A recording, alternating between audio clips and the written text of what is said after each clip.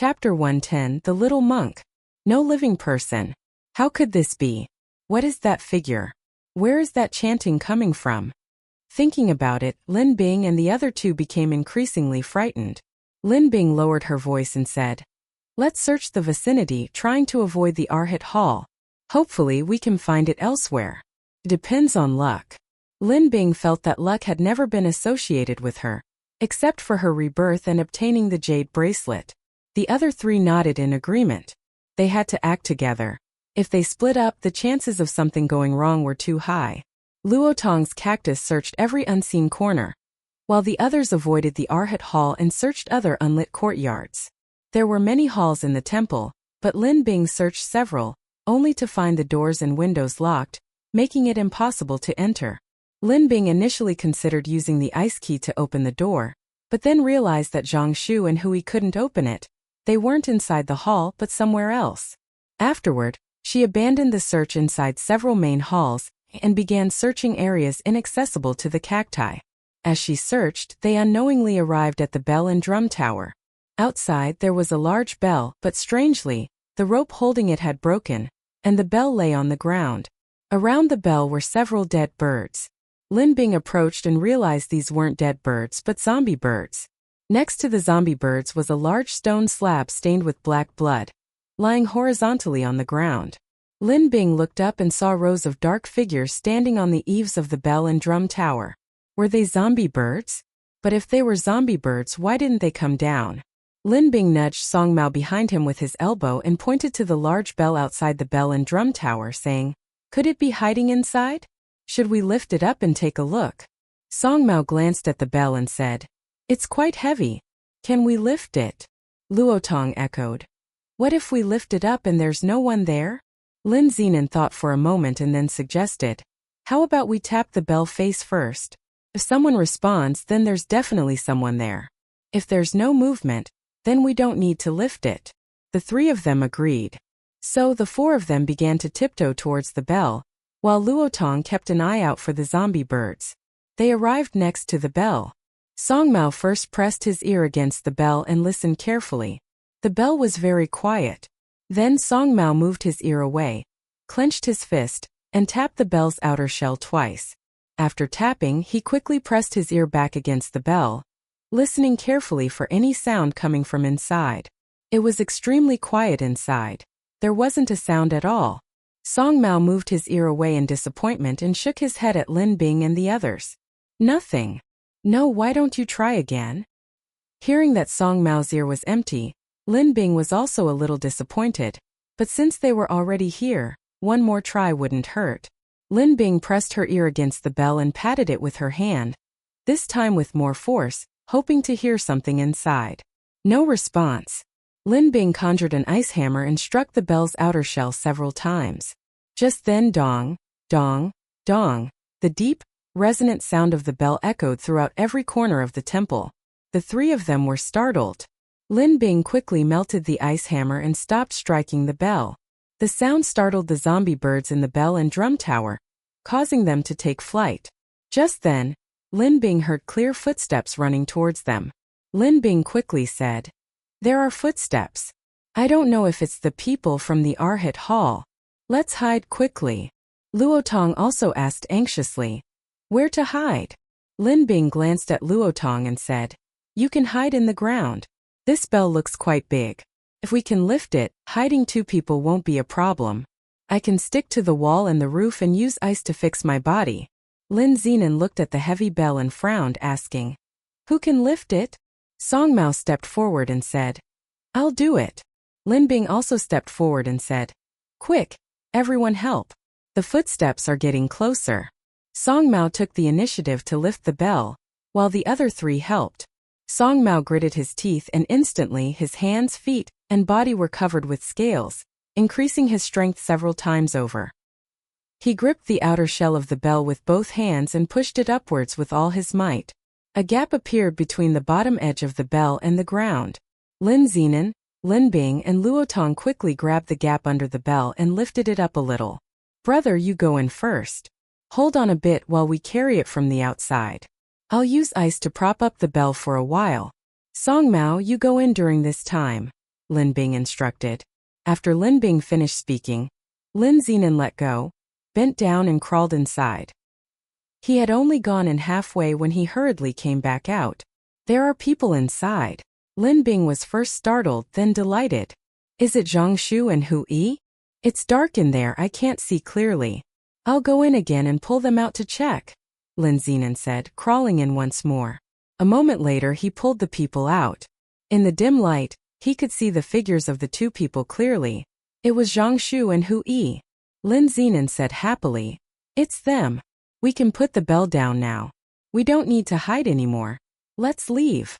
Finding Zhongshu and Hu Yi was undoubtedly good news.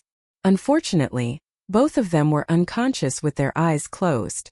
Zhongshu's sleeves were torn to shreds, and the scratches on his arms were bluish-purple, undoubtedly indicating he had been infected with zombie poison.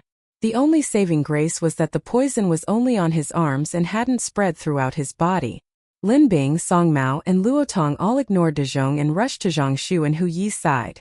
In the past month or so since the apocalypse, they had seen people bitten by zombies and infected with zombie poison.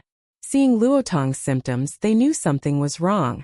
Song Mao looked at Lin Bing because she had healing abilities, but they didn't know how long Zhongshu had been scratched by the zombies, or whether Lin Bing's healing ability was still effective. As for Hu Yi, she was pale, her clothes were intact, and there were no obvious wounds. They didn't know if she had been knocked unconscious, was asleep, or injured. Lin Bing called Zhongshu's name a few times, and Zhongshu slowly opened his eyes. After a long while, his blurry vision gradually cleared. Seeing that it was Lin Bing and the others, he grinned. Lin Bing brought her hand to Zhongshu's mouth and said, "Open your mouth first. I'll feed you the spiritual spring water. You were scratched by a zombie, and your arm is purple and swollen. I guess the virus is starting to spread." Zhongshu opened his mouth, and the spiritual spring water dripped from Lin Bing's palm into his mouth. After taking only one sip, Zhongshu closed his mouth on his own. He used his eyes to tell Lin Bing that he had something to say. Lin Bing frowned, looking at him with confusion. His hand had been scratched by a zombie for quite some time, and if she didn't feed him more spiritual spring water, she didn't know if it would be able to cure the poison. Because of the time constraints, she wasn't sure either. Zhongshu pushed Lin Bing's hand away and said with difficulty, "Hu Yi was also injured by the zombie bird. Help her heal first. I can still manage." "Where is Hu Yi injured? I can't see any wounds." Lin Bing asked Zhongshu in confusion. Her wings. Her wings were scratched by the zombie bird. I suspect she might have an injury on her back, but I can't see it because she's wearing clothes. You should feed her some healing spring water first, Zhongshu said as he slowly sat up. Just then a strange voice came from the side. "Who are you?" Lin Bing then remembered that there had been footsteps approaching, but after seeing Zhongshu and Hu Yi, they had completely forgotten about it. Lin Bing turned her head and saw a young monk with red lips and white teeth, about 14 or 15 years old, wearing a light gray monk's robe, who was warily watching Lin Bing and the other 6, holding a long staff in his hand. Lin Bing stared at the little monk's face for a moment, then asked hesitantly, "Are you human or something?" The little monk's eyes widened and he shouted, "Of course I'm human." He then circled Lin Bing and his group of 6, scrutinizing them before asking loudly, "And who are you and why are you here?" Lin Zinan smiled. "We came out to find our companions. Now that we've found them, I'll leave immediately and won't bother you anymore." His words were simple, but his eyes were warily fixed on the little monk, his hands already manipulating the wind, ready to attack if anything went wrong. He believed Luotong's earlier statement that there were no living people here, but he didn't know if the little monk before him was human, a ghost, or a zombie. He had to be cautious. Hearing Lin Zinan's words, the little monk nodded, a slight smile appearing on his face. He tried to maintain a solemn expression on his youthful face. "Yes, you should go now, hurry up, it's not safe here." Lin Bing picked up Hu Yi and started walking towards the temple gate, thinking to herself, "This little monk is so easy to fool." Suddenly, the little monk ran over and blocked their way, urgently saying, "Don't go through the gate. Climb over the wall. The gate can be opened." This temple gate was indeed strange. "We won't go out through the gate, don't worry," Song Mao said solemnly. Then a dark green cactus sprouted from the ground, first carrying Luo Tongyan and Zhongshu away, then Hu Yi and Lin Bing. Lin Zinan used his wind-based ability to float away, and Song Mao was the last, jumping over the wall. The little monk stared blankly at the disappearing figures of the group inside the wall. Alas, he was left all alone again. His uncles and fellow disciples had all turned into undead monsters. His master, bitten by his uncle, had died by self-destruction. Before his self-destruction, his master lured his uncles and fellow disciples to the Arhat Hall, where he set up a large array, trapping all those bitten within it. Then, his master stood at the array's core and self-destructed. This array became a death trap. No one could enter or leave. The entire temple was sealed by the array, leaving him all alone. On the 10th day after his master's death, the Arhat Hall suddenly lit up. His uncles and fellow disciples, now undead, would walk back and forth inside the hall at night. Some were meditating, some were chanting sutras. If it weren't for their wounds, blood-stained robes, and grayish-white eyes, the young monk would surely have thought they were still alive. The little monk was initially delighted to see them moving around, thinking they were all alive. He almost rushed into the Arhat Hall, but thankfully he restrained himself. He didn't go at night, but instead peeked through a crack in the door during the day. A head with only eye sockets remaining appeared in the crack. The little monk was terrified and screamed, running away. After that, he never dared to approach the Arhat Hall again. From that day until now, this was the first time he had seen living people. Alas, it was a pity he couldn't let them stay here with him. When Lin Bing jumped down from the corner, Luo Tong had already laid Hu Yi flat on the ground. He tried calling Hu Yi, but she didn't respond after a long time. Lin Bing went to Hu Yi's side, squatted down, and had Luo Tong pry open Hu Yi's mouth. Lin Bing placed his palm on Hu Yi's mouth, and spiritual spring water gushed from his palm, dripping into Hu Yi's mouth.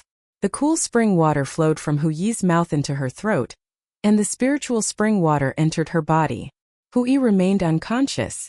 Zhongshu's body had mostly recovered, and the purplish-blue bruises on his arms were fading. As Zhongshu approached, Lin Bing looked up at him and said, "There's a shop selling talisman paper downstairs. Go with Song Mao and get some vermilion and yellow talismans. Once you're better and can draw talismans, draw as many as you can. Prepare more so you won't be in such a passive situation like this time. If you had a teleportation talisman, you could have returned to our lodgings long ago." Zhongshu understood, a bitter smile appearing on his lips. This time, he had been careless and had even implicated Hu Yi. He was truly too weak. Zhongshu turned and walked towards the small shop next to the temple, with Song Mao following closely behind.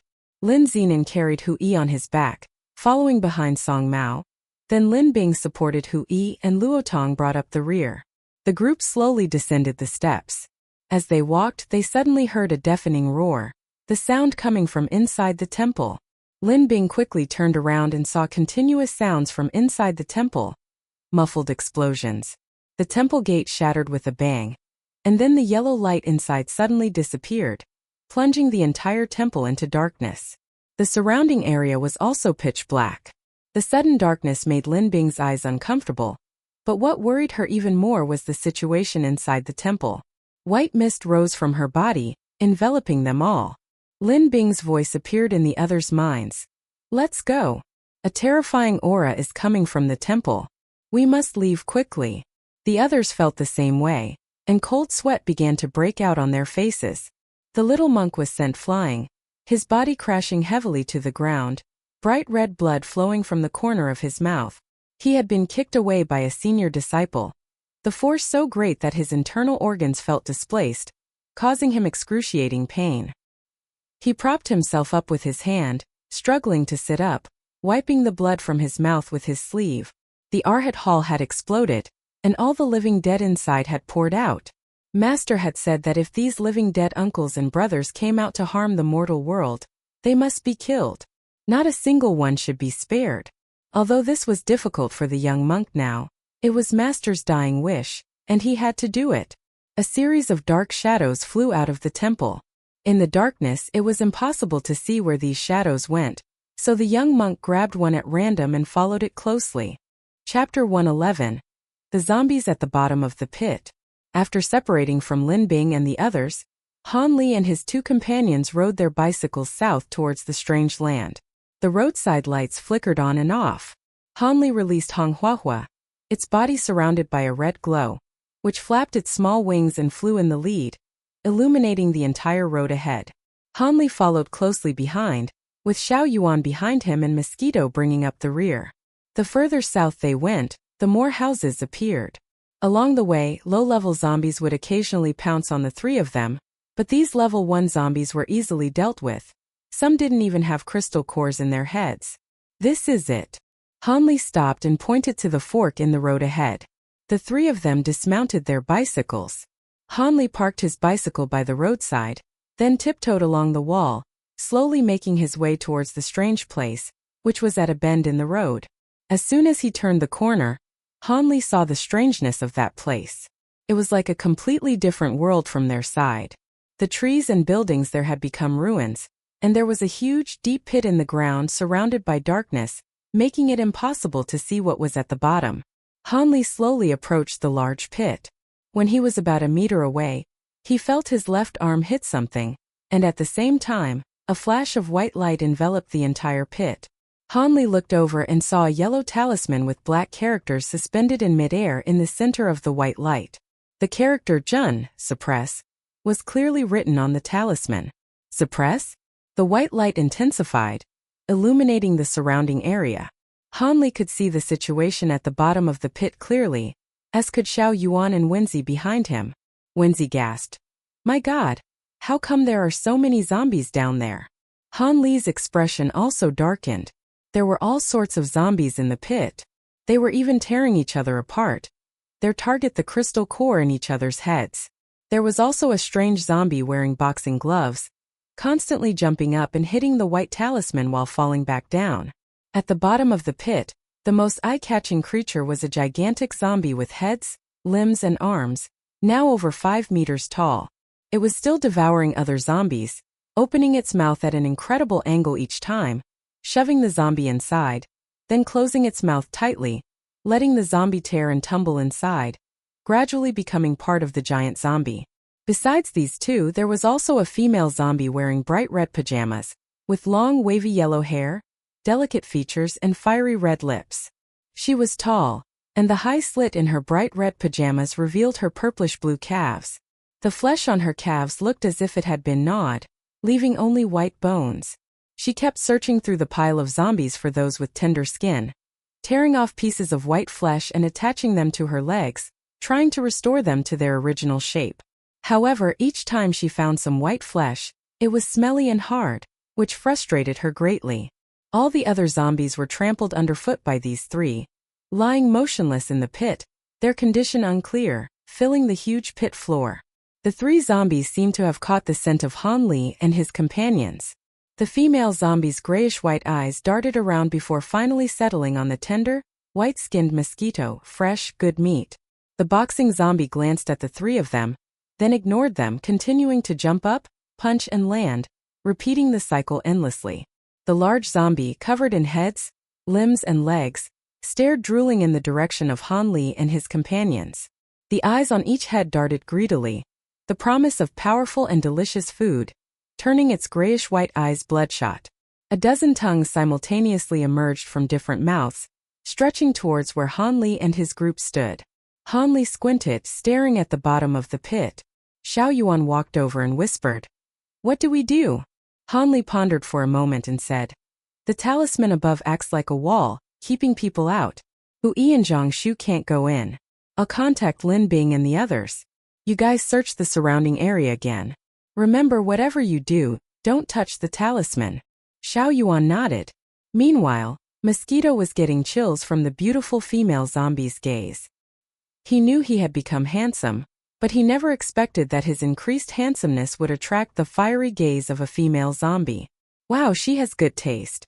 Han Li saw Mosquito grinning foolishly, walked over and slapped him awake, saying, "Hurry up and find them. After we find them, we'll leave. The big zombies down there are very troublesome. Don't touch the talisman, understand?" They were in a hurry to find people and shouldn't confront the zombies.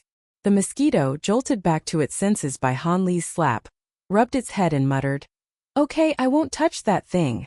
Just then it suddenly let out a soft huh and held its hand up to its eyes, examining it closely. Strange, why did it feel like there were water droplets? At the bottom of the pit, the beautiful female zombie was a level 3 zombie, unable to speak, but it could communicate with other zombies using brainwaves. It said, "The little pretty boy with small eyes up there is mine. Nobody can take him from me, or I'll beat them up." The giant zombie, having consumed numerous crystal cores, was already a level 4 zombie. It chuckled and said, "Who wants a pretty boy? You're the only one who cares. The strongest food is mine. Whoever touches it, I'll eat." The boxer zombie ignored them completely, continuing to jump up and punch the talisman, then come down, repeating the process. Suddenly it moved its lips, its voice hoarse and unpleasant. The talisman moved. "This is our chance to get out." The beautiful female zombie's face twisted for a moment when she heard the boxer zombie speak. Was it the only one who couldn't speak, the weakest? However, upon hearing the boxer's next words, its eyes widened, and a strange smile appeared on its face. It spoke in the minds of the other two. "Perfect. Big oaf you go. Run into it." The giant zombie glared at the beautiful female zombie with countless gray-white eyes. "You stinking woman, believe me or not, I'll eat you." The beautiful female zombie arrogantly raised her chin, sneering disdainfully. "Go ahead and eat me if you dare, see if I can poison you." The boxing zombie's hoarse voice rang out again. "Stop fooling around, it's important to get out of here." The giant zombie roared, and with a bang, it jumped up and slammed into the talisman. The boxing zombie and the beautiful female zombie did the same, taking turns ramming the talisman on their heads. This thing had trapped them here for a long time, and they hadn't even been able to eat any delicious food. They could only eat the crystal cores of these low-level fellow zombies, which was too slow for leveling up. The three people above the pit were preparing to leave the pit and search elsewhere when they suddenly heard the sound of a mosquito. "It's raining. I knew it, I felt water droplets falling when I touched my head just now. I thought it was a hallucination." Han Li was startled and stretched out his hand, palm facing the sky. Drip drip. Fine raindrops fell onto his palm, carrying a slight coolness. Hearing Xiao Yuan exclaim in surprise, pointing to the bottom of the pit, "Look, what are those zombies doing?" Han Li's expression changed. "They want to get out. Could it be that the talisman suppressing them above has malfunctioned?" Han Li concentrated intently, his eyes narrowing as he stared at the yellow talisman with black characters. Raindrops fell on the talisman, causing the ink to gradually blur. How could this be? Han Li clearly remembered that it had rained after the apocalypse. Why hadn't that rain dispersed the talisman? As Han Li pondered this, he saw Mosquito bend down, pick something up and run towards him saying, "Boss, look! There are 2 more talismans here. Exactly the same as the one on top." Han Li took the talisman, and after only a couple of glances, his expression changed. This talisman was indeed identical to the one used for suppression, but the characters on it had been distorted by the rain, the black characters obscuring the yellow talisman. Han Li's heart sank. No wonder the zombies were still trapped inside even after the rain. There were 3 talismans in total, and this one was the last. If even the last one was destroyed, the zombies at the bottom of the pit would surely emerge and wreak havoc. The raindrops began to fall more heavily, and the wind picked up, causing the yellow talismans with black characters to flutter in the wind. Almost simultaneously, the white light enveloping the pit vanished, and black flames suddenly appeared above the pit, approaching its bottom. The 3 zombies that were about to rush out of the pit retreated back into it the moment they saw the black flames. Black flames erupted from Han Li's body, enveloping the entire pit. Mosquito and Xiao Yuan stood about a meter behind Han Li, not too close to avoid accidentally injuring him. The 3 zombies at the bottom of the pit began to rage. The beautiful female zombie kicked the large zombie. "Aren't you your prey? Go away." The large zombie glared fiercely at the beautiful female zombie, its anger growing stronger. The rotting low-level zombies at the bottom of the pit made it even more agitated. Bang! A dead low-level zombie was kicked away, flying through the black and white flames and landing on the surface of the pit. The corpses of low-level zombies burned outside the pit, turning to ashes in moments. This unintentional action gave the 3 zombies at the bottom of the pit an idea. A steady stream of zombies were thrown out of the pit. The large zombie with the most limbs threw the most, while the boxing zombie took advantage of the opportunity to scoop up 4 dead zombies from the ground and surround itself. As the large zombie threw the zombies towards the black flames, the boxing zombie pushed off with its feet and charged forward. As it passed through the flames, the 4 zombies on its body were touched by the black flames and burst into flames. In that instant, it threw the 4 burning zombies to the ground, and at the same time it shot out like an arrow. After landing, it didn't stop for a moment, disappearing into the dark alley and vanishing into the darkness. As the boxing zombie charged, the beautiful female zombie followed closely behind. Unlike the boxing zombie, however, she didn't run away. Instead, she twisted her body in midair and flew directly towards the mosquito. Her long wavy yellow hair was soaked by the rain, and she impatiently tore off her bright red pajamas to cover it. Her beautiful hair was her pride and joy, and she couldn't afford to ruin it.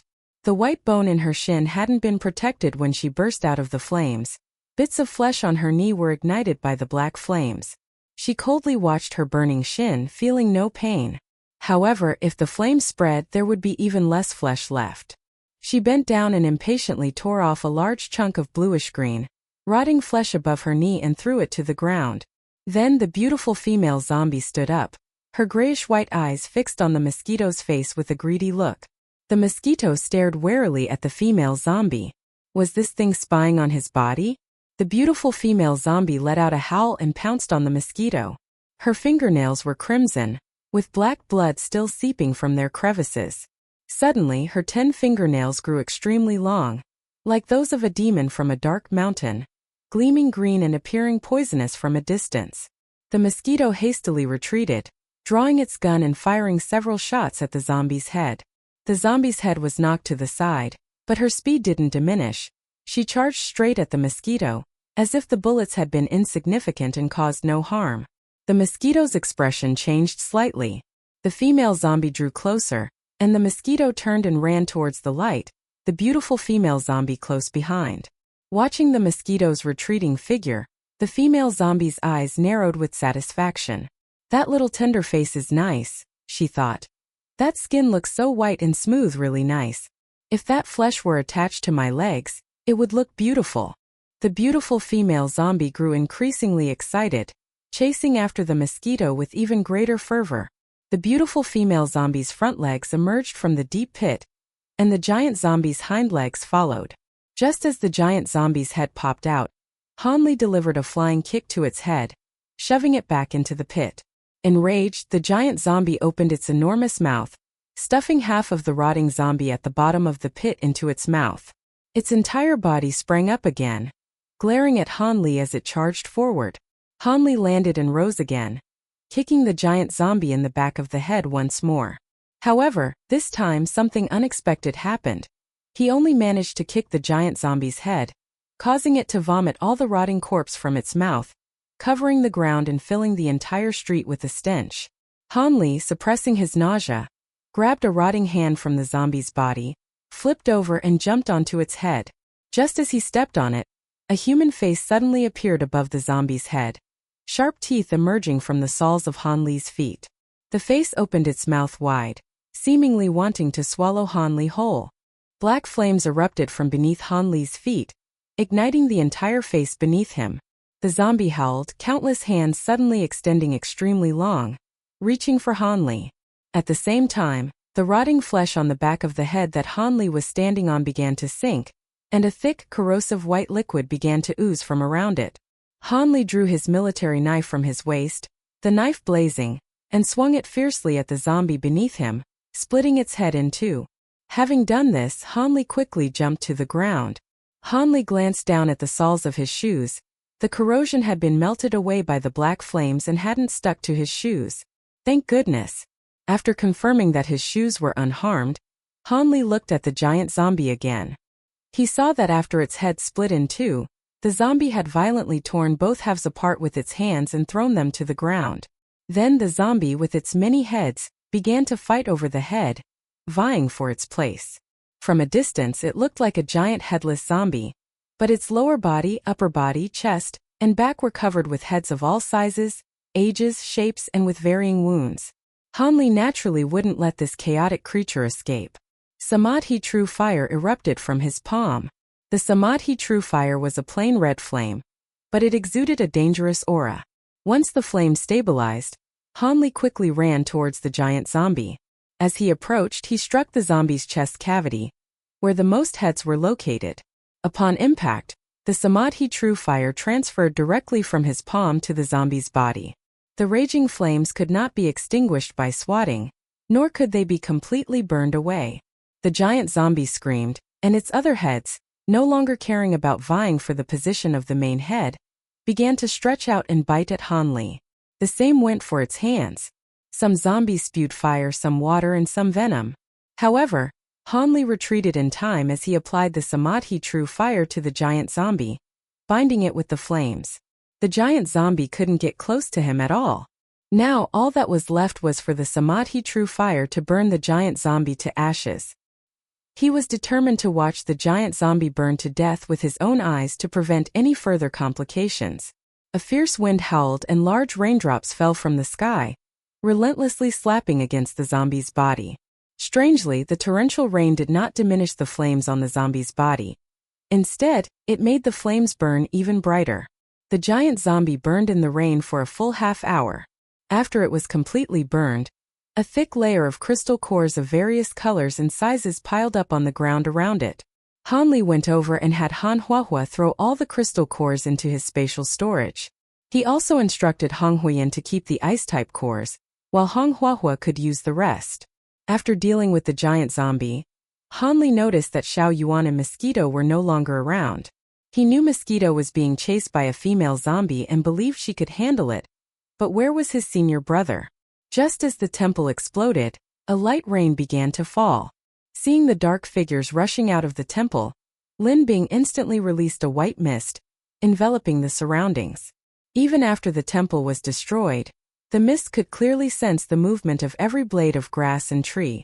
Lin Bing projected a map of the surrounding area directly into the minds of Luotong and the others. Simultaneously, she communicated with them mentally. "It's raining. Let's find a safe house to take shelter. We'll sneak back after the zombie monks in the temple have gone." As Lin Bing was speaking, she suddenly felt herself being watched. Chapter 112. Killing Zombies. It felt like being watched by a wild beast. Lin Bing suppressed her unease and made the white fog thicker. Finding them in such dense fog wouldn't be easy. At the same time, she was also searching for the one watching her. Where? Here, no, he was moving rapidly through the fog. She had barely pinpointed his location when he changed places. He was constantly shifting his position, but he was getting closer to them. A wall of ice formed from centuries-old ice protected Lin Bing and her group, sealing them from head to toe, as if they were in a sealed space. Just as the ice wall formed, a heavy bang was heard, the sound of something hitting the ice wall. Lin Bing looked in that direction, and in his mind appeared a middle-aged monk in a yellow robe. The monk had all his limbs intact, except for a large gash on his neck where a blood vessel had been bitten, staining half his robe with dark red blood. His dark gray eyes were fixed on Lin Bing. The monk was burly, with a fat head and large ears, his belly almost bulging out. He was a thick-skinned, fleshy zombie monk, looking just like those gluttonous monks. The zombie monk crashed into the ice wall and was thrown back. He half-crouched, his legs firmly planted on the ground. He stopped, closed his eyes and sniffed deeply. A fresh, meaty aroma filled his nostrils, and he greedily took several deep breaths. He opened his eyes, feeling an even greater hunger in his stomach. The smell of blood and meat made him completely lose control. He had only one thought: to eat. To eat meat. The human flesh over there smelled delicious, carrying a strong energy that he couldn't resist. His light gray eyes slowly turned red. His blood-stained hands clenched together, and he lunged at the ice wall, slamming it down. The ice wall didn't budge. The zombie monk's thick eyebrows shot up, and he slammed it down 3 more times. He felt neither cold nor pain. Even if he slammed it all night, he would remain oblivious. Lin Bing stared at the savage zombie monk outside the ice wall, her mood sour. 2 more zombie monks approached, one tall and one short. The taller one had a large hole in his chest, his intestines spilling out. The shorter one had a large hole in his back, as if he'd been bitten by an animal.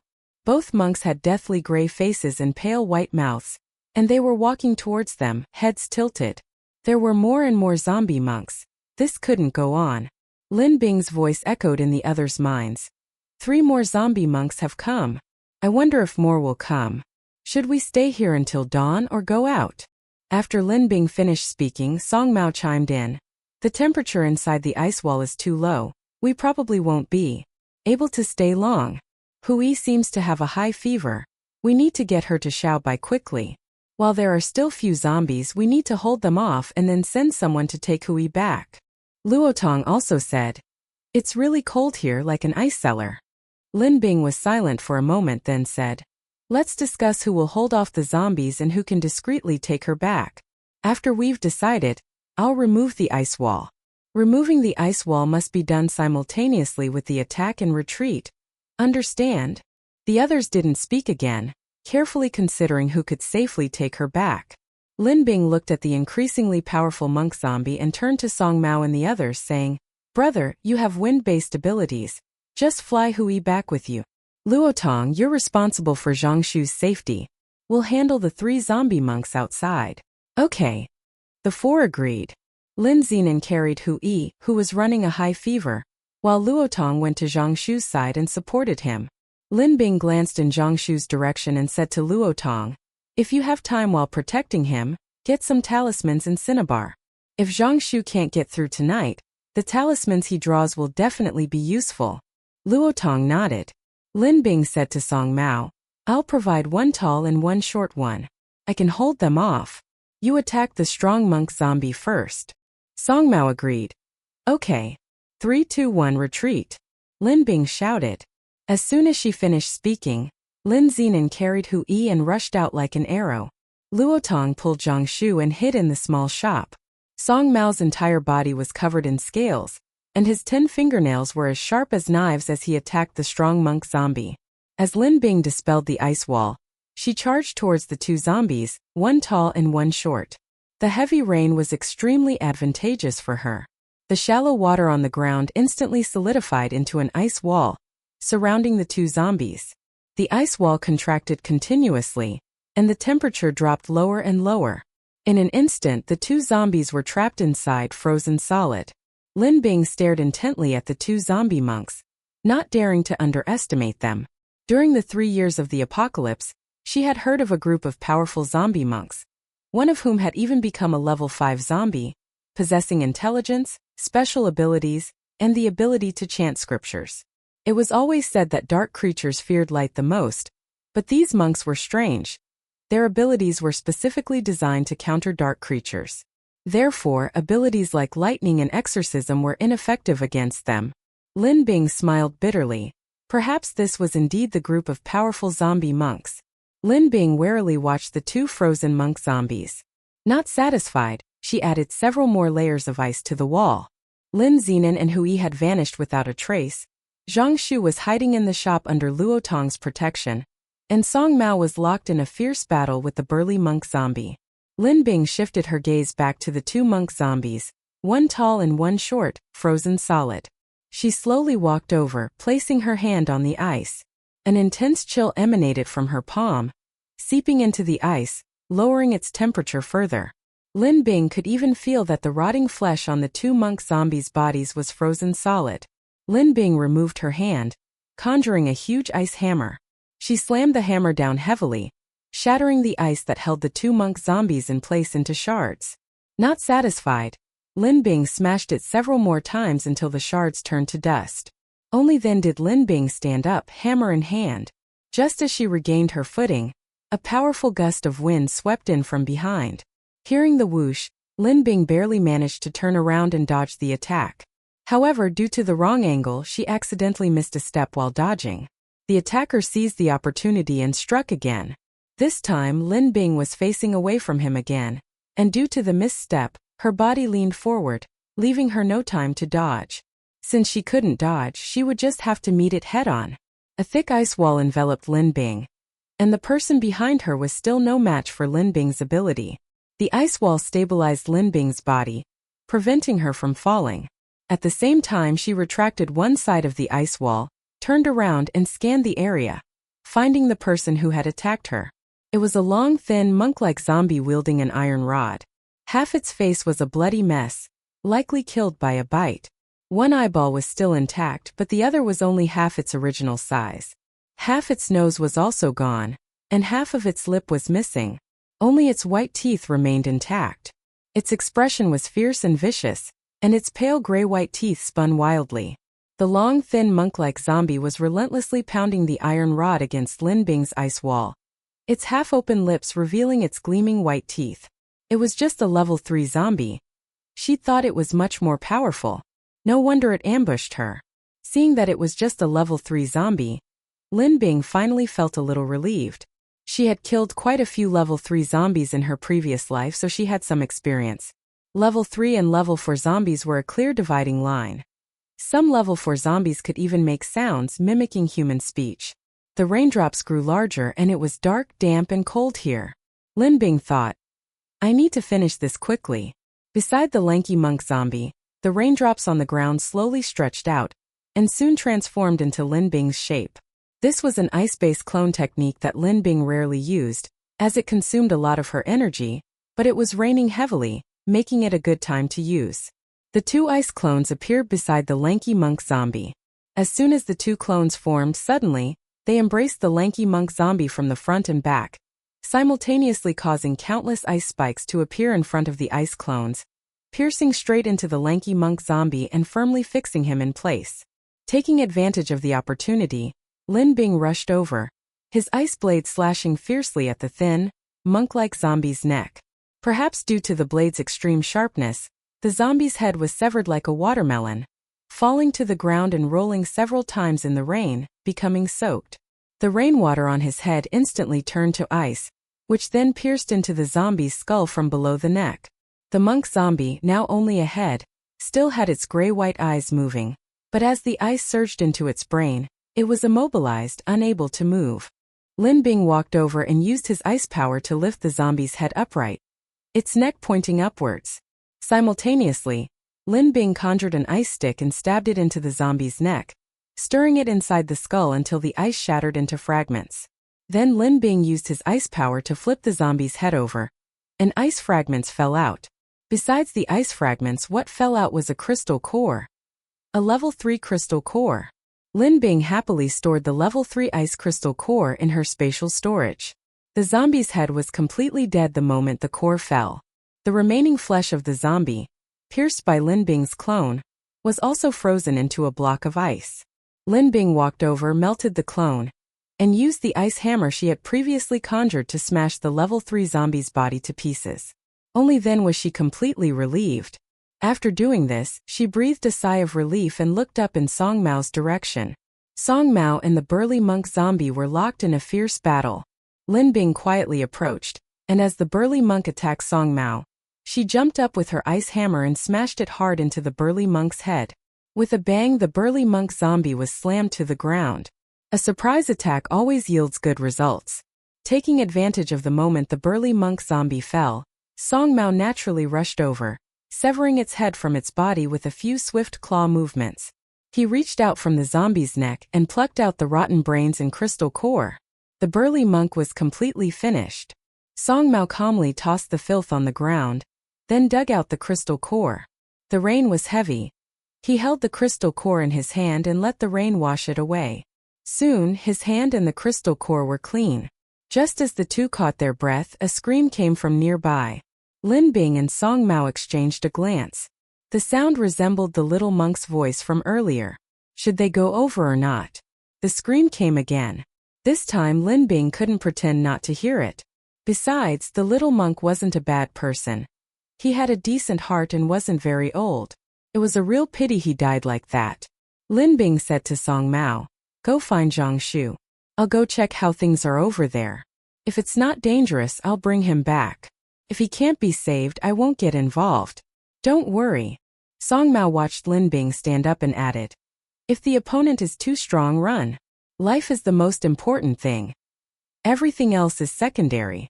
Lin Bing smiled and said, "I understand."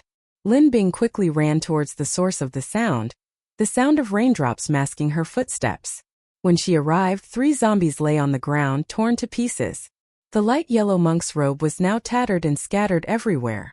Du Xiang was standing in the middle of the carcass, his cold, yellow, vertical pupils slowly looking towards the little monk. Lin Bing stared in shock at the carcass, slowly walking towards Du Xiang, and asked in surprise, "Did you do this?" Du Xiang shifted his gaze from the little monk, slowly turning his head to look at Lin Bing. During this time, his eyes changed from yellow to black, and his vertical pupils returned to normal. Seeing Lin Bing's face, a slight smile appeared on his face. Du Xiang's eyes were clean and clear, the kind of clear eyes only a newborn baby would have. Lin Bing walked over and looked Du Xiang over, finding no wounds on his body. Relieved, Lin Bing then went to the little monk's side. The little monk's eyes were tightly closed, his rosy lips and white teeth made even more beautiful by the rain. But there was blood at the corner of his mouth, and his light gray monk's robe was stained red with blood. His hands and body were covered with wounds, not from zombie scratches, but from falls, and his body and hands were purplish blue. "Little monk, wake up, wake up." Lin Bing called for a long time, but the little monk still didn't wake up. The cold rain soaked the little monk's clothes completely. The little monk still wouldn't wake up. Finally, Lin Bing had Du Xiang carry the little monk, and the 3 of them walked towards Zhang Shudai's direction, a dark shop where they could find shelter from the wind and rain. Lin Bing entered the shop. A white mist enveloped the dark space. After a moment, she found Zhang Shu, Luo Tong, and Song Mao in a secret room on the 2nd floor, behind a painting. Turning a mechanism would allow entry. Lin Bing walked ahead, holding Du Xiang's hand, while Du Xiang followed behind, carrying the little monk on his back. Du Xiang's smile deepened. Lin Bing's hand was warm, soft, and comfortable to hold. Opening the door to the secret room, Lin Bing found it brightly lit. Indeed, the power hadn't been cut off. The downstairs lights were simply off. Lin Bing entered the secret room, followed by Du Xiang carrying the little monk. Luo Tong, who was standing by the door, quickly closed and locked it after they entered. The secret room wasn't large, but it was filled with money, gold, and some jewelry. Quite a lot, though of average quality. Lin Bing thought, "So this is a little treasure vault." Lin Bing looked at Zhang Shu and Luo Tong with some surprise. "How did you find the secret room? How did you open the door?" Luo Tong and Zhang Shu exchanged a glance, and Zhang Shu said, "The door to the secret room was open from the beginning, and the password was written down, so we just came in." Lin Bing then said, "Everyone's clothes are wet. I have dry clothes and a curtain here. You 2 can work in pairs, one holding the curtain and the other changing clothes. After you're done, I'll bring out the blankets. You can all make do here for the night. I'll tell Han Li and the others about our situation later. I don't know how things are going on their end." Luo Tong and Song Mao went to change clothes while Zhang Shu, Du Xiang, and the little monk went in together. Because the little monk was unconscious, Zhang Shu simply stripped him of his clothes and changed him. To dry the little monk off, they even used 2 good towels. Lin Bing went directly to her spatial dimension to change clothes. At the same time, she called out Lan Pippi and asked her to go find Han Li and tell him about the situation. Because the 2 entered the space at different times, they couldn't meet. Red Fire could take Lin Bing to Han Li's location. So Blue Pippi could also take Han Li to Lin Bing's location, but only if they encountered each other's pets. Lin Bing didn't encounter Red Fire, so she couldn't go to Han Li's side. Blue Pippi found Red Fire's location, directly pinpointed it, and appeared in front of Red Fire, while Lin Bing returned to the secret chamber. When Blue Pippi saw Han Li was braving the heavy rain, searching for Xiao Yuan and Mosquito. Not far behind Han Li was the deep pit, and Han Li was moving away from the pit, searching for Xiao Yuan's figure. Blue Pippi flapped its little wings and followed Han Li, telling him everything about Lin Bing's situation. It said, "We found Hu Yi and Zhang Shu, we can go back now, but it's raining there, and there are a lot of zombies and monks, so they've decided to wait until tomorrow."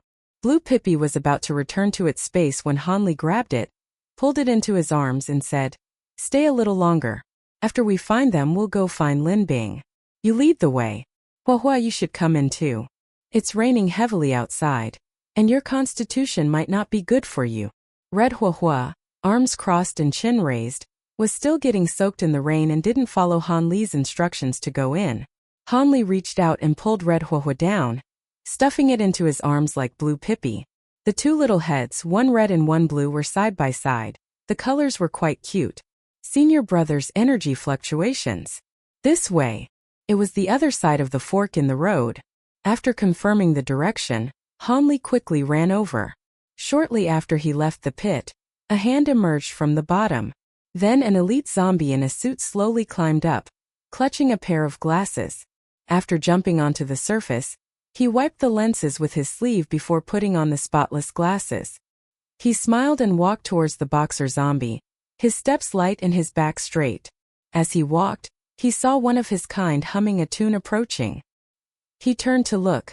The person was bald, without a haircut or any style whatsoever. Tisk, tasteless guy, not his type. They slowly disappeared into the darkness. Mosquito hadn't expected this beautiful female zombie to be so troublesome. This zombie was ruthless, cunning, and aside from not being able to speak, almost indistinguishable from a normal human. The beautiful female zombie covered her head with a bright red nightgown, revealing only a light blue bikini stained with black blood. The rain washed the blood from the bikini onto her body, leaving dark red streaks on her purplish-blue waist. A rather gruesome sight. This beautiful zombie didn't use poison on the mosquitoes, nor did she even bother to kill them. She had her eye on their delicate skin and couldn't bear to damage them. She simply stalled for time, preventing the mosquitoes from leaving, hoping to exhaust them to death. Once the mosquitoes were too tired to move, she could tear off pieces of their smooth flesh and patch them onto her own skin. The mosquito was initially faster and stronger than the beautiful female zombie, giving her a good beating at first. However, the zombie was surprisingly resilient. Whenever the mosquito attacked her head, she would nimbly dodge. The mosquito was extremely frustrated. As time passed, the mosquito's stamina decreased, while the zombie's stamina and speed remained unchanged. A clear advantage for zombies. The mosquito realized the zombie was after his body. Ever since he became handsome, so many people have been eyeing his body. Sigh, this world judges by appearances. Perhaps he could use this to his advantage. That's it. Suddenly, the mosquito cried out and collapsed to the ground, clutching his left arm tightly with his right hand, screaming in pain. Then his legs gave way, and he fell to the ground, seemingly unconscious, his breathing weakening. The beautiful female zombie glanced suspiciously at the mosquito's corpse, noticing it hadn't moved for a while. Was it dead? Just then she was startled and quickly went over, flipping the mosquito over. She was anxious. It couldn't be dead. Dead flesh wouldn't fit on her legs, and the color wouldn't be as beautiful as when it was alive. The female zombie turned the mosquito over, listening intently, but still couldn't hear its prey's breathing. Slowly she lowered her body, bringing her head close to the mosquito's heart, trying to hear a heartbeat. If there was, she could immediately peel off the flesh and skin. Just then, a flash of cold light appeared, and almost in the blink of an eye, the beautiful female zombie's head separated from her body. But the female zombie was still alive. Her eyes were filled with shock and rage as she stared intently at the mosquito. A roar echoed in her mind, but no sound came out. The mosquito couldn't hear her inner monologue. How could a human and a zombie communicate? The female zombie wasn't dead. Not only could her head move, but her body could too. Mosquito picked up a large rock from the roadside and smashed it into the zombie's head. Just as the rock hit her skull, he picked up another large rock and smashed it into her heart. The two rocks struck hard, one after the other. After drinking the spiritual spring water, Mosquito's strength had increased. Not satisfied with just smashing the zombie's head, he picked up an even larger rock and went to the zombie's head, smashing it against the smaller rock on top of her skull. After a flurry of smashing, the zombie's brain matter and skull were mixed together, indistinguishable. A green crystal core about half the size of a fist stood out prominently amidst the white bone fragments and brain matter. Mosquito stared at the filthy crystal core for a few moments, then climbed the tree, broke off a branch as thick as his hand, jumped down and walked to the green crystal core, retrieving it from the brain matter and bone fragments. It was raining, and after soaking in the water for a while, the green crystal core was washed clean, gleaming with a beautiful green light. Mosquito, thinking it might be poisonous, hesitated to handle it. Just then Han Li approached, followed by Xiao Yuan, whose face was pale, seemingly seriously injured. Mosquito looked at Xiao Yuan in surprise. "You're injured." A smile appeared on Xiao Yuan's pale face. "A minor injury. I sensed a zombie in the alley the same type as me, and about the same level, so I followed it and fought it. It helped me a lot." Xiao Yuan clenched the white crystal core in his fist, clearly happy despite his injury. Mosquito was shocked. "Look at your injury, you can barely walk. Why are you so happy?" Xiao Yuan smiled, his eyes crinkling. He said, "I'll find out next time. It's too much trouble to explain." Han Li didn't ask any further questions, only saying, "Lin Bing and the others have found Hu Yi and Zhang Shu. Let's go back to school first." Mosquito looked at Han Li in confusion. "Aren't we going to find Lin Bing and the others?" Han Li said calmly, "I have my own plans." He would go find Lin Bing through his spatial dimension after returning to school. It would be the same. Mosquito didn't say anything more about it, pointing to the green crystal core on the ground and saying, "It might be poisonous. I didn't dare pick it up. What should we do?" Han Li walked over, white flames emanating from his palm. He picked up the green crystal core, burned it with the white flames, and then handed it to Mosquito, saying, "Here, take it." Mosquito happily accepted the crystal core. They found the bicycle they had abandoned by the tree. As they got on, Xiao Yuan looked uneasily at the location of the deep pit and whispered, "Are we just going to leave that place like that?" Han Li also glanced back, then got off the bicycle, turned around and slowly walked over. When he reached the edge of the deep pit, a huge ball of red flame emerged from his palm. It was Samadhi fire. He threw it into the pit, and the flame burned, hissing continuously, with a putrid smell and black smoke rising from the bottom of the pit. It wasn't until half an hour later that the zombies in the deep pit were burned to ashes. There were still a few crystal cores left, presumably eaten by the larger zombies. Han Li jumped into the pit and picked up the crystal cores one by one. After collecting them, he jumped out of the pit and returned to the spot where he had been standing. He then rode away on his bicycle with Xiao Yuan and Mosquito. The elite zombie in the suit looked at the raging fire and black smoke in the direction of the giant pit, secretly relieved. Luckily, he ran fast. At the elementary school, when Han Li returned, Dr. Bai was examining Hu Yi. Lin Zenon stood beside him, his hair still wet. Lin Zenon's first words to Han Li were, "Why didn't you go to the temple to rescue them?" Han Li calmly replied, "We just got word that they're all right. I'm going to check on them now." Then Han Li looked at Dr. Bai and said, "Bai Xen, I have to go out for a bit. I'll leave things here to you. Don't wait for us. If we're not back tonight, we'll probably be back tomorrow morning." Bai Xen nodded. "Okay." After mentally reviewing the zombie situation, Han Li added, "There are zombie monks escaping from the temple. Be careful. I'm leaving Huahua to you. Huahua. Remember to protect Xiaobai, okay?" Huahua gave a cool Xiao Yuan's tone was particularly resolute. "Don't worry, I'll handle this."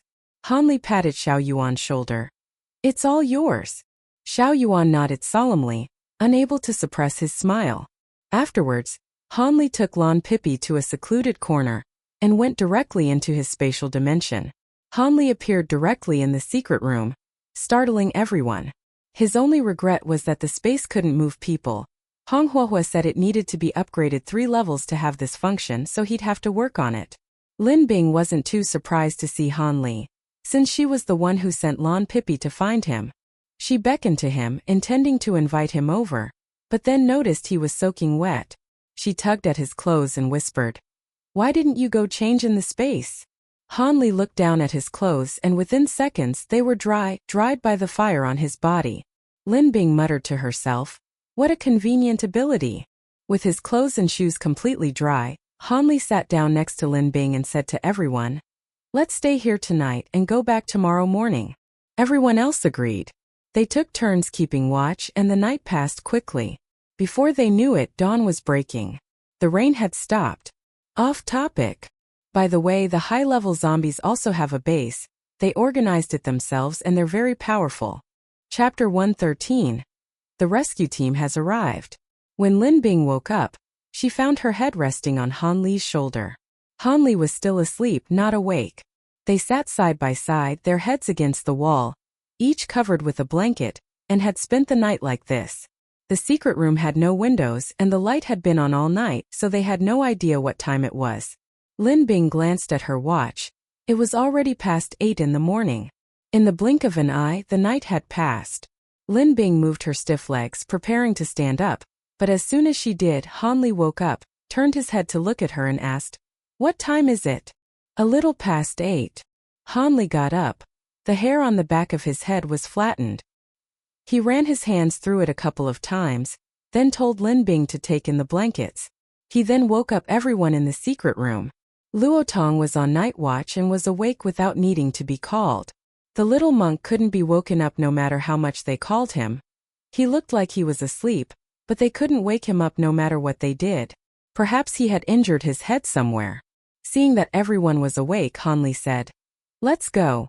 Let's check the situation outside first, and then decide whether to stay or leave today. If it rained heavily, they might stay the night." Luo Tong was closest to the door, so he opened it and went out first. As soon as he stepped out of the secret room, he heard the pitter-patter of rain. It seemed the rain was still falling. Song Mao, carrying the little monk, followed closely behind Luo Tong, followed by Du Xiang. Du Xiang glanced back at Lin Bing as he walked, but didn't cling to her anymore. Soon as Zhang Shu came out, the first thing he did was ask everyone to help him find talisman paper and cinnabar. If they could find any calligraphy brushes, that would be even better. The surrounding shops were all about feng shui, and after spending half an hour there, they finally found some usable cinnabar and yellow paper for Zhang Shu. They also found a few calligraphy brushes of average quality at the fortune-telling shop next door. "We've found everything, and the rain has lessened. Let's go," Han Li said, then looked up at the sky. Rainy weather always makes people feel particularly irritable. A cold wind blew by, and Zhang Shu shivered, muttering to himself, "It's getting colder." Lin Bing glanced in the direction of the temple, feeling uneasy, and said to the others, "Didn't we say we were leaving? Hurry up." Luo Tong stared at the sidewalk in surprise. How did these abandoned cars end up on the sidewalk? The abandoned cars blocking the middle of the road seemed to have been swept aside, flying to both sides of the sidewalk. Some were crashing into the trees, others were overturned and lying on the sidewalk. Looking around, the middle of the road was now clear, with a lane for one car. Lin Bing was overjoyed. He immediately took out a new car from his spatial storage, filled it with gasoline, and said to the others, "There aren't many seats, only 5. Let's squeeze in. It'll be faster that way." Lin Bing drove, Han Li sat in the passenger seat. The little monk was still unconscious and was being held by Han Li, and 4 others sat in the back, squeezed into the middle. The other 4 were also quite thin, so they managed to squeeze in. After driving for 5 minutes, the road was blocked again. Lin Bing gritted his teeth and this time floored the accelerator, sending the car crashing onto the roofs of the other cars. It sped along the rooftops. The speed was too high, and the road was unstable, so the people inside barely touched their seats, spending most of the time suspended in midair. 10 minutes later, thanks to his excellent driving skills, Lin Bing finally managed to stop on the sidewalk in front of the elementary school, only managing to stop after crashing into the school wall. A very close call. As soon as they started driving, the loudspeaker blared again. "Dear citizens, hello everyone, the rescue team is about to arrive. Please take your luggage and find a landmark building nearby after hearing the rescue team's whistle, and wait patiently there." The broadcast repeated 5 times. Zhang Shu couldn't hide his joy. "The rescue team is coming. That's great." Luo Tong grinned happily. "Yes, the rescue team is almost here. We'll be in City B soon, and then we can see Wei Jin. Wei Jin should be all right." Thinking of this made Luo Tong very happy. Although Han Li's face didn't show much expression, he was naturally happy inside. "The rescue team is almost here. Let's go in and wash up, eat something, and then wait for them to arrive." Lin Bing thought to herself, "The rescue team, I wonder how large it is, how armed they are, how orderly they are, what their requirements are. So many questions." Han Li went into the canteen after washing up. When they entered, Dr. Bai and the Research Institute staff were all gathered in the cafeteria. The researchers had already carried their food, while the others anxiously stared at the school gate. They had all eaten. Dr. Bai finally breathed a sigh of relief when he saw Han Li and the others appear. Why did you take so long? I thought something had happened to you, and I was just about to go look for you over there. Han Li handed the little monk to Dr. Bai, saying, I can't wake this child up no matter what I do. I don't know what happened. Can you take a look? By the way, have you all eaten? While Han Li was talking to Dr. Bai, Han Dongdong had already run over, hugged Han Li's leg, and blushed with joy. We've all eaten. Brother, the rescue team is coming soon, and we can go back to City B soon. I can see Dad and Grandpa. Han Li rubbed Han Dongdong's little head and said, Yes.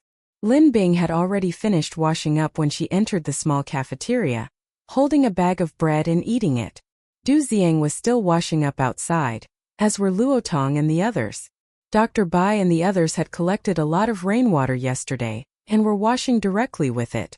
After they finished washing up, Lin Bing gave each of them a large, satisfying bread roll, which tasted quite good. Zhang Shu, munching on his bread, went inside and headed straight for Hu Yi. He saw her sitting on a chair in the cafeteria, drinking hot water. A smile appeared on Zhang Shu's face. How are you? Are you better? Hu Yi's face was unnaturally pale. She slowly drank the hot water and softly replied, I'm fine. She kept her eyes down, not looking at Zhang Shu.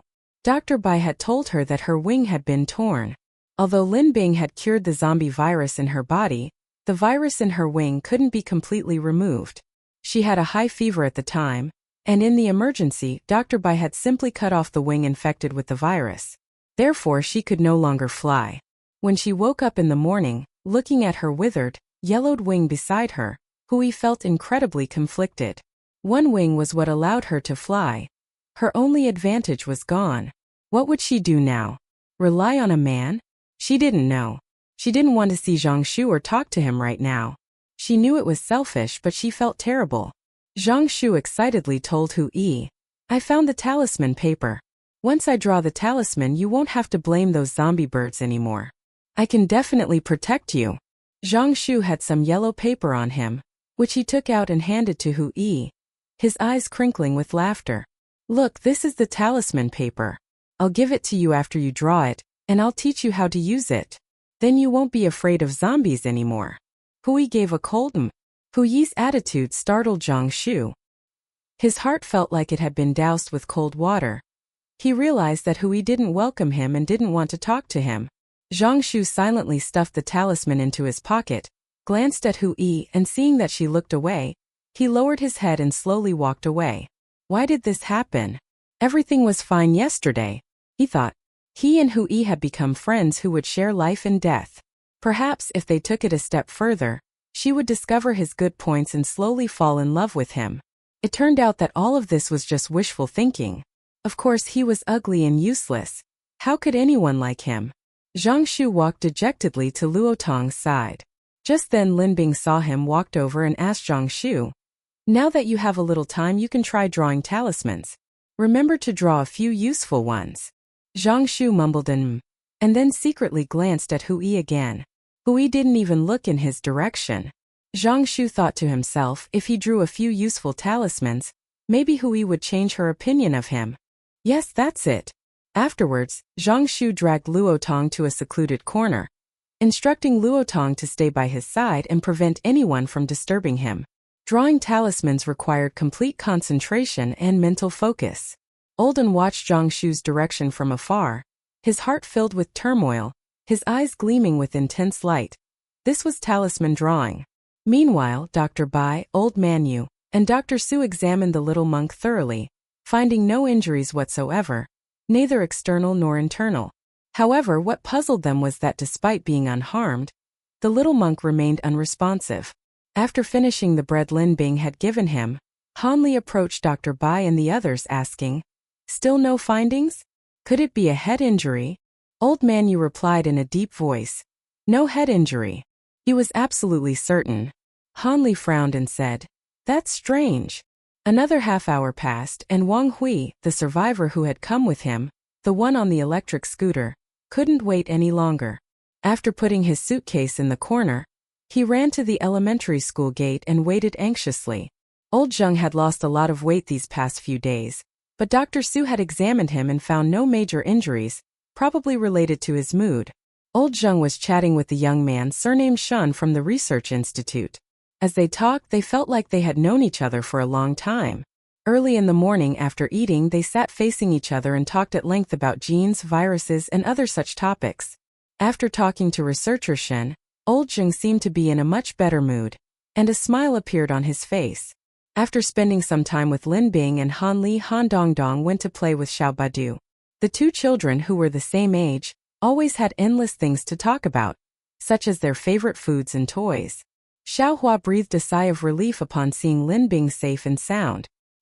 He had relied on Lin Bing almost the entire way. If something had happened to her, he didn't know what he would have done. This wasn't good. He was too dependent. Even without superpowers, he needed to train his body more. What if he was the only one left? Would he even survive? The rescue team arrived at 11 a.m. A group of over 50 people. The leader, Deng Wei, was a thug with a fiery temper, easily provoked.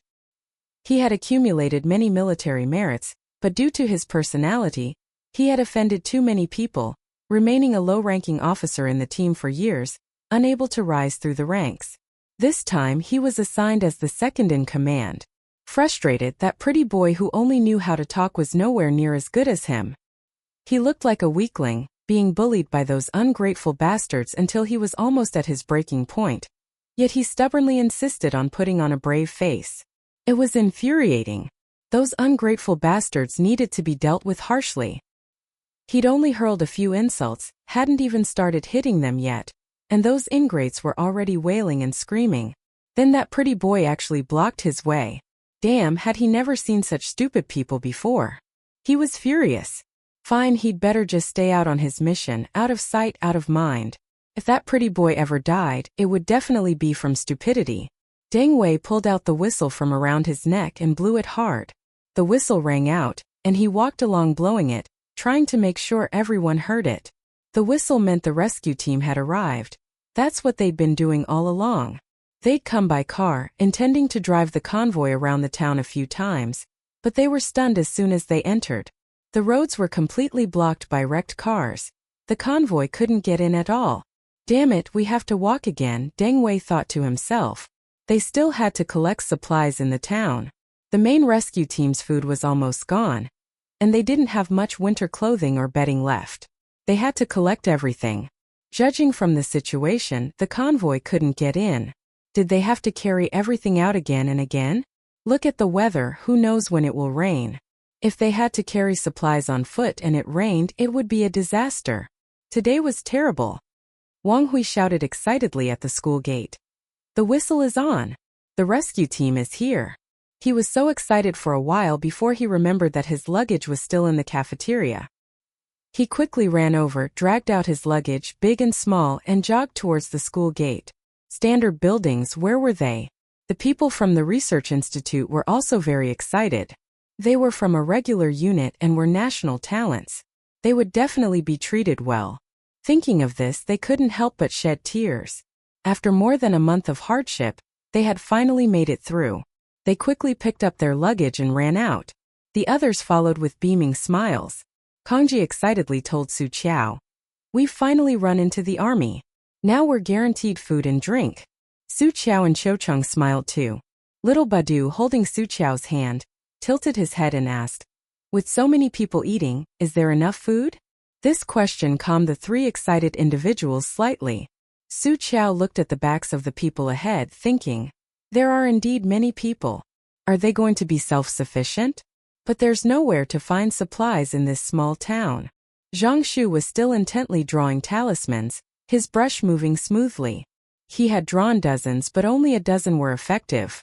This talisman was half finished. Luotong didn't dare disturb him, just standing beside him. However, seeing the dwindling number of people in the canteen, Luotong's expression finally became anxious. They're all gone, all gone. What are we going to do? Lin Bing had gone out, but finding Luotong missing, she returned, only to realize that Zhang Shu hadn't finished drawing yet. How much longer? Lin Bing walked over with a puzzled look, only to see that the talisman was almost empty. That was good. Zhang Shu finally put down his pen, finishing in one go. This talisman was effective. And it was a high-level speed talisman at that. Zhang Shu's eyes narrowed with a smile as he held the talisman and said, I'm going to give this to Hu Yi. That way, Hu Yi would definitely know it was useful. Great.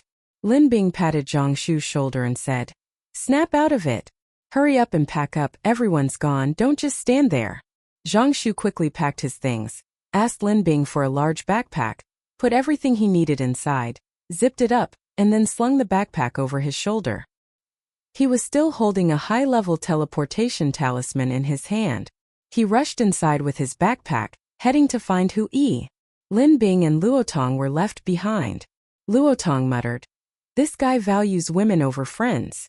Lin Bing, watching Zhang Shu's retreating figure, said, Hu Yi seems a bit off. I wonder if something happened. She doesn't seem quite right today. Luotong shook her head. I don't know, I can't tell. Never mind, it's just the two of us here now, let's go. Lin Bing said as she walked towards the school gate. Luotong quickly followed. Hu Yi. Zhang Shu excitedly ran over, pushing aside Lin Zenan beside Hu Yi, and carefully handed her the teleportation talisman, saying, Hu Yi, this is for you. It's a teleportation talisman. Very useful for escaping. It's very convenient to use. I'll teach you. Hu Yi's face was still somewhat pale. She glanced at Zhang Shu, then lowered her eyes. No need. She'd talk about it when she was in a better mood. Zhang Shu was about to speak again, perhaps even praising the benefits of the swiftness talisman, when Hu Yi coldly replied, Use it yourself. You need it more than I do.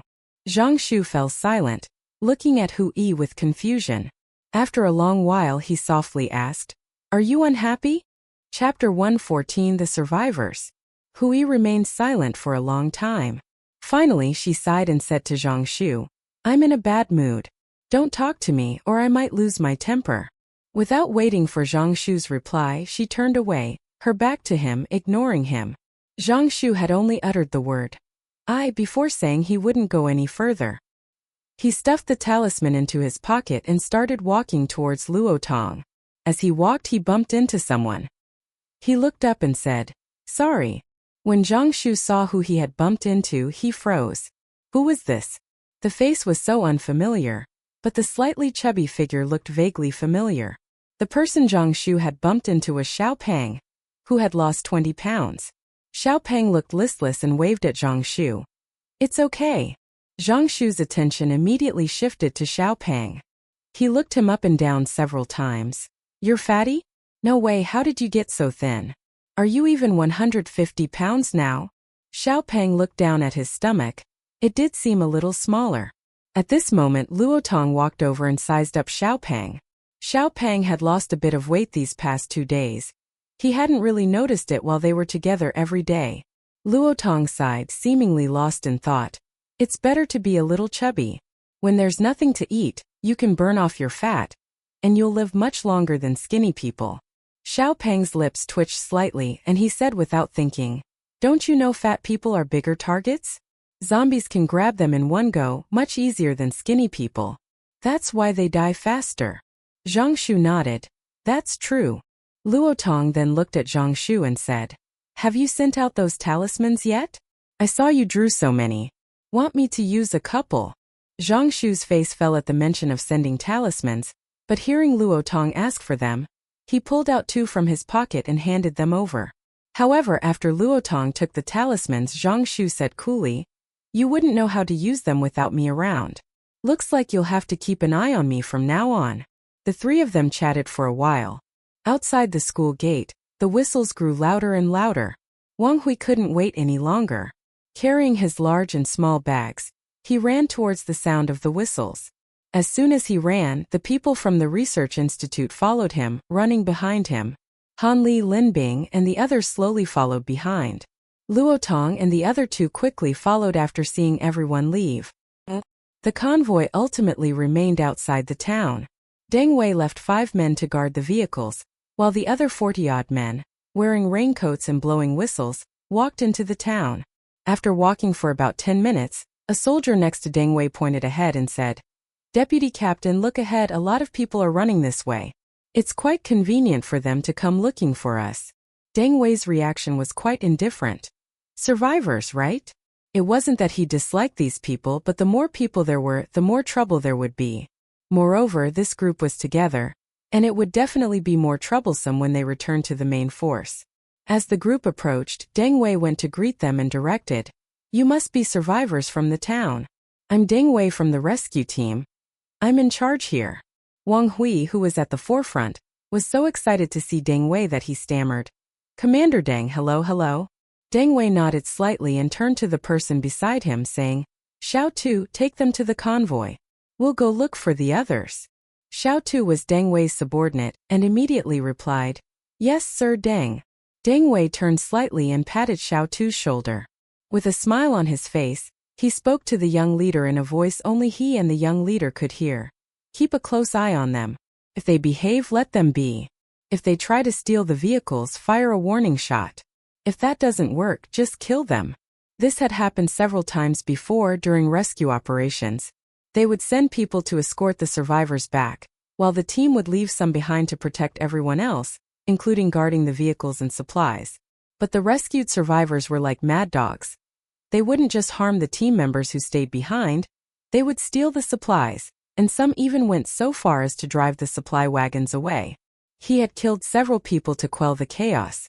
At that time, the main team was still trying to stop them, without even considering the situation. Deng Wei really didn't understand why he had such a person as captain. A guy who couldn't even manage discipline, with such a weak and spineless personality. The young leader replied softly, "Boss Deng, I know, don't worry." He touched the gun at his waist as he spoke. Deng Wei nodded in satisfaction, patted Xiao Tu's shoulder heavily a few times, and then said to the survivors, "You all follow him. Remember, obey orders and don't cause trouble." After Deng Wei finished speaking, he led the remaining 40-odd men straight ahead without stopping. They still had to find other survivors and supplies.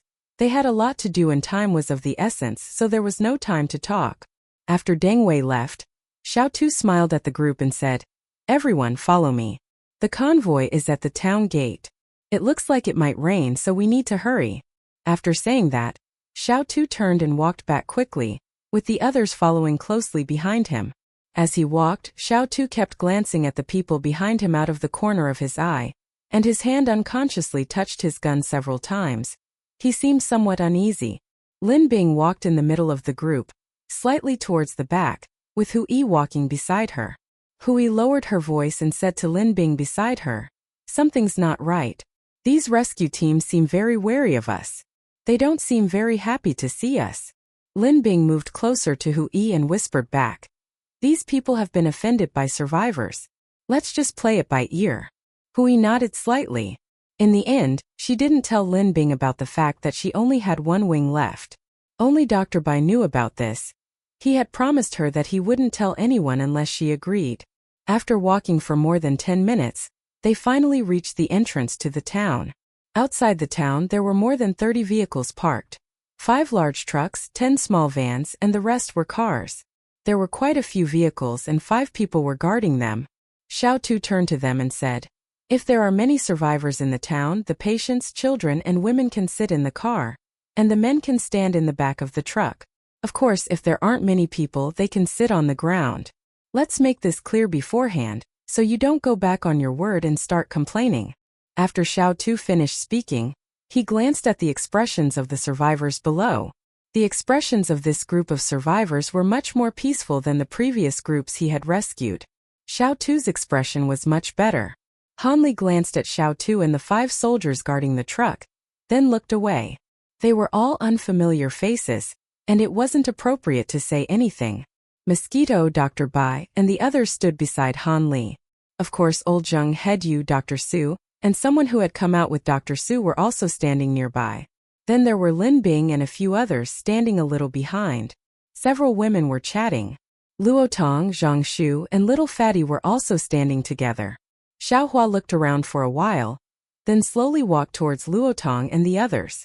These people seemed to be getting more and more into their conversation, probably because they had something in common. Du Ziang stood by the tree, hands in his pockets, head resting against the branch, eyes fixed on the damp ground, lost in thought. "Sister Chow, what are you looking at?" Little Badu nestled in Su Qiao's arms, asking curiously. Su Qiao's expression froze slightly, but she quickly looked away and said softly, I wasn't looking at anything, just spacing out. Little Badu nodded, and when Su Qiao stopped looking at him, he quietly glanced at where Su Qiao had been spacing out. There was a tree, and under the tree someone was spacing out. Noon passed quickly. They had eaten late and weren't very hungry, so no one mentioned eating. Around 2 p.m., Deng Wei led the remaining survivors out of the town. They had only found about 30 people. What annoyed Deng Wei was that all the supermarkets they could find were completely empty, with no food left. What were they going to do after returning to the brigade? They hadn't gotten any food, and they had taken so many people back. The brigade already didn't have much food left. When Deng Wei returned, he saw the group of people standing quietly, without making a fuss. This improved Deng Wei's mood somewhat. He addressed all the survivors. Men, get on the truck and stand in the back. Women and children, sit in the vans. Women with blood or a strong odor, stand in the back of the truck. I'm not going to say anything more. Get on now, we're leaving immediately.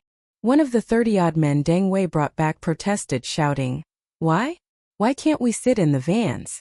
Why do we have to stand in the back of the truck? Why give women a discount? They're weak and can't do much against zombies. It's better for the men to sit in the vans, rest, and be stronger. That's much better. Fighting zombies. A woman next to him sneered and said, Fighting zombies? Have you ever fought zombies? I've slashed a few myself. I live next door to you, don't think I don't know. You haven't left the house for a month fighting zombies? Bah! Deng Wei stared coldly at them. Enough, no arguing. Get in the truck now. If you don't want to get in the truck, fine, do as you please, I won't stop you. Han Li handed Han Dongdong to Lin Bing and said, He's all yours now. I'll go to the back with Mosquito and the others. Lin Bing took Han Dongdong, quietly pointed to Deng Wei and the others and asked Han Li, Aren't they from B City? Don't you recognize them? Han Li chuckled and shook his head. I don't know everyone. It's not like there's only one team. Okay. Lin Bing, holding Han Dongdong, sat in the back seat of a small car according to the rescue team's assignment. Coincidentally, Hu Yi and Lu Xian were in the same car as her. They were all acquaintances, so everyone relaxed a lot. Song Mao carried the little monk directly to the truck bed, getting used to it after a while. Xiao Tu stood behind Deng Wei, head bowed, and whispered to the person with Deng Wei, Where are the supplies? We haven't seen a single one. The person quickly made a shushing gesture, speaking in hushed tones. Nothing. Every supermarket is empty. It's been completely emptied. Xiao Tu covered his mouth in surprise. The person covered half his mouth with his hand and whispered, Deng Tu suspects there's a space-age ability user. Xiao Tu's eyes lit up with excitement. A space-age ability user? The person spoke even more softly. Very likely among these survivors. Deng Tu told us to observe and investigate, and then find them. Xiao Tu's lips curled into a wide smile, his voice barely concealing his excitement. If only there were a space-age ability user. Sigh, our space-age ability user can only carry so little. Just one is far too little. Deng Wei walked over with a cold face, and Xiao Tu and the person quickly shut their mouths. Deng Wei gave them a cold look. Let's go. Everyone got into the car. The man who had been refusing to sit in the back saw the car start moving and quickly climbed in, afraid that these people would really be so heartless as to abandon him there. The convoy started moving and slowly advanced along the national highway. After driving for more than 2 hours, it wasn't until after 5 p.m. that they finally saw the main force. They had finally arrived. As soon as Deng Wei got out of the car, Captain Hu Zhenyang rushed over and blocked his way. What's wrong? Did you find any supplies? Deng Wei closed the car door and said, No, all the supermarkets are empty, like they've been cleaned. After saying that, Deng Wei lowered his voice and said, There might be space ability users among the survivors. Let's observe them and try to recruit them. Hu Zhenyang frowned tightly, sighed and said, We only have enough supplies for a day and a half. If we eat sparingly, we can last for 3 days. For the rest of the journey, we can only walk faster and try to get some supplies in the next small town. Deng Wei scoffed. You just spoil those survivors. Why don't you let them go find supplies together? You should let them each take care of their own rations. As soon as they come near zombies, they cower in the car and let our people go. More than half of them have died or been injured along the way. Deng Wei's words made Hu Zhongyang's face darken, and his nails dug into his palms. Didn't he feel sad and heartbroken that his team members had died? As the two were talking, a tall, thin young man walked over and interrupted. Our young lady is hungry. She asked when she could eat. She said she doesn't want rice, she wants spaghetti. You'd better find someone to make some quickly, she's waiting. Hearing this, Deng Wei's anger flared. She doesn't want rice? Spaghetti? Does she think this is a restaurant? And they take orders here? What kind of young lady is she? Deng Wei immediately sneered. Tell your young lady that we've run out of supplies, even food. We only have enough for porridge. Take it or leave it. The tall, thin young man's expression changed. He looked coldly at Hu Zhongyang and said, Captain Hu, what do you think? Our Duan family's young lady and the Han family are old friends, and they might even be related by marriage in the future. Is this how you treat my young lady? Hu Zhongyang was promoted by the Han family. Everyone knew he was a member of the Han family. Otherwise, he wouldn't be able to act so arrogantly towards Deng Wei. He was a decent person, but he was easily influenced and extremely loyal to Han Li. Hu Zhongyang looked quite embarrassed, his face pale. He said to the tall, thin young man, supplies are indeed running low. We've only been able to eat plain porridge and steamed buns for the past few days. We've already run out of wheat-based foods. Before the tall, thin young man could speak, a soft, gentle voice came from behind. Captain Hu, I remember Captain Deng went out to look for supplies this afternoon. He didn't come back empty-handed, did he? If so, I don't believe it. What do you think? Deng Wei looked up. A young woman was smiling at them. She wore a blue cotton coat, a nice style that made her look slim. She had taken the coat from Hu Zhongyang during the last supply search. A girl was sick at the time and she was going to give it to her, but this Miss Duan snatched it away. Deng Wei hadn't had a good impression of her then. This young woman surnamed Duan looked gentle and spoke softly, but she was not one to be trifled with. Whether it was hers or not, if she wanted something she had to give it to her. As Miss Duan spoke, she glanced at the group of survivors behind her and chuckled. Look, the rescue team is refusing to give us food again, saying they don't have enough supplies. It's always the same excuse, but when we pressure them, they give it to us anyway. A bespectacled man in his 40s among the group laughed. Yeah, your rescue team is so good at making excuses. We taxpayers work so hard to support you, and this is how you treat the people. A young man with blonde hair chimed in. Exactly. They give us attitude every day, and when we ask for food, they keep passing the buck. How can you work like this? Why is the government supporting people like you? A middle-aged woman holding a child squeezed through the crowd, urgently saying, Where's the milk powder? Captain Hu, you promised us you'd bring it back tonight. How can you go back on your word? This won't do. Deng Wei's anger flared. Hu Zhongyang's face darkened, and he remained silent. Miss Duan giggled again. I remember you have a spatial ability user. Where is he? Tell him to bring out the food from his space. You always have to make this fuss before meals. I'm tired of it, even if you don't. Deng Wei sneered. You're tired? What's there to be tired of? You stay in the RV all day, eating, drinking, and having fun, and you even have to let the engine charge your computer. You play games all day long. Are your hands sore from playing games? Deng Wei shouted at them with red eyes. You're tired? What's there to be tired of? Have you ever come out when we encounter zombies? Have you ever taken a single grain of rice when we search for supplies? You're like termites every day. What's there to be tired of? Do you know how many of our soldiers sacrificed their lives to save you? If they knew they were rescuing people like you, they would regret it. The group fell silent. But after a moment, the blonde-haired young man shouted again. You soldiers are supposed to protect us, right? Otherwise, what's the point of the country supporting you? Deng Wei rushed over and kicked him, sending him flying. The blonde-haired boy lay on the ground, clutching his backside and yelling, Murder! The rescue team is killing people. They don't want to protect us, they want to abandon us. As soon as the blonde-haired boy finished speaking, the survivors gathered together, pointing and whispering about Deng Wei. One of the bolder ones even said to Hu Zhongyang, Captain Hu, this Deng guy should be fired. We also have human rights. It's illegal for you soldiers to beat people without reason. Another voice shouted, Yes, Captain Deng should be fired. He always gives us attitude. We don't owe him anything. Miss Duan then spoke up with a coquettish laugh. Captain Hu, we can talk about that later. We're really hungry.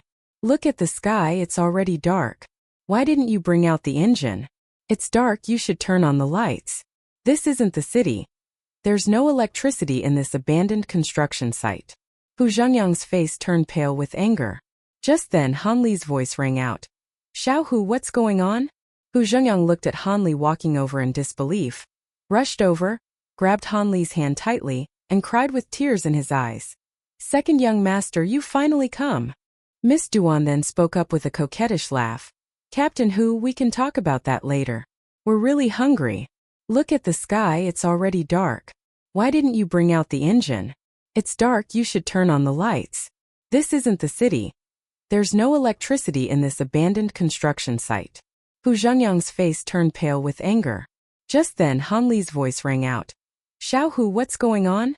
Hu Zhengyang looked at Han Li walking over in disbelief, rushed over, grabbed Han Li's hand tightly, and cried with tears in his eyes. Second young master, you've finally come. A savior. He was exhausted from the journey, and he didn't dare offend the eldest daughter of the Duan family. He knew that the Duan family and the Han family were old friends. If the Duan family formed a marriage alliance with the Han family, wouldn't he be offending his own family? Deng Wei sized up Han Li and asked Hu Zhengyang. And this is? Hu Zhengyang's face was full of smiles, his previous gloom completely gone, and he cheerfully replied. This is Han Li, Major Han. Hu Zhengyang happily said to Han Li. Second young master, the rescue team is now in your hands. We're running low on food, only enough for a day and a half. Deng Wei didn't find any supplies in the previous town, so we'll probably have to move on and try to find supplies in the next town. Han Li frowned. What's going on with these people? Are they causing trouble here? Before Hu Zhengyang could speak, Deng Wei interrupted. These survivors are demanding food and milk powder, and that Miss Duan from the Duan family said she's tired of rice and wants us to make pasta. We told her we don't have any pasta, and she brought a group of survivors to cause trouble. This isn't the first or second time this has happened. Miss Duan? Han Li slowly looked over. Miss Duan Xiujing? Miss Duan was also taken aback when she saw Han Li. How did he end up here? However, the next second, Miss Duan walked towards Han Li and sweetly called out, Brother Han. Han Li got goosebumps the moment he heard that voice, and his face instantly turned even colder. Miss Duan seemed oblivious to Han Li's expression, and said in a coquettish tone, Don't listen to Captain Deng and the others' nonsense. People are just reluctant to give us food. How could there be a lack of supplies? They clearly went to town this morning. They must have secretly hidden them. As she spoke, she even tried to take Han Li's hand. However, Han Li avoided her. Miss Duan's face turned pale and then red, and she stood beside the tall, thin young man, head bowed and teeth clenched. The group of rioting survivors, unaware of Han Li's temperament, wanted to test him. One of them shouted, Isn't your army supposed to protect us civilians? That's your responsibility. These are extraordinary times. Shouldn't you provide food and lodging? Han Li coldly looked at them. Listen up, the next town isn't far. We'll arrive tomorrow morning. From tomorrow onwards, you'll be responsible for your own food, clothing, and shelter. Our army isn't some kind of maidservant, waiting on you hand and foot. Han Li paused, glancing at the survivors' expressions and continued. If you encounter zombies on the road, they have crystal cores in their heads. After killing them, you can exchange the crystal cores for food. Alternatively, we'll consider your contributions to the team along the way. As for the rest, we can bring you back or throw you out again, and I'll bear all the consequences.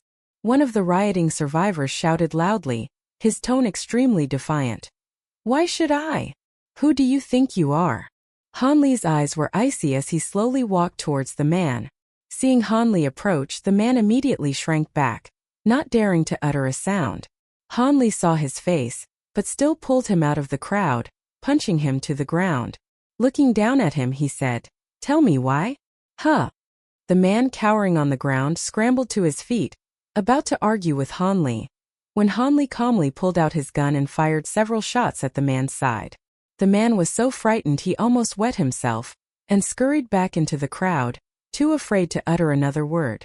The gunshots put the survivors on edge, making them hold their breath. Only now did they realize that this man was unreasonable. Disobedience meant death. They dared not say another word. As for human rights, what were they? Could they compare to their lives? Seeing that the survivors were now obedient, Han Li called Hu Zhongyang and Deng Wei aside and carefully questioned them about what had happened along the way. They talked for a full half-hour. Deng Wei initially resented Han Li. This random guy trying to boss him around, would you have stood up for him? But after Han Li thoroughly humiliated the survivors, Deng Wei felt a surge of satisfaction, and his goodwill towards Han Li skyrocketed. Han Li's next words completely changed his opinion of him. It should have been like this a long time ago. Self-sufficiency. If these people wanted the team to support them, would they still want that in the safe zone of City B? What a joke. Who would support a bunch of lazy parasites? Deng Wei and his team were sent out on a rescue mission at the very beginning of the apocalypse. In fact, they didn't know the current situation in City B. Since the apocalypse began, they had been traveling and stopping, constantly rescuing people, expending a lot of effort. There were several small towns between here and City B. They still had to rescue people and collect supplies there. When they went on their mission, they were given a special navigation device. Whenever they approached a town, they would receive a notification, and the B City radio would broadcast. They followed this method the entire way. When we arrived at that town, all the supplies were gone. The town's supermarket was strange. We couldn't hear the radio broadcasts inside. I suspect there are psychic abilities there, but I didn't sense anything at the time. Or perhaps someone took the supplies. That's exactly what I'm worried about. It means that the group we're searching for is ahead of us. If that's the case, we probably won't be able to gather anything for the rest of the journey. That's the worst-case scenario. Han Li calmly analyzed the current situation. Hearing Han Li's words, the others' expressions also darkened. Mosquito's ears twitched suddenly. Startled and uncertain, he listened intently, then exclaimed, "Something's coming. Those footsteps are so synchronized." At that moment, Xiao Wu also approached, covering his nose and saying to Han Li, "Brother Han, I think I smell something awful like zombies." Chapter 115. Mosquito and Xiao Wu's words made Han Li wary. Deng Wei listened intently, sniffing hard, but found nothing unusual.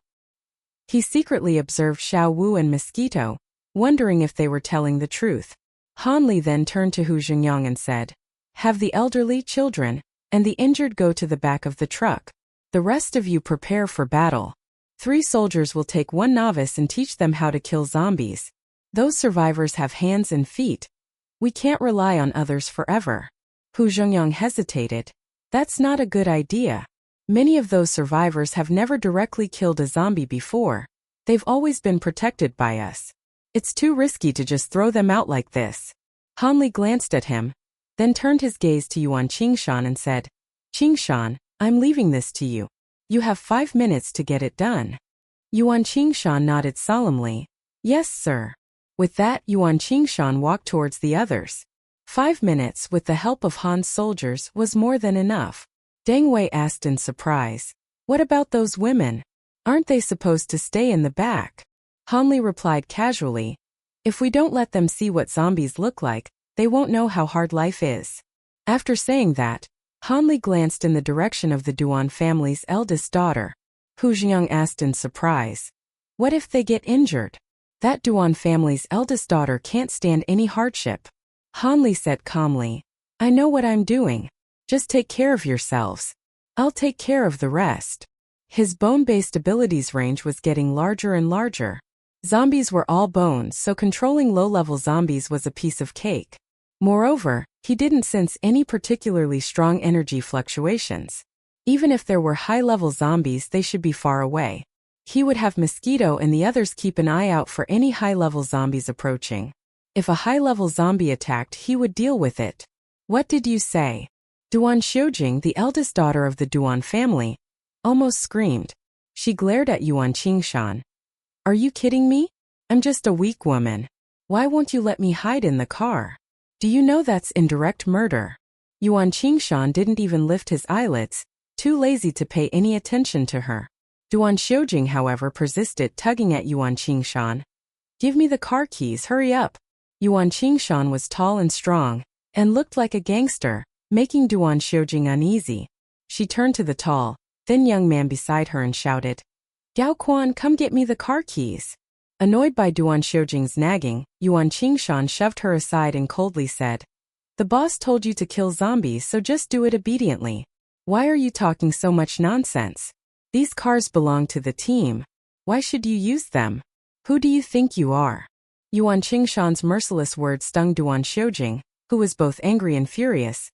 "You wait, when we get back to the Duan family, I'll make you pay." Yuan Qingshan raised his chin and glanced at her sideways. "Go ahead and make me pay. I'm waiting." Duan Xiujing was speechless now, biting her lip tightly, looking at Yuan Qingshan as if she wanted to devour him. Yuan Qingshan was about to relay a message to the next small team, when he inadvertently caught a glimpse of Duan Xiujing's expression. Yuan Qingshan was cunning and held grudges, so Duan Xiujing's expression undoubtedly displeased him. Before leaving, he deliberately turned back to Duan Xiujing and said, "By the way, I wonder if you'll live to see the day we return to City B. Enjoy your remaining few minutes while you can." Duan Xiujing was furious and screamed, "Gao Quan, why are you standing there like a block of wood? Come here and beat him up. This guy is cursing me to die. Go beat him up. You know martial arts, don't you? Go."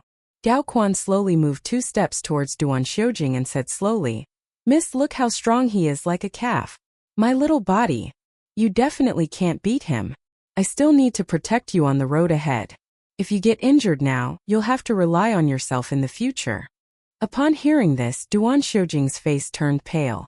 She stood there for a long time before suppressing the burning anger in her heart. She walked over and punched Gao Quan on the back, complaining, "What use are you besides your face?" Gao Quan slowly replied, "I help you with your homework, help you cheat, and change your test papers." Only when Duan Xiujing took her anger out on him did Gao Quan realize that this Miss Duan wasn't as weak as she thought. She always liked to punch his back, and every time she did, his back would be bruised for 2 or 3 days. Gao Quan had gotten used to it over the past year. Gao Quan was a slow-paced person, only becoming enthusiastic and quick when it came to food, such as asking Hu Zhenyang for food. After Yuan Qingshan finished relaying the message, Han Li heard footsteps approaching from afar, neat and orderly, like a military formation. By this time it was completely dark. The group was resting at a construction site. The project was halfway done, the building design was complete, and their convoy was parked near the site on a large concrete area, perfect for parking. Xiao. Ooh. And Han Li then went to Lin Bing's place and explained the situation to her, also informing her about the mosquitoes. After finishing, Xiao Wu breathed a long sigh of relief. Lin Bing looked at Xiao Wu with some confusion. "How could you smell it? Isn't your ability sound?" Xiao Wu lowered her head shyly. "I don't know. These past few days, not only has my nose become more sensitive, but also my hands." Not just her hands, her whole body felt a little off. Xiao Wu stopped abruptly mid-sentence. Lin Bing frowned at him. "What's wrong with your hand?" Xiao Wu slowly shook his head and said, "I can't really say, it's just a little off, but I can't describe it in detail." Lin Bing asked again, "Have you seen a doctor?" There are quite a few doctors in their team. Xiao Wu nodded. "They've all seen doctors and they all said there's nothing wrong. They all said it might be my body evolving." Hearing this, Lin Bing smiled. "That's a good thing." Xiao Wu lowered his head and smiled shyly again. As they were talking, Yuan Qingshan walked over and said to them, "The zombies are coming. Put the children, the sick, and the elderly in the car. The rest of you prepare for battle." He added, "Although Mosquito said the zombies are moving in unison, most of them are probably low-level zombies. This is just to train the survivors who haven't fought before, so don't panic." Lin Bing still looked worried. If they're all low-level zombies, they couldn't be so orderly. There must be a high-level zombie leading them, right? Is this really okay? Yuan Qingshan was silent for a moment, then said, "There are too many people and nowhere to hide. It's better to fight directly." Lin Bing thought to herself, "That's true." Yuan Qingshan was still busy. After giving his instructions, he returned to Han Li's side. Little Badu and Han Dongdong didn't go to the car. They hid directly in the shadow space.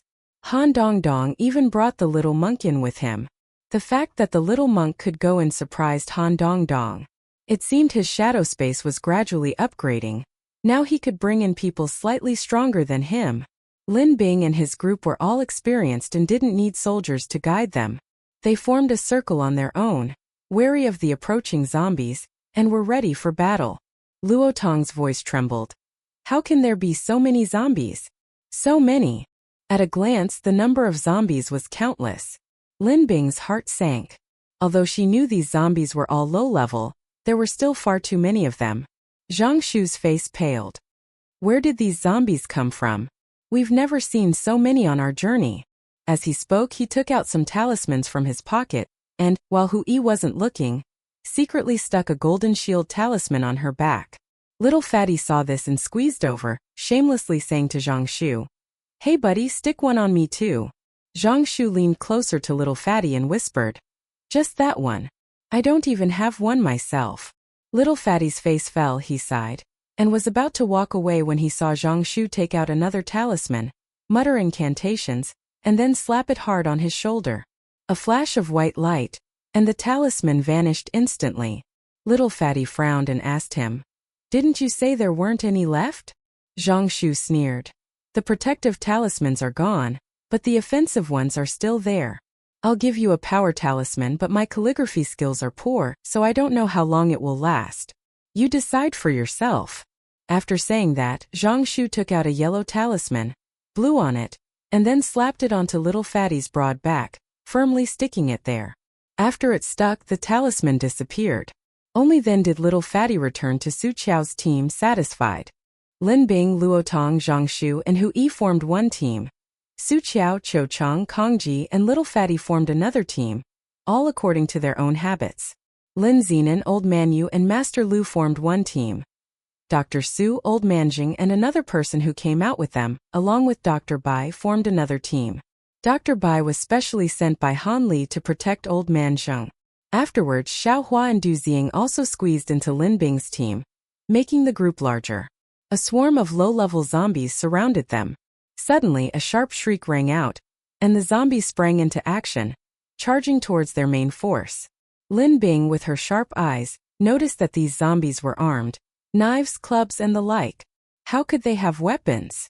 Damn it, there must be high-level zombies nearby, and judging from their control, there's definitely more than one. Lin Bing calmly said to the others, There are too many zombies. Everyone must be careful. There are also high-level zombies around. While dealing with these low-level zombies, pay attention to your surroundings. Don't let the high-level zombies find an opening. The others nodded gravely. At the same time, Han Li slowly walked towards the zombie horde. There were too many low-level zombies, this wasn't good. He should eliminate most of them, leaving a small portion for the others to train. As he walked, he observed his surroundings. If he were a high-level zombie, where would he be hiding right now? He could either hide among the low-level zombies, observe from a distance, or blend into the crowd. But zombies were too easily recognizable. Hiding in a crowd would lead to quick discovery. Han Li thought of the level 5 zombie in the pit. That zombie had a strong odor, and although it possessed consciousness and could speak, blending into a crowd was unlikely. The other two zombies, while not outwardly indistinguishable from humans, were easily identifiable by their color. Therefore, hiding in the crowd was clearly impractical. Before Han Li even entered the horde, the low-level zombies pounced on him. Red flames erupted from Han Li's body, and the low-level zombies were incinerated before they could even get close. Freeze. After Han Li used his bone-based superpower to immobilize all the low-level zombies within a 30-meter radius, the red flames surged, instantly engulfing a small area. The low-level zombies, frozen in place by Han Li's bone-based power, had no chance to escape and were consumed by the massive flames within seconds. Only ashes and fallen crystal cores remained of the burned low-level zombies. They were indeed all low-level zombies. Han Li continued deeper into the zombie horde, the flames growing ever larger, turning half the sky red. The number of low-level zombies was visibly decreasing. Hu Zhengyang and Deng Wei looked at Han Li with surprise and delight. They had never imagined that dealing with zombies could be so easy. Below, some were envious, some were jealous, and some were disdainful. One survivor gritted his teeth and said, "He's so powerful. Why won't he protect everyone properly and instead send us out to risk our lives? He's fighting zombies all by himself. Even the rest of the troops can rest. Someone whispered, "Yeah, he's just showing off." Another said, "These high-ranking officials are all too selfish. They have the power but don't use it, they just drag us down with them. Alas, it's a pity, he's the highest ranking, and no one dares to say anything to him. Alas." The survivors were swayed by their words, and their gazes towards the soldiers grew increasingly hostile. The eldest daughter of the Duan family also stood with the soldiers, forming a small team.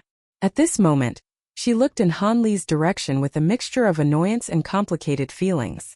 Han Li's second brother was so clueless, like a block of wood.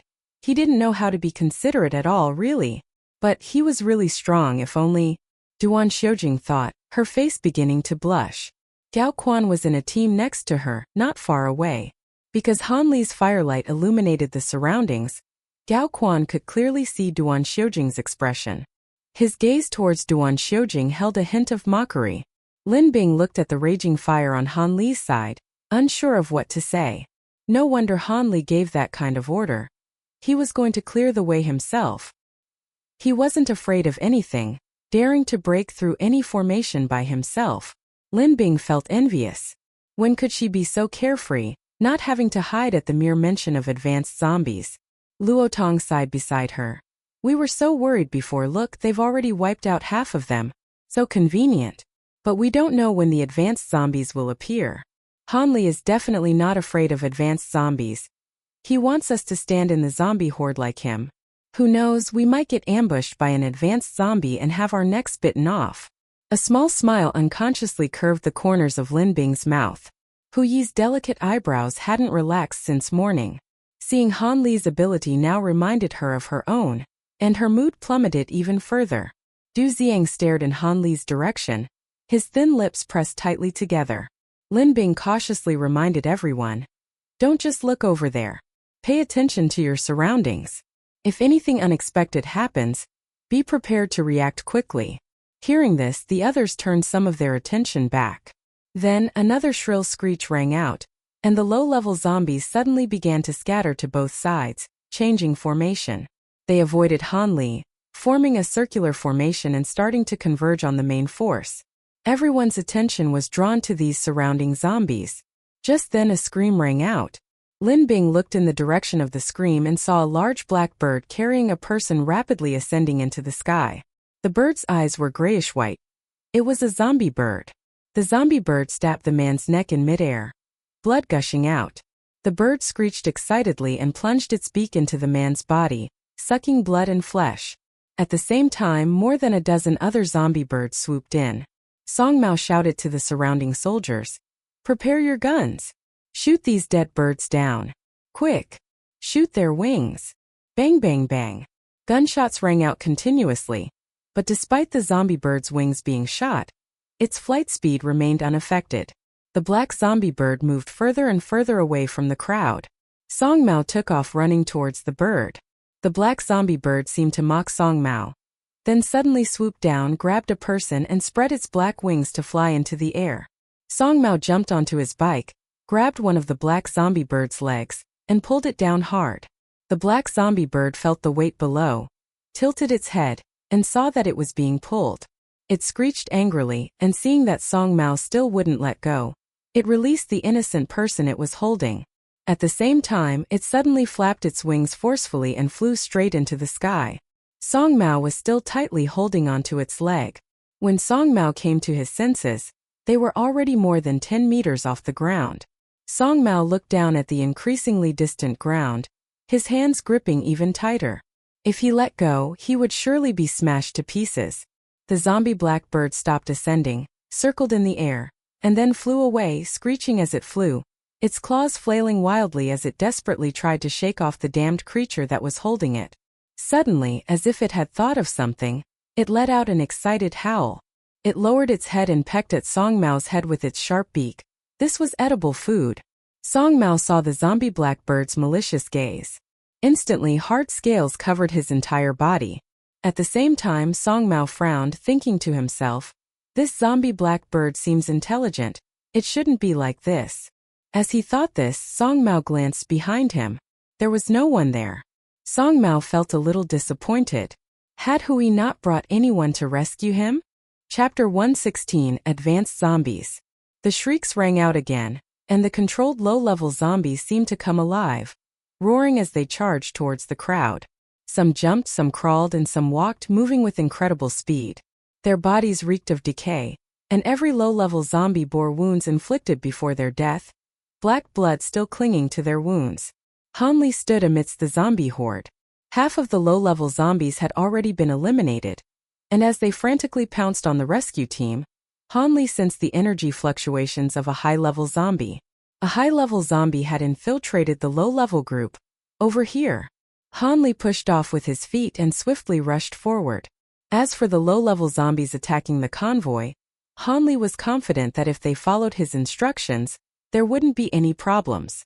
Han Li's gaze fell upon a man wearing a black tracksuit and a baseball cap.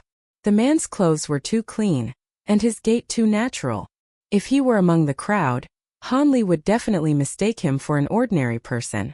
Unfortunately, this was a level 5 zombie. Black flames ignited in Han Li's palm, which he swung like a rope towards the man in the black tracksuit. The approaching flames made the man raise his head, revealing an excessively pale face beneath his hat. His grayish-white eyes instantly identified him as a zombie. The black flames drew closer, and the man smiled eerily, neither dodging nor avoiding. He reached out and grabbed a halberd, which materialized out of thin air and gripped tightly in his hand. The halberd was primarily a spear, with a sharp horizontal blade. The entire halberd was bluish-gray, with only the straight and horizontal blades gleaming white. He thrust the halberd through the black flames towards Han Li. The instant it passed, flames erupted on the man's body, burning his black tracksuit and white baseball cap to ashes. A hole the size of a bowl was visible in his heart, and his chest and back were almost pierced through, revealing his true form. After his clothes were burned away, his body was smooth and unaffected. He continued his attack on Han Li with the halberd. The black flames were ineffective against this high-level zombie, so he decided to try his bone-based ability. Han Li dodged the halberd's attack, and almost simultaneously, he unleashed his bone-based ability on the high-level zombie, instantly freezing it in place. Han Li slowly walked towards the high-level zombie, getting closer and closer. This zombie's energy was truly formidable. It had been somewhat difficult to freeze it initially, but now that he was closer, it was much easier. The high-level zombie struggled incessantly, seemingly trying to break free from Han Li's ability. At first, he could still move, but as the man drew closer, his body became increasingly stiff. What kind of strange ability was this? He had never seen it before. Damn it! He had finally managed to conjure the halberd, hoping to see some blood today, but this damned guy had ruined it all. He glared at Han Li, wishing he could devour him. Han Li stood before the high-level zombie, reaching out to take its halberd, but a flash of gray light and the halberd vanished into thin air. Han Li withdrew his hand, coldly staring at the high-level zombie before him. Are these low-level zombies under your control? The high-level zombie looked at Han Li disdainfully. Han Li released the restriction on the high-level zombie's jawbone, allowing it to speak. The high-level zombie opened its mouth and spat a mouthful of black blood at Han Li. Han Li's expression changed. He dodged the blood, then, without further hesitation, red samadhi fire began to emanate from his right hand, which slowly approached the high-level zombie's head. The high-level zombie stared in terror at the red flames in Han Li's right hand, screaming, "No, don't kill me!" Han Li raised an eyebrow. This zombie could indeed speak, and quite fluently at that. Perhaps he could get some information out of it. Han Li stopped and asked, "Who are you? Do you control these low-level zombies? What level are you?" The high-level zombie quickly replied, "I'm Lu Qi, a level 4 zombie, I'd say. I command these low-level zombies."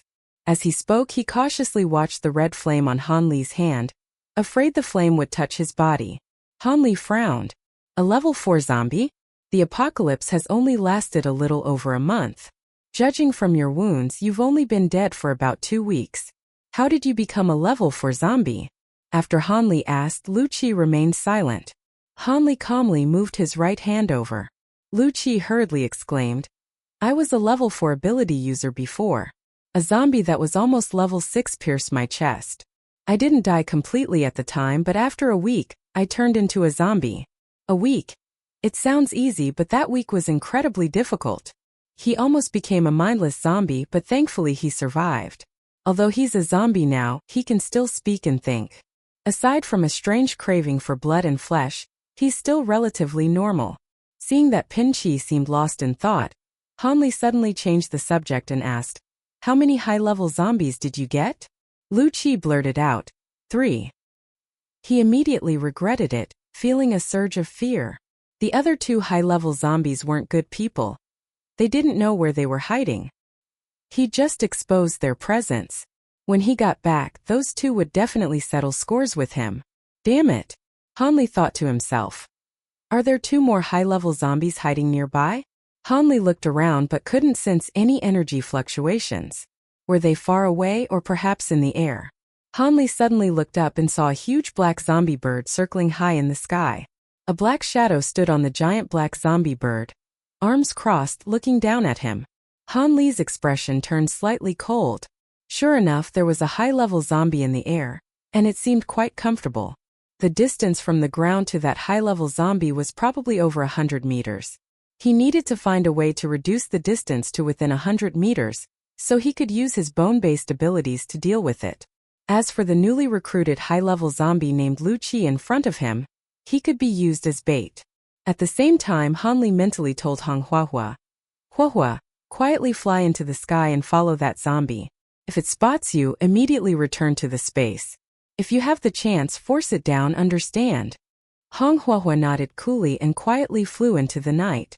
Hanli glanced at the low-level zombies on the ground, found a relatively clean one, stripped it of its clothes, then went to Lu Chi's side, wrapped his arms around Lu Chi's waist, grabbed Lu Chi's neck, and led him to an open area. Meanwhile, Hanli secretly observed the movements of the zombie in the air. Sure enough, it had followed. Lin Bing and the others were unaware that Song Mao had been taken away by the zombie blackbird, and of course Hanli was also unaware. Therefore, everyone assumed he was somewhere out fighting zombies. Low-level zombies were too easy to kill. Lin Bing's ice blades and spikes flew, slaying large groups with each strike. However, as the zombies got closer to the group, almost blending into the crowd, Lin Bing had to abandon the large-scale killing method and began cutting them down one by one. Luotong held a dark green cactus in one hand. The cactus was incredibly flexible, making it quick and easy to kill zombies. Little Fatty, with a strength talisman, wielded a large cleaver, killing zombies one by one. Hui held an iron rod, but she wasn't very strong, making it somewhat difficult to kill zombies, though she gritted her teeth and persevered. Zhang Shu with a gun killed zombies one by one. Sometimes when his aim was off and a zombie got too close, he would simply pull out a stun talisman and throw it, preventing the zombie from getting closer. However, he was reluctant to use it. So far he had only used one against a level 2 zombie. As the fighting progressed, everyone gradually dispersed, but they could still see each other. Du Xiang didn't use any weapons, only his feet. He kicked any zombie he saw, and those he kicked were basically decapitated, dead as hell. Du Xiang never missed. The zombie heads around him were piled up quite high, just waiting to be burned and their crystal cores collected. The worst situation was among the survivors, who were screaming incessantly, crying and groaning behind the soldiers, using their bodies as shields and trembling uncontrollably. They were in teams of 4, with 3 soldiers responsible for teaching them how to attack the zombies, but only a few survivors followed their instructions. Most were just screaming and hindering the team. Deng Wei and Hu Zhongyang were extremely frustrated.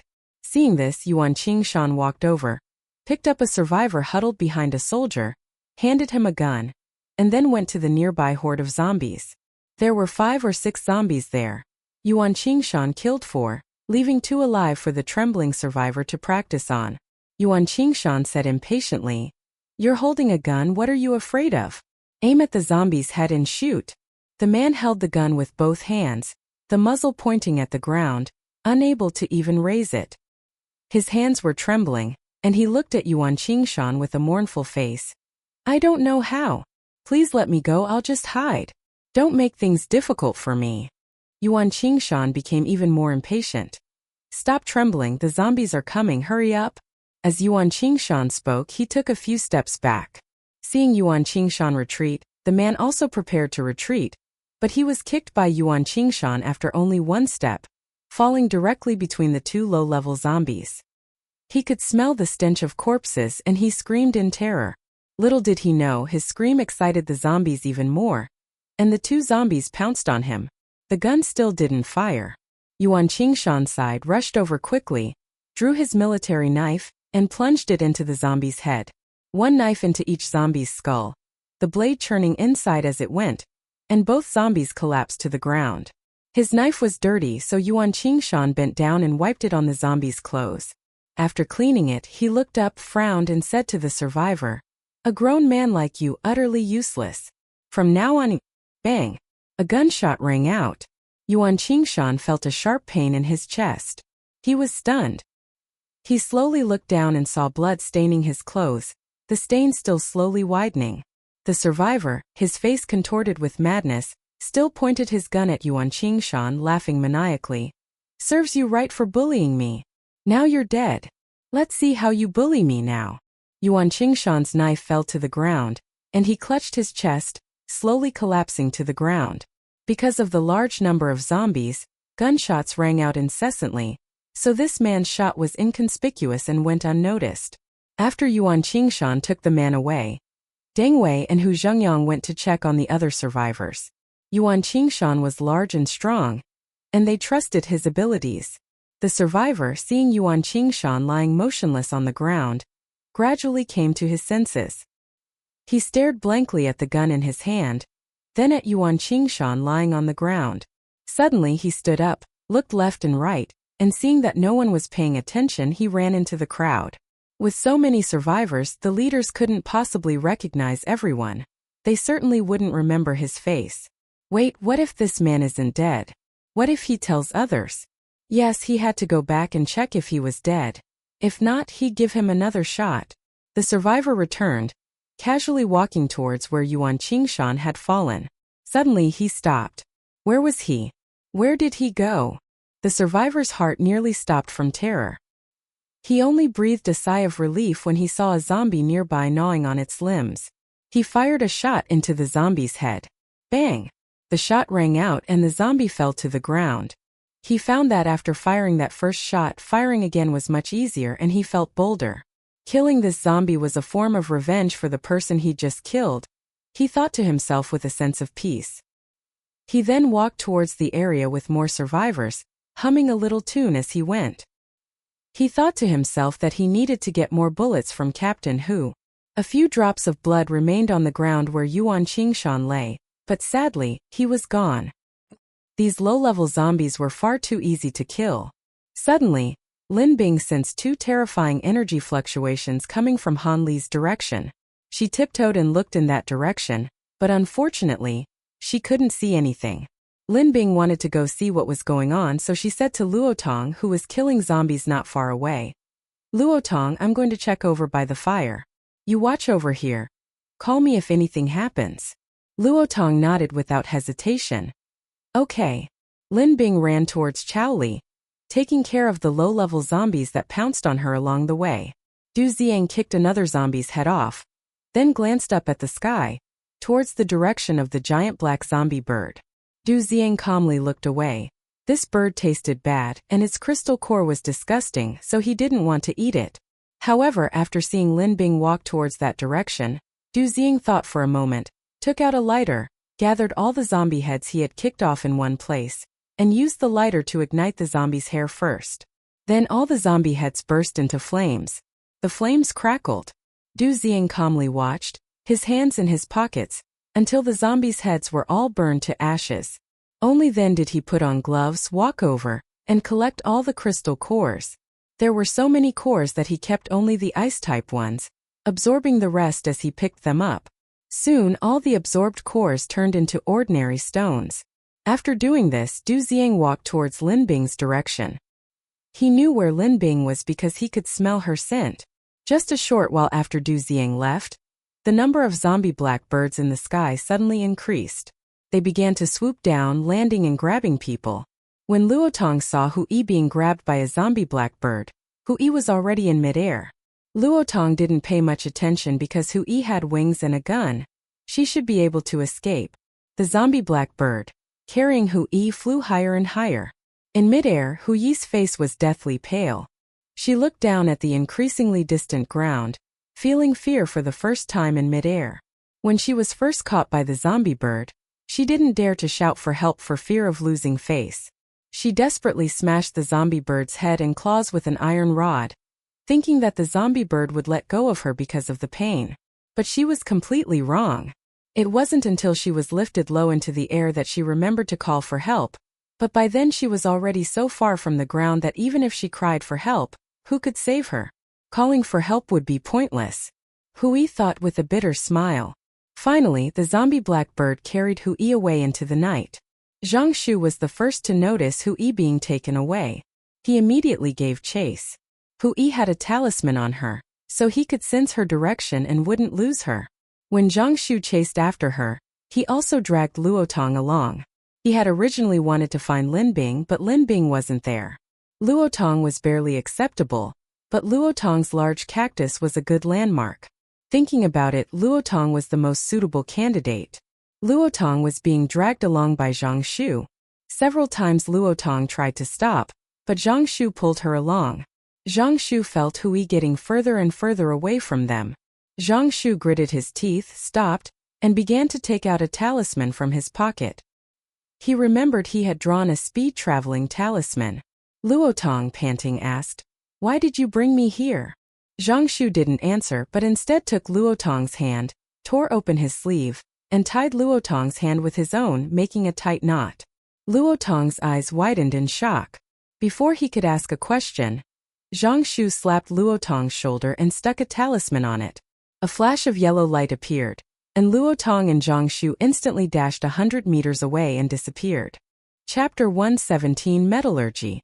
Seeing her companions leaving one by one, Xiaohua shamelessly squeezed next to Xiaopeng and joined Su Qiao and the others.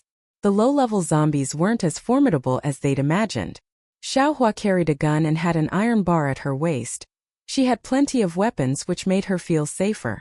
Mosquito, Zhou Chun, and the others killed zombies while secretly protecting those in more dangerous situations. With the soldiers' help, many survivors began killing zombies. Gradually their courage grew, and they were less afraid of the zombies than before. The number of low-level zombies around them also decreased. Just when Mosquito and the others felt things were improving, a scream suddenly rang out from the crowd. Mosquito turned around and saw a soldier bite a survivor next to him, tearing off a piece of flesh from the survivor's shoulder. From a distance, the soldier's expression couldn't be seen, but his grayish-white eyes were particularly noticeable in the darkness. A survivor, clutching his bleeding shoulder, screamed, "He's turned into a zombie! He's turned into a zombie!" Another voice rang out from the distance. "Get away from these soldiers! Don't get close to them! Quick, grab their guns!" Screams and gunshots rang out incessantly. By the time Zhou Chun and Mosquito arrived, the scene was utter chaos. The soldier who had turned into a zombie had already been killed. Meanwhile, as the survivors ran and grabbed at each other, many soldiers tried to stop them, trying to calm them down. However, the terrified survivors screamed and even fired their guns to stop the soldiers from approaching, making the situation even more chaotic. The stench of blood grew stronger, and the remaining low-level zombies began to gather around them. The flock of zombie blackbirds in the sky also began to approach, both the low-level zombies and the zombie blackbirds stirring with desire. Zhou Chun roared at the soldiers, "Assemble! Line up! Ignore the survivors! Those who are wounded, come out on your own. Mosquito, Little Knife, go find Bai Xian and Lin Bing. Xiao Tian and I will stay here and watch over them. Strange, where are Song Mao and Yuan Qingshan?" Zhou Chun shook his head. "Never mind them. They're probably held up by zombies. He'll deal with them later." Upon hearing this, Mosquito and Little Knife rushed off in the direction Lin Bing had gone. They remembered that Lin Bing and Xiao Bai weren't far apart, so it was on their way. In a short while, the soldiers were lined up very neatly. The wounded soldiers had come out separately, forming a line. There were quite a few of them. The expressions on their faces were complicated. They knew they probably didn't have long to live. They thought they absolutely couldn't become zombies. Even suicide would be better. Zhou Chun felt a pang of sadness looking at the wounded soldiers, but he remained remarkably calm and said to them, "We have healing type ability users, so don't worry. Everything will be all right once they arrive." The wounded soldiers were both surprised and overjoyed upon hearing this. One of them couldn't help but ask excitedly, "Really? Is there really any hope? My son is waiting for me at the base. My wife is gone, and I only have my son left. If something happens to me, I don't even want to think about what will happen to him." He began to sob as he spoke. Zhou Chun's eyes also reddened. He glared fiercely at the survivors huddled together not far away and assured the soldier, "Everything will be all right." Although Zhou Chun's words sounded very reassuring, the soldiers didn't entirely believe him. A sliver of doubt lingered in their hearts. After all, they had such high hopes. If they were told later that they couldn't be saved, it would be a false alarm. It would be better to say nothing at all. Mosquitoes ran very fast with their small knife, and soon they arrived at their destination. They immediately spotted Dr. Bai, Old Zheng, Su Qiao and his group, and even the people from the research institute, but they didn't see Lin Bing's team. Mosquito was getting anxious and asked them, "Where's Lin Bing? I haven't seen her. Where are all the others? None of them are here." Little Flower weakly raised her hand. "I'm here." Mosquito looked at her suspiciously. "Aren't you on this team?" Little Flower explained. "I was with Lin Bing and the others, but they all left, leaving me alone, so I came over." Mosquito grabbed Little Flower and asked urgently, "Where's Lin Bing? Where is she?" Little Flower pointed ahead and said, "I saw her go that way, but I don't know exactly where she went." Dr. Bai walked over and asked Mosquito, "What happened?" Mosquito scratched his head and said, "The soldiers have been bitten a few times and they want Lin Bing to come and take a look." After hearing this, Dr. Bai turned around and beckoned to Xiao Wu. Xiao Wu immediately ran over. Dr. Bai patted Xiao Wu's shoulder and said, "Use your superpower to call Lin Bing over." Xiao Wu nodded shyly and immediately opened his mouth and hummed, "Lin Bing, come here for a second, it's urgent." Just as he opened his mouth, everyone around him covered their ears tightly. A deafening sound filled the air, even louder than before, so loud that several zombie black birds circling overhead were shaken down. Xiao Wu's ability had improved again. As Xiao Wu's voice rang out, Lin Bing was about to take the high-level zombie named Lu Qi that Han Li handed her. Lin Bing pulled her hand back, pushed Du Xiang behind her and said to Han Li, "They must have urgent business with me, I have to go now. I'll freeze this zombie. You can leave it to Du Xiang to watch over. You just focus on dealing with that high-level zombie in the sky." Lin Bing froze Lu Qi from the head down and handed it to Du Xiang, instructing him, "You need to protect yourself first, then keep a close eye on this zombie." After saying that, Lin Bing whispered to Du Xiang, "If you can't beat them, run. Don't try to fight them head-on." As for Han Li, he could enter his spatial dimension in a crisis, so his safety wasn't a problem. Lin Bing was about to leave when she saw Han Li's gaze sweep over her. She raised her hand and made a fist at Han Li, saying, "Go for it." Then she quickly ran towards Xiao Wu, arriving in less than a minute. Mosquito, seeing Lin Bing, grabbed her without a word and started running towards Zhou Chun. They had to hurry. They didn't know if the soldiers could hold on. Time was of the essence. The others followed behind. As they ran, Mosquito explained the situation to Lin Bing. "All the injured have come out. You and Xiaobai can take a look at them. You said you used to use the spiritual spring once a day. Is that still the case?" Lin Bing replied as she ran, "It's limited, a little more than before. If there are too many people this time, it might be difficult. If that's the case, we'll have to dilute it with water." Mosquito's lips twitched. That was like watered-down wine, a fake. Mosquito looked at Lin Bing somewhat uneasily. "What about the effectiveness? Will it be compromised?" Lin Bing calmly replied, "For minor injuries, adding a little water won't hurt. For more serious injuries, we can separate them and give them the ones without water, right?" Mosquito breathed a sigh of relief, looked up and saw Zhou Chun not far ahead. They had arrived.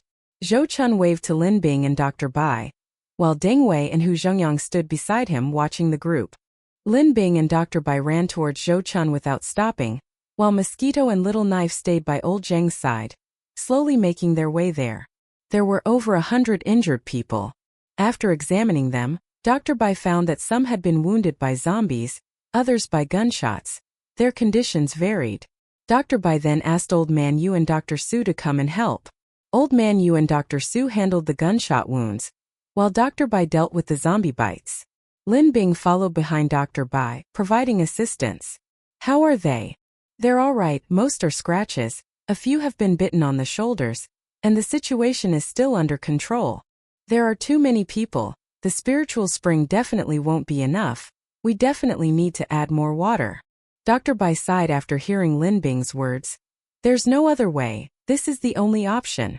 Lin Bing glanced at the survivors in the distance, their eyes shining, and said to Dr. Bai, let's find a car. I'll get the water from my space and mix it with the spiritual spring water. Then you can say it's a potion we developed, and this time we don't need to give it to them to drink. Just inject it directly into their veins with a syringe. That should be more effective than drinking it. The spiritual spring water's potency will be weakened after being diluted with water, so the container should be able to hold it. Dr. Bai nodded. Okay. After he finished speaking, he said to Deng Wei, give me a car key, we need to get something from the car. Deng Wei was a little surprised. Which car? Lin Bing smiled. The one I was in earlier. After hearing this, Deng Wei told the soldier behind him, and the soldier ran off. After a while, the soldier ran back holding a car key and handed it directly to Lin Bing. Lin Bing took the car keys and said to him, take me there. Xiao Bing nodded repeatedly. This way. Lin Bing and Dr. Bai followed, and Dr. Bai urged, hurry, those people are infected with corpse poison. We don't know when they'll turn into zombies. Let's hurry. Upon hearing this, Xiao Bing immediately sped up. The car wasn't far from them, and since they ran there, only a minute had passed before the door opened. Lin Bing and Dr. Bai got in, and Xiao Bing tactfully moved to the side. The car windows were tinted so no one could see inside from the outside. However, Lin Bing wasn't reassured and added a layer of white fog to all the windows, making it clear only to those near Lin Bing and Dr. Bai. Inside the car, Lin Bing's figure flashed, and he entered his spatial dimension. Although Dr. Bai knew he had a spatial dimension, this was the first time someone had entered it right in front of him, and he couldn't help but look somewhat surprised. After Lin Bing entered, she poured the stream water directly into the spirit spring platform. The clear spring water gurgled upon contact with the stream, and after a moment, the water in the platform calmed down. Lin Bing took a stainless steel basin, washed it in the stream water, and then scooped out all the spring water. She carried the basin back to the car. Lin Bing placed the basin on her lap, took out some syringes from her spatial storage, and handed them to Dr. Bai, saying, use these. Dr. Bai asked, do you have test tubes? Preferably with caps. Lin Bing looked around and found some in her storage space, so she nodded and said, yes. She then took out the cap test tubes. Dr. Bai filled all the water into the test tubes, and then asked Lin Bing for some small boxes. Each small box contained 10 syringes and test tubes. The small boxes were white with black compartments inside, looking very high-end. Dr. Bai worked very quickly. After finishing everything, Lin Bing dispersed the white mist. They got out of the car, called over a soldier, and one of them, carrying 3 boxes, ran towards Zhou Chun and the others. The soldiers were overjoyed to see the medical kits, and their trust in them increased. Mosquito and the others were particularly surprised. Where did these things come from? They had never seen them before, but they looked quite professional. Dr. Bai carefully placed the boxes on the ground, arranging them one by one, and said to the wounded soldiers, seriously wounded stand in front, lightly wounded stand in the back, one at a time. Lin Bing and the soldier followed Dr. Bai's example, arranging all the boxes. Dr. Bai opened a box, took out a test tube and a syringe, inserted the syringe into the test tube, and drew out the diluted spiritual spring liquid. The syringe was full. Dr. Bai looked up at the soldier standing at the front and said, come here. The soldier looked at the gleaming needle tip, his hair standing on end. He was afraid of injections. Dr. Bai's face darkened. Hurry up, others don't have time to wait for you. The soldier rolled up his sleeves, gritted his teeth, and went forward. Dr. Bai's injections were steady and precise. Before the soldier even felt the pain, the needle was out. He looked at Dr. Bai incredulously.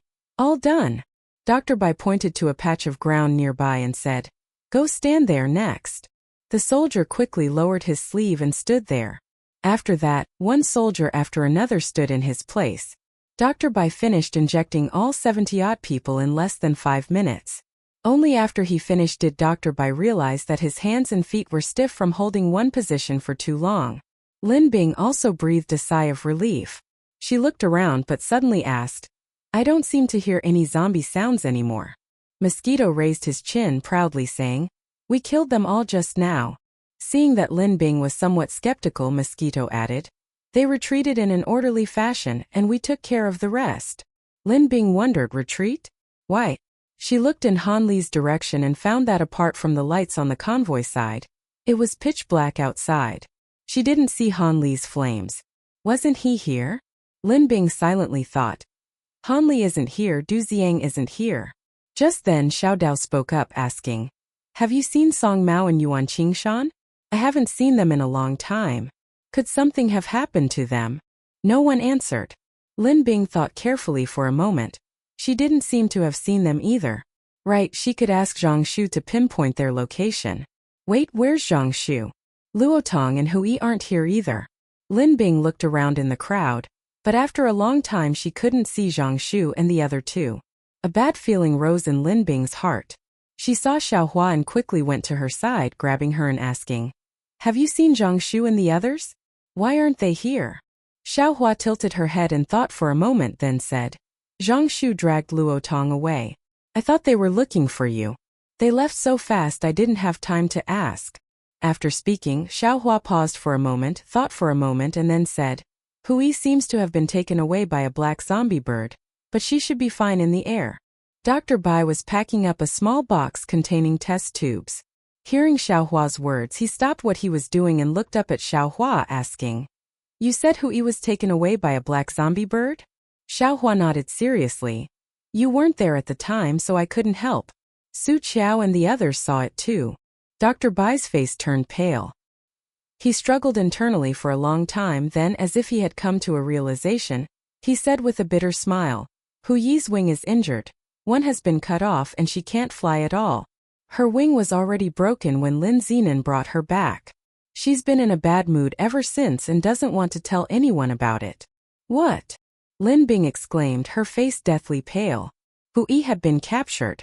Zhang Shu had always been very concerned about Hui, and this time he might have taken Luotong to find her. But the zombie black bird was flying in the sky. How could they possibly keep up with its speed unless they used a talisman? Lin Bing anxiously asked Xiao Hua, "How long has this been going on?" Xiao Hua replied, "A long time. They all left not long after you left." Hearing this, Lin Bing's face was filled with bitterness. She wanted to find them, but how and where? The others' expressions also darkened.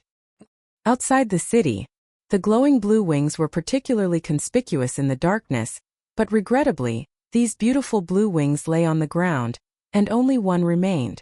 Zhang Shu trembled as he picked up the blue wings from the ground, his eyes reddening. Luotong stood to the side, his face grave. Was Hu Yi's wing cut off or torn off? Chapter 118, the third one. Luotong's words made Zhang Shu's face turn even paler, and he remained silent for a long time. Then Luotong sighed. "Let's look around. Maybe she fell nearby. But Zhang Shu, you have to be prepared. Without wings, if she really fell from the sky, she definitely won't survive." Fallen. Golden Shield Talisman. At this moment, Zhang Shu's mind finally started working normally. He suddenly stood up and excitedly said to Luotong, "I put a golden shield talisman on her. She shouldn't die. Quick, let's search." Luotong pulled him back, saying, "It's pitch black around here. How are you going to search?" "Let me do it. This area is all soil. Let's use the cacti to search. It's much faster than you searching bit by bit." With that, Luotong squatted down, placed her hands on the ground, and channeled her power into the earth. Moments later, large patches of tiny cacti sprouted from the ground. As Luotong's power increased, the cacti grew, instantly covering a large area of the surrounding land. Zhang Shu held the fading blue wing in his hand, asking Luotong every minute, "Did you find it?" Luotong kept shaking his head. The cactus was taking over more and more land, But Luotong still hadn't found any living people on this land. The low-level zombies that the cactus had inadvertently found were all absorbed by the cactus. Time passed second by second. Zhang Shu started asking every minute, then every 3 minutes, then every 5 minutes. Now every 15 minutes, and Luotong's answer never changed. Luotong stood up and asked Zhang Shu, "Didn't you say you affixed the golden shield talisman? Can you sense its aura?" Zhang Shu slowly shook his head. He couldn't sense it.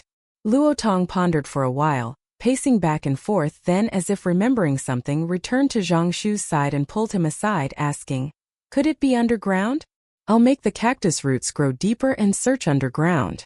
Underground? If Hu Yizhen was buried underground, she couldn't possibly have survived after so long. Zhang Shu slapped his head in frustration. "Damn it, why didn't we think of that before? We should have searched underground first.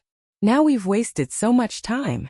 Luotong placed his hands on the ground again, continuously sending messages to the cactus to search underground. The cactus's fleshy leaves stopped growing, and its roots, like a net, covered the entire underground area. This time Zhang Shu just watched Luotong nervously, not daring to ask even once, "Did you find her?" He didn't know how much time had passed when Luotong suddenly stood up, turned to Zhang Shu and said, "There's someone down there, not dead, still breathing." Hearing this, Zhang Shu was overjoyed, instinctively believing it was Hu, not dead, still breathing. After Luotong finished speaking, without waiting for Zhang Shu to reply, he quickly controlled the cactus's roots to drag the person up from underground. The soil was a bit hard and it took some time to pull them up. Bang! Dust flew as the person was dragged out. Luotong was secretly shocked. The size was a bit large, not quite like Hu Yi. Although Luotong thought this way, he didn't say a bad word. He then pulled Zhang Shu to the spot where the man had been unearthed, but it was pitch black and they couldn't see anything. Right, he still had a toy-like, finger-thick flashlight in his pocket. After thinking this, Luotong quickly took the flashlight out of his pocket, turned it on, and was about to shine it on the man's face. Zhang Shu's hand was already on the man's head when he cried out in grief and indignation, "Short hair! Doesn't look like him." Luotong shone the flashlight on the man's face. It was Yuan Qingshan. Really? How could he be in the ground? Luotong jumped up in shock. Zhang Shu, of course, also saw Yuan Qingshan's face clearly. He dejectedly withdrew his hand. Yuan Qingshan's breathing was weak. Luotong went over and brushed the dust off Yuan Qingshan's face. Yuan Qingshan's face was cleaner now. It was indeed Yuan Qingshan. The smell of blood emanated from Yuan Qingshan, quite strong. He seemed to have been injured. Luotong shone his flashlight on Yuan Qingshan again. Had he been bitten by a zombie or something? Yuan Qingshan had a gunshot wound in his chest, and one of his hands was a bloody mess. Just then, Luotong sensed something burrowing into the ground, heading straight towards where the three of them were. Luotong felt something was wrong. He used a cactus to simultaneously bind Zhang Shu and Yuan Qingshan, and the three of them jerked back several meters. Just as they were about to retreat, the ground they had just stood on exploded, and a dark figure emerged from the ground. Hee, so it's 3 fresh meat, huh? Hee, and 2 of them even have energy cores. Not bad luck. The dark figure stuck out its tongue and licked its lips. This strange tone sent goosebumps up all over Luotong's body. This person wasn't breathing, it was a zombie. And it could talk. It was a high-level zombie. Luotong dragged Yuan Qingshan and Zhang Shu a little further away, while he remained standing still, warily watching the dark figure. He thought to himself, Yuan Qingshan is injured, and Zhang Shu's talismans only work on other people, but Zhang Shu's physical condition is average, and this is a high-level zombie. For Zhang Shu to apply the talismans would be suicide. It seems he has no choice but to rely on him. Strike first. The roots of a cactus emerged from the ground, quickly entangling the dark figure. As they bound, they absorbed the figure's energy. The figure's energy decreased, while the cactus roots visibly grew larger. Luotong breathed a sigh of relief, feeling a little smug. This high-level zombie wasn't so bad after all. It seemed quite ordinary. Could it be a low-level zombie? The dark figure stood there, letting the cactus roots absorb its energy. Time slowly passed. Luotong realized something was wrong. The cacti that had been absorbing the energy of the shadow had turned black and were no longer obeying his commands. Damn it! Luotong quickly tried to stop the cacti from absorbing energy, but they continued to absorb the shadow's energy. Gritting his teeth, Luotong used the fleshy leaves of the cacti to tightly bind the shadow and its roots together. He then ran with Zhongshu and Yuan Qingshan towards the main force. He didn't know how far they were from the main force. The swiftness talisman was too fast. It arrived in the blink of an eye. Luotong and Zhongshu hadn't run more than a few steps when the fleshy leaves of the cacti behind them were pierced by the black roots. The roots seemed to come alive, rising from the ground and surging forward. Behind them, a cacophony of laughter echoed. Luotong's face was covered in cold sweat. Zhongshu asked Luotong, "What the hell was that?" Luotong replied, her face pale, "A high-level zombie." Zhongshu had sensed that it was a mutated beast or a zombie attacking them, but he never expected it to be a high-level zombie. "Did you hear anything?"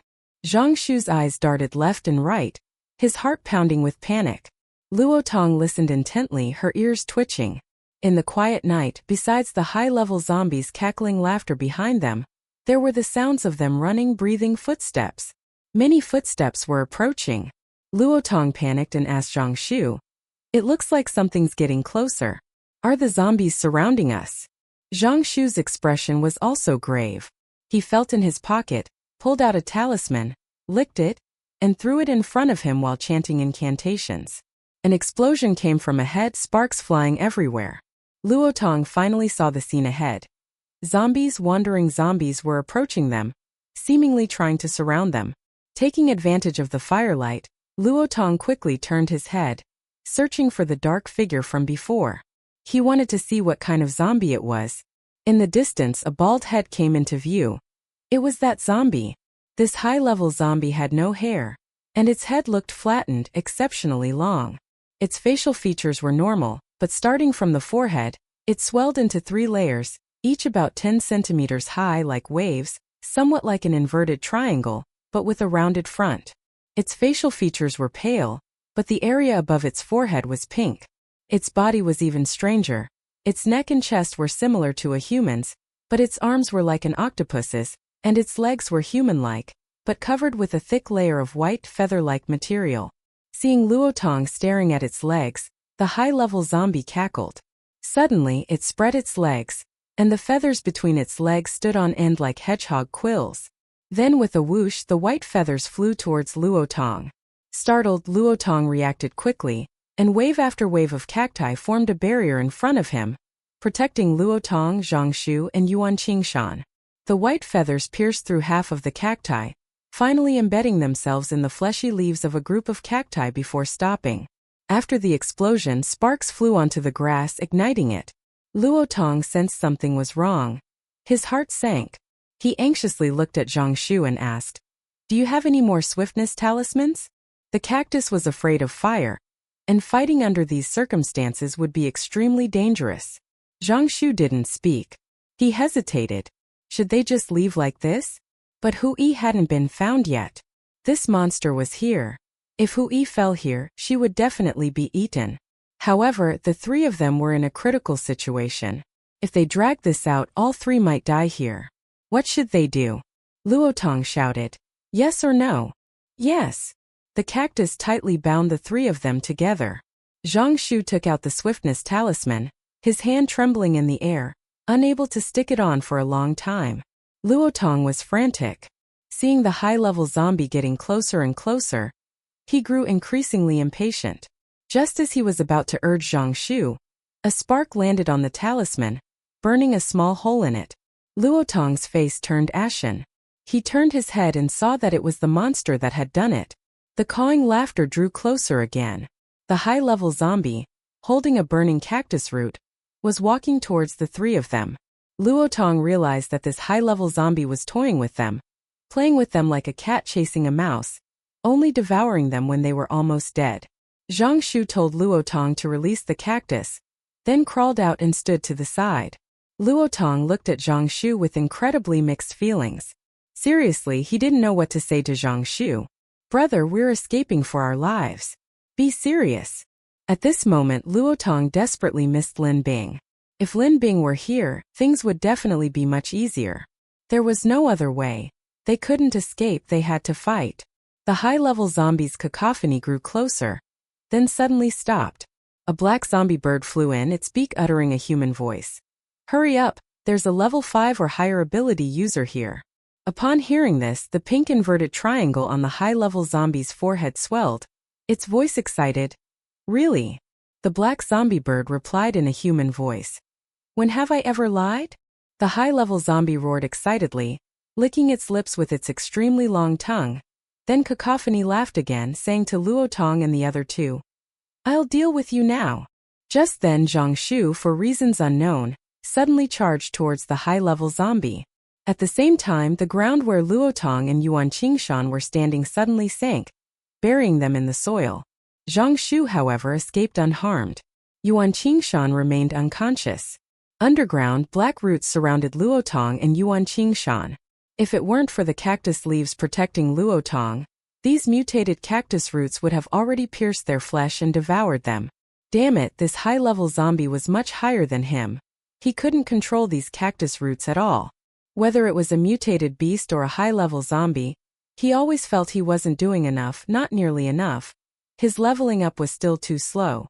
Perhaps these zombies were leveling up too fast. Meanwhile, Zhang Shu stuck a speed-up talisman on himself. He had only drawn a dozen or so talismans, and now he didn't have many left, so he had to make good use of them. When he rushed towards the high-level zombie, he planned to fight it to the death. He had thought that the speed-up talisman would allow him to reach the zombie, and ideally, he could seize the opportunity to stick 3 explosive talismans on the zombie's head, which would blow its head open. He would have to draw more golden shield talismans next time. When he heard the sound behind him, he was already beside the advanced zombie. He clearly saw the astonished expression on the zombie's face, thinking to himself, so advanced zombies can slowly regain their composure. Taking advantage of the zombie's momentary shock, he quickly slapped 3 explosive talismans onto its head. At the same time, Zhang Shu retreated rapidly, trying to create as much distance as possible from the advanced zombie. Bang bang bang, 3 loud bangs. There was also the sizzling sound of fire burning on rotting flesh. Zhang Shu smelled a foul, roasting odor and warily watched the advanced zombie. Ga ga ga. This time it wasn't laughter, but a sound of shock and anger. Dust billowed and the ground beneath Zhang Shu's feet turned to soft earth. With a whoosh he sank in, seemingly buried. At the same time, he saw the advanced zombie's head solidify into a true inverted triangle before plunging headfirst into the ground. Only then did Zhang Shu realize that this was how the heads of those advanced zombies were used. The surrounding soil began to harden. He felt a sound coming from the earth. It must be that advanced zombie approaching. Zhang Shu gritted his teeth, pulled out the last explosive talisman from his pocket, and stuck it to the soil. He curled up into a ball, burying his head in his knees. Crack crack. A triangular head popped out. The advanced zombie had arrived. Just then bang. Another loud explosion ripped through the hardened ground, and Zhang Shu was thrown from the soil to the surface, his face, body, and clothes covered in dirt. Blood was flowing from his back from the explosion. Lying on the ground, Zhang Shu stared at the gaping hole, wondering why Luotong and the others hadn't come out yet. Luotong controlled plants. The soil shouldn't be able to trap him. The explosive talisman failed to kill the high-level zombie. His talismans were still inadequate. If it were his elder brother's talismans, one would have completely blasted the zombie apart. Sai, it's true what they say, you only realize how few talismans you have when you need them. Why didn't he calm down and practice drawing talismans properly? He's only half-baked now, it's really worrying. Underground. The green cactus leaves were gradually decreasing.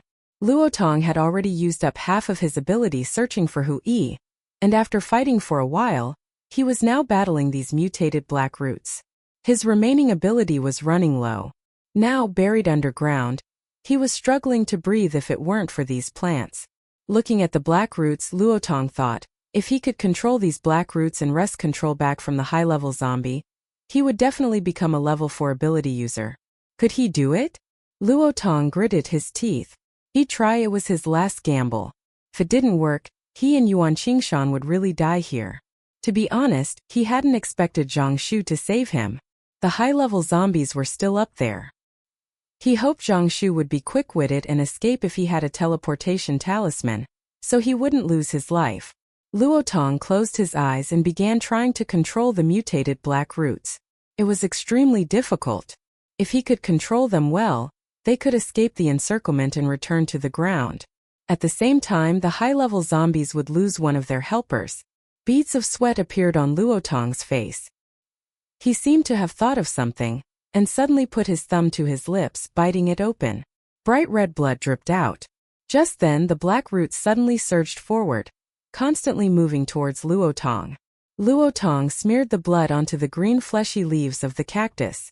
Blood kept flowing from his thumb as he continued to smear it onto the surrounding cactus leaves until all the leaves were wiped away. His thumb was still dripping with blood. Luo Tong narrowed his eyes as he looked at the black mutated roots in the distance. He controlled the green leaves of the cactus to let one of the black mutated roots in, and then smeared his blood on it.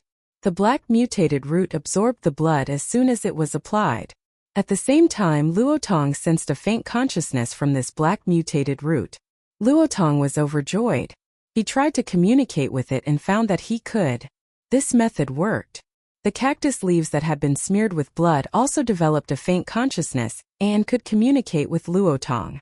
These cacti that had been smeared with blood showed significant improvements in hardness, resilience, and attack power. Luo Tong had smeared his blood on the surrounding black mutated roots, making them his own. Despite some blood loss, Luo Tong was still very happy. While subduing these black mutated roots, he felt he was close to level 4. Feeling a bit dizzy, Luo Tong stopped smearing blood and put his fingers in his mouth to stop the bleeding with saliva. Then, his black cactus roots embedded themselves into the roots of the cactus controlled by the high-level zombie, absorbing all the mutated black roots of those high-level zombies. Those roots then withered and completely lost their vitality. Good. Finally, all the black roots of the high-level zombies were eaten by his roots. Luo Tong felt he had reached the threshold of level 4, and was feeling happy when suddenly he heard an explosion from the ground. Startled, Luo Tong grabbed the unconscious Yuan Qingshan, intending to have the cactus carry them up, but then he heard another explosion, this time from underground. Zhang Shu? Luo Tong quickly dispatched his black root system to investigate. Just then he sensed the advanced zombie trying to control his black root system. His energy was retaliating within it. At the same time, Luo Tong sneered inwardly. These are mine now. The advanced zombie seemed to have given up, abandoning its control over the mutated black roots. Luo Tong breathed a sigh of relief, but then felt the surrounding soil begin to crumble and fall. He shone his flashlight on the area where the soil was falling, and saw a triangular object appear. As he wondered what it was, he saw more of it emerge, layer upon layer of pink foreheads protruding. Luo Tong's heart skipped a beat. It was the advanced zombie. He reacted quickly, directing his black roots to plunge fiercely into the advanced zombie's head. Chapter 119 Level 4 Superpower. Before the black roots could even get close to the high-level zombie, the surrounding soil collapsed. Luo Tong, along with the cactus, fell into the deeper earth. The unconscious Yuan Qingshan naturally fell with them. The triangular-headed high-level zombie followed closely behind. Using the soil, it separated Luo Tong and the cactus. The cactus sank deeper, while Luo Tong and Yuan Qingshan were trapped halfway underground. The zombie wanted to eat fresh meat, so it deliberately left a small space around their heads, ensuring they could breathe while making it easier for it to gnaw on the energy cores inside their brains. Luo Tong was buried from the neck down. The soil surrounding him was a strange black color, and it seemed to be absorbing the little energy remaining in his body. His flashlight had fallen during the collapse, so in the pitch-black darkness underground, he couldn't see Yuan Qingshan at all. However, judging from the faint sound of breathing, Yuan Qingshan couldn't be far away. The zombie's cawing laughter rang out again. Luo Tong heard the rustling of shifting soil. The high-level zombie was getting closer. Suddenly, Luo Tong felt something tighten around his neck. His heart nearly stopped from fright. Before he could react, someone grabbed him by the collar and dragged him backward. Still dazed, Luo Tong thought, "Wasn't I buried alive?" A hoarse voice came from behind him. "Who are you?" Luo Tong hurriedly replied. Luo Tong. As soon as he answered, he noticed the soil trapping him was slowly losing its vitality, as if it had stopped moving entirely. At that moment another thought struck him. Aside from the high-level zombie, the only other person buried underground was Yuan Qingshan. Yuan Qingshan? The hoarse voice answered. It's me. But how did we end up here? Luo Tong quickly explained. We encountered a high-level zombie. It seems to have Earth-type abilities. It dragged us underground. After speaking, Luo Tong asked suspiciously. Wait, weren't we trapped in the earth? How are you able to move? Yuan Qingshan grinned. I think I awakened an ability. Though Luo Tong couldn't see his expression, he could hear the excitement in Yuan Qingshan's voice. Hehe, you're courting death. The high-level zombie's figure was already close at hand. Yuan Qingshan pulled Luo Tong over and grabbed his arm. Then he pushed off with his feet. Like an arrow, he shot upward through the earth while carrying Luo Tong with him. In the blink of an eye, the layer of soil above them burst apart, and they returned to the surface. Yuan Qingshan released Luo Tong and looked down at the bullet wound in his chest. A cold smile appeared on his lips. He had memorized that person's face. He'd settle the score later. At that moment, something suddenly shot out from underground, wrapped around Yuan Qingshan's ankle, and violently dragged him back beneath the earth. As he was pulled down, Yuan Qingshan calmly said, Protect yourself first. I'll deal with that high-level zombie. Luo Tong exclaimed. You just awakened your ability. How could you possibly fight a high-level zombie? Don't worry, Before Yuan Qingshan could finish speaking, he was dragged underground again. Despite this, he remained remarkably calm. He had awakened an Earth-type ability. The energy fluctuations in the soil that trapped him allowed him to absorb its power directly. Because of his injuries, he couldn't absorb enough energy at first, so he instinctively searched for other sources of Earth energy nearby. Soon he discovered that the surrounding soil contained far more energy than his own. Just as he was about to absorb it, he realized someone else was trapped in the soil. Unsure whether they were friend or foe, he pulled them over to avoid harming them by accident. Only then did he realize it was Luo Tong. Once he learned the soil itself was the high-level zombie's weapon, Yuan Qingshan no longer hesitated. He immediately absorbed all the energy from the surrounding earth. The energy repaired his injuries, and his newly awakened ability directly advanced to level 2. After hearing Luo Tong explain that the zombie possessed Earth-type powers, a bold idea suddenly appeared in Yuan Qingshan's mind. If he could absorb the zombie's crystal core directly, he might become a level 3 ability user. Rather than fear the high-level zombie, Yuan Qingshan suddenly began to view it as prey. After dragging Yuan Qingshan underground, the high-level zombie wrapped him tightly with octopus-like tentacles and lunged at his neck. The stench nearly made him gag. Yuan Qingshan roared and exploded with strength, forcefully breaking free from the creature's grasp. In the darkness, he immediately threw a punch. Bang! His fist smashed directly into the zombie's nose. Yuan Qingshan's strength was astonishing. The impact caved in the zombie's face completely. This instantly enraged the creature. It shrieked furiously, no longer holding back. The white feathers on its legs suddenly stood upright like needles and pierced into Yuan Qingshan's legs, drawing blood immediately. At the same time, one octopus-like arm wrapped around Yuan Qingshan's neck while sharp claws dug into his flesh. The triangular structure on the zombie's head began to extend outward. It lowered its head and thrust the triangle toward Yuan Qingshan's skull, preparing to suck out his brain matter directly. It loved brains. Human brains even more so. Far more than energy cores. Large patches of black soil spread around them and crept toward Yuan Qingshan. The zombie planned to devour his brain and crystal core, then use his corpse as fertilizer for the soil. This human would make excellent fertilizer. Strong body. Strong energy. Top quality. Yuan Qingshan, however, was delighted when he saw the black soil approaching. He assumed he could absorb even more energy from it. But the moment the black soil touched his body, his expression changed. The soil wasn't giving him energy. It was devouring his life force at terrifying speed. What's going on? Why can't I absorb it back? The high-level zombie trembled slightly with excitement as it absorbed Yuan Qingshan's vitality. So this was what it felt like to absorb another ability user.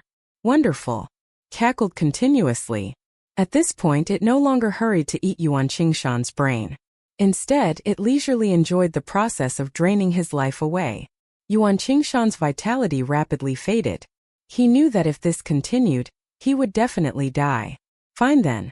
If he was going down, he'd drag the zombie with him. Although his body was restrained, his head could still move. He suddenly lunged forward and bit viciously into the zombie's forehead, tearing off a chunk of flesh before spitting it onto the ground. "This thing looks tough," he roared. "But it's surprisingly easy to bite." Then he bit down again. He no longer cared whether he would contract the zombie virus. He was already prepared to die. "Yuan Qingshan! Yuan Qingshan!" Luo Tong shouted anxiously from the surface, but no one answered. Had Yuan Qingshan already been dragged away again? Luo Tong's face turned pale. At that moment Zhang Shu's weak voice sounded nearby. "I heard something just now. Yuan Qingshan was probably dragged underground again. Can't you absorb soil energy to recover your strength? Once you recover, have the cactus pull him back up." The underground explosion had seriously injured Zhang Shu. Although he survived, his back burned with pain, and he suspected internal injuries. He had even coughed up blood. Luo Tong forced a bitter smile. "I'll try." He could absorb energy from the soil to restore himself, but because of the gap in strength, he couldn't absorb energy from the deeper layers underground. Maybe it was because of the soil, or maybe it was because his level was too low. Either way, he had to try. Maybe if he bled into the soil again, he could break through to level 4? Luo Tong squatted down and pressed both hands against the earth. Forget everything else. Absorb first. Even if he failed, he had to try his best. This time he was standing on the surface instead of being trapped underground, so he had less to fear. Even so, he still spread a layer of cactus beneath himself and Zhang Shu. If the soil collapsed again, he could enlarge the cactus and anchor it firmly in place. The cactus roots drilled back into the ground. Luo Tong began frantically absorbing the soil's energy. Suddenly, somewhere underground felt like a solid wall, blocking the cactus roots completely. Luo Tong's heartbeat quickened. Yuan Qingshan had to be there. And the high-level zombie too. The cactus roots slowly turned black, transforming into the strange black roots that had previously absorbed Luo Tong's blood. Like a giant net, the black roots wrapped around the massive patch of black soil and began tightening. The zombie's black soil was incredibly tough, but Luo Tong had a strong feeling. If he could break through this black soil, he would definitely advance to level 4. Definitely. He craved strength. There was no way he would miss this golden opportunity. His gaze hardened. The black roots rapidly shrank and thinned until they became as fine as strands of hair. Then they slowly burrowed into the black soil, bit by bit. Deeper. Deeper. Still deeper. Luo Tong became extremely tense. If the roots could become even smaller than grains of soil, then they could definitely penetrate completely. Subconsciously, he focused all his mental energy on controlling the roots, forcing them to shrink further and further. This level of precision placed enormous strain on his control over his ability. Then, they got through. The black roots became tinier than dust particles themselves and slipped into the microscopic gaps within the soil. Once the first root succeeded, the rest surged in after it, frantically absorbing the supernatural energy contained within the black earth. Success! At that moment, Luo Tong officially broke through to level 4. The power absorbed by the black roots flooded wildly into his body. Not only was his strength completely restored, but his supernatural power also recovered fully. He felt stronger than ever before. At the same time, the vague image of a walking cactus appeared briefly in his mind before vanishing. Walking. Luo Tong lowered his head thoughtfully. A walking cactus. Carrying me? Would I ride it like transportation? Is that the future direction of my ability? Have you found Yuan Qingshan yet? Zhang Shu's shout snapped Luo Tong out of his thoughts. He immediately stopped thinking and pushed the black roots deeper underground in search of Yuan Qingshan. Meanwhile, as Luo Tong absorbed the energy from the black soil, the high-level zombie was clearly startled. The restraints around Yuan Qingshan loosened slightly, freeing his hands. Opportunity! Yuan Qingshan lunged forward and locked onto the zombie's head with a grappling hold. Taking advantage of its distraction, he twisted its head a full 720 degrees. Then he instantly drew the military knife from his waist and slashed wildly, cutting, stabbing, hacking with every technique he knew.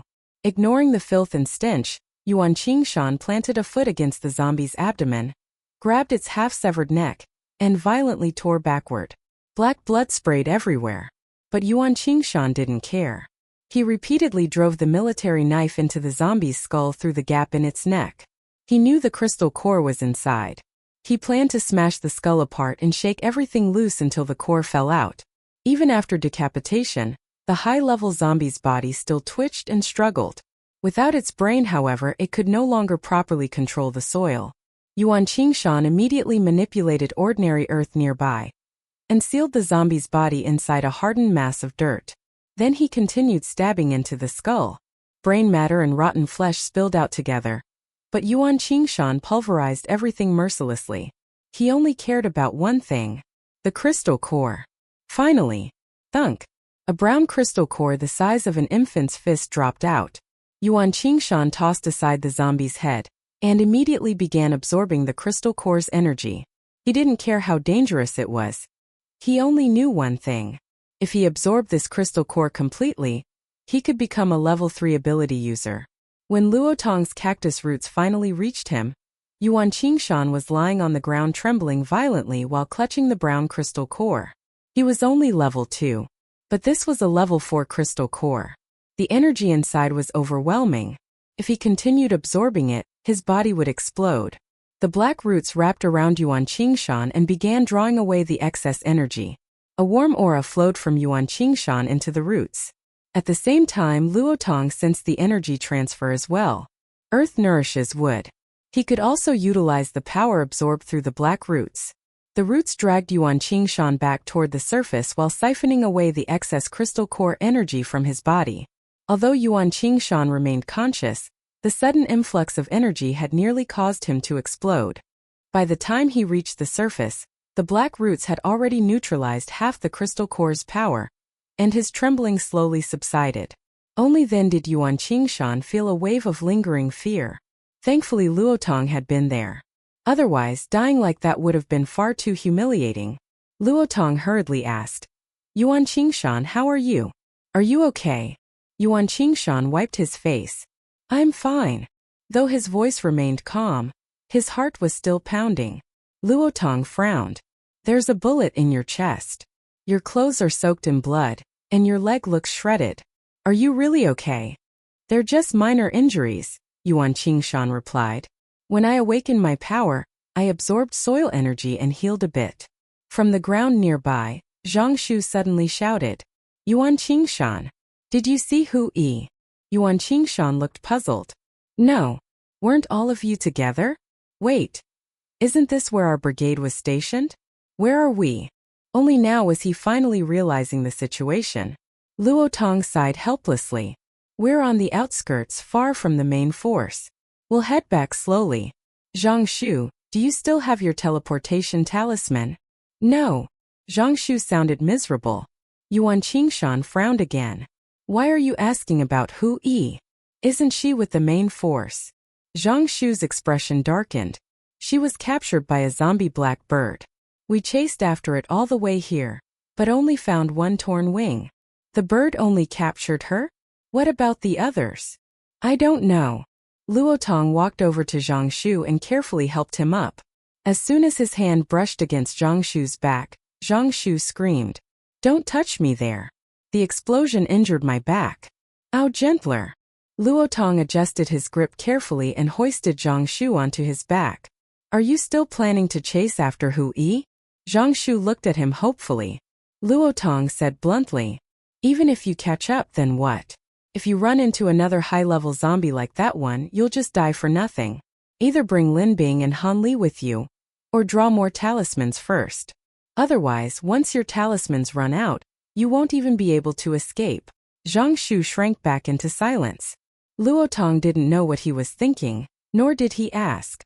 Carrying Zhang Shu on his back, he followed Yuan Qingshan toward the direction of the main group. Along the way, Yuan Qingshan repeatedly insisted he was fine and offered to carry Zhang Shu instead. but Luotong firmly refused. After all, Yuan Qingshan was badly injured. There was no way Luotong would let him push himself recklessly again. Song Mao had no idea where the zombie blackbird was taking him. He only knew they had been flying for nearly 2 hours. The wind had numbed his face, and his hands were gradually losing feeling. He didn't know how much longer he could hold on. This zombie blackbird had ambushed him several times before, but because its scales were extremely tough, Song Mao had never managed to kill it. Eventually, the bird seemed to stop trying to kill him directly. Instead, it began tormenting him.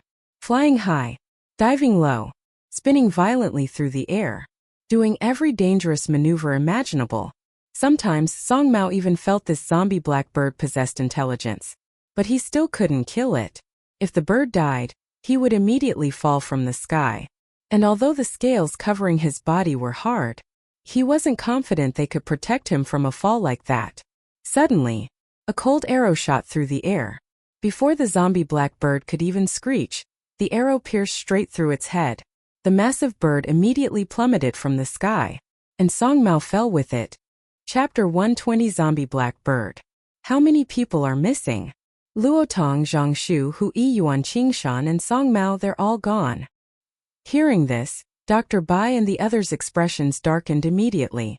They didn't even know when Song Mao and Yuan Qingshan had disappeared, let alone whether they were dead or alive, or where they were. One of the soldiers cautiously suggested, could they have been taken away by the zombie blackbird? Dr. Bai immediately turned to him. Did you see something? The soldier's eyes flickered nervously. He slightly raised his head, avoiding Dr. Bai's gaze. Dr. Bai's voice turned cold. Speak. What happened? Perhaps it was the oppressive atmosphere around Dr. Bai, but sweat began forming on the young soldier's forehead. Finally, he stammered out an explanation. The zombie blackbird grabbed someone. I didn't see clearly who it was at the time. It might have been one of your missing companions. Or maybe not. I'm not sure. Dr. Bai silently analyzed the situation. If Song Mao had truly been captured by the zombie blackbird, then he must have been carried into the air. No one here possessed the ability to fly, which meant there was no way to search for him. Moreover, no one knew how much time had already passed. At this point, there was nothing they could do. They could only hope Song Mao was clever enough to survive somehow, though the chances were slim. As everyone spoke, several survivors cautiously approached the group. Their faces were full of eager smiles as they fawned over Dr. Bai. Doctor, some of our people were injured by zombies too. Do you still have medicine left?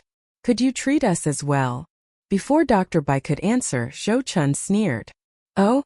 Weren't you hiding as far away as possible earlier? Now that you've seen something useful, you suddenly want to share? Why should we give you our supplies? The survivors immediately became anxious. We're civilians. You're supposed to serve the people. Why won't you help us? Lin Bing laughed coldly.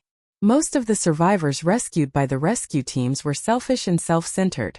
Not only were they rude to the soldiers risking their lives for them, but whenever they were dissatisfied, they immediately stood on moral high ground and began criticizing everyone around them. No wonder Deng Wei called them ingrates. Lin Bing didn't know that this group had been rescued very early in the apocalypse. The eldest daughter of the Duan family was among the first survivors rescued, meaning she had never truly suffered hardship before. Born into privilege, she had always been pampered and catered to. Because Hu Zhengyang was connected to the Han family, he didn't dare offend her. As a result, she constantly found fault with him throughout the journey and complained about everything he did. At first, she had even insisted on flying home. Only after personally encountering zombies did she calm down somewhat. The other rescued survivors gradually adopted the same attitude. In their eyes, the rescue team existed to save them. If the soldiers failed to protect them properly, then it was the soldiers' fault.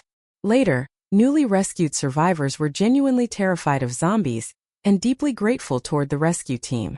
But after seeing how indulgently the Duan family's eldest daughter was treated, dissatisfaction began to spread. They wanted the same treatment. Meanwhile, because the rescue team continued protecting them while soldiers died one after another, the survivors themselves never truly experienced danger. Slowly, they stopped fearing anything. And once fear disappeared, people became reckless. Deng Wei was utterly fed up with them. Only someone as mild-tempered as Hu Zhengyang could continue tolerating these people. The higher-ups had ordered them to rescue survivors, and Hu Zhengyang faithfully obeyed, saving everyone he encountered. As a result, the convoy moved slower and slower. The more survivors they rescued, the more zombies they attracted.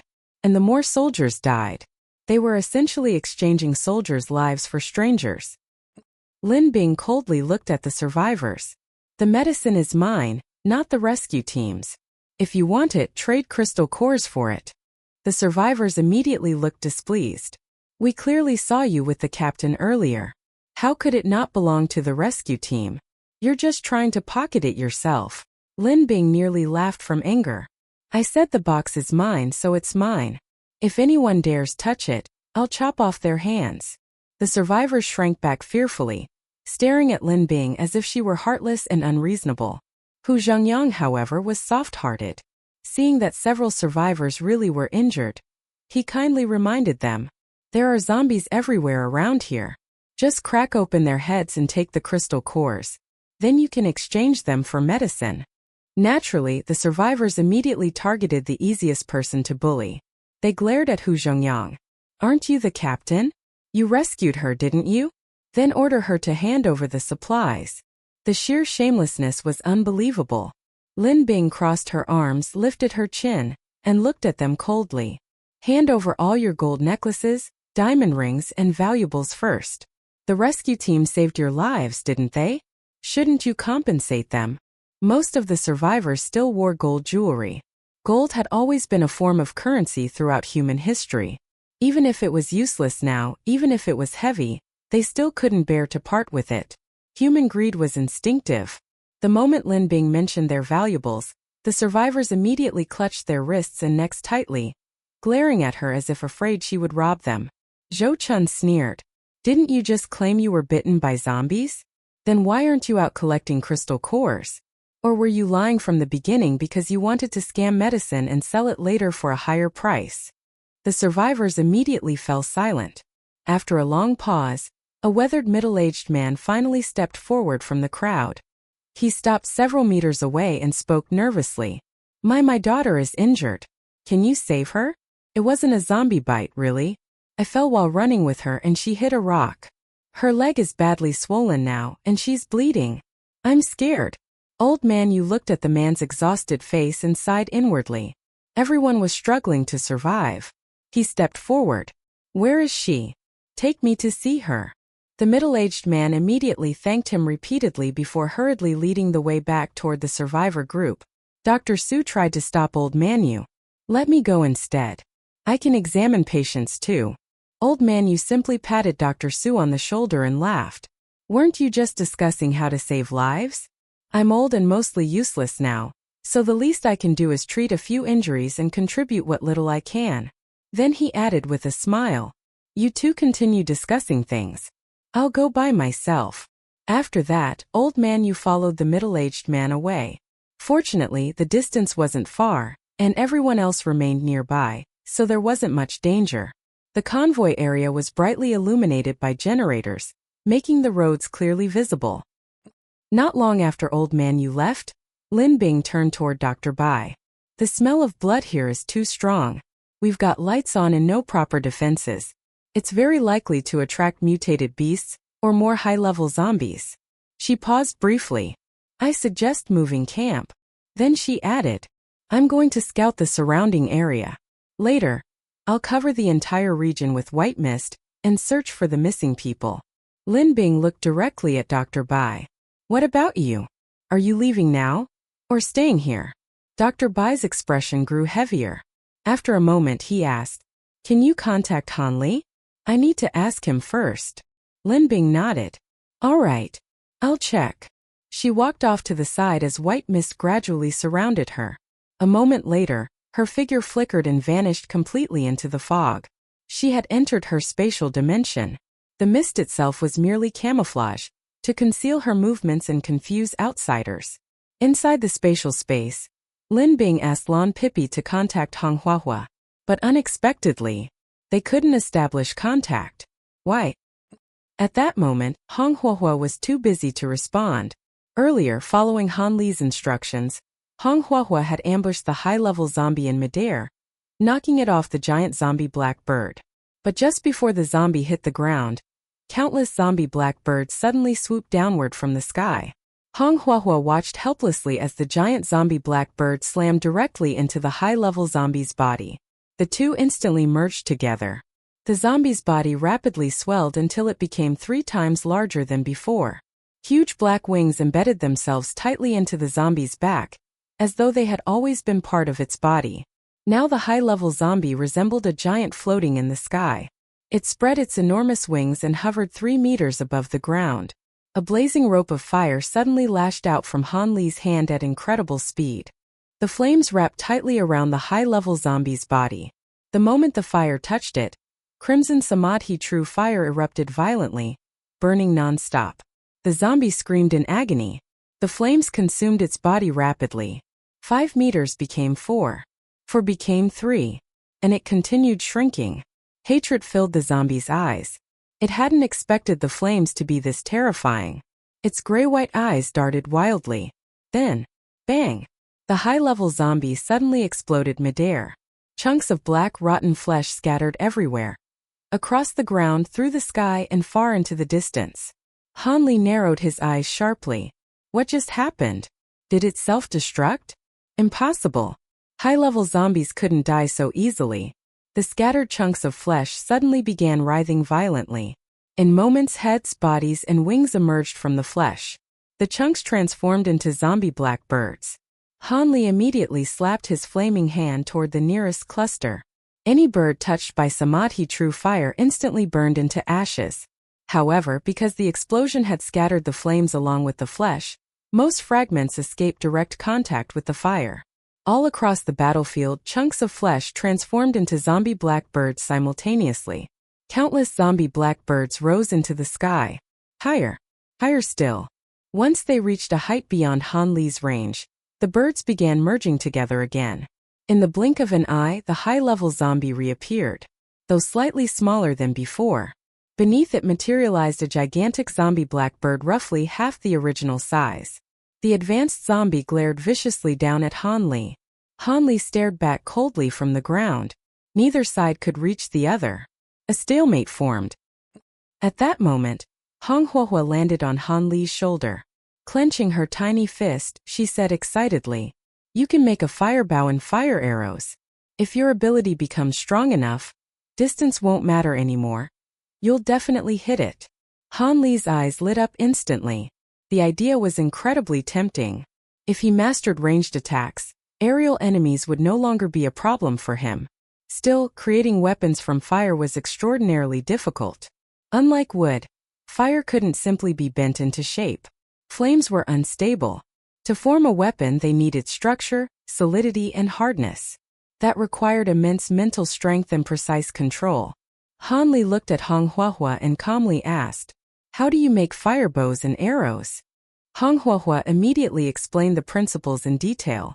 Han Li listened carefully, his expression becoming increasingly serious. Fire arrows were relatively simple, but fire bows were extremely complicated and required repeated practice. Han Li looked up at the distant high-level zombie. If fire could form bows and arrows, then perhaps it could also form spears.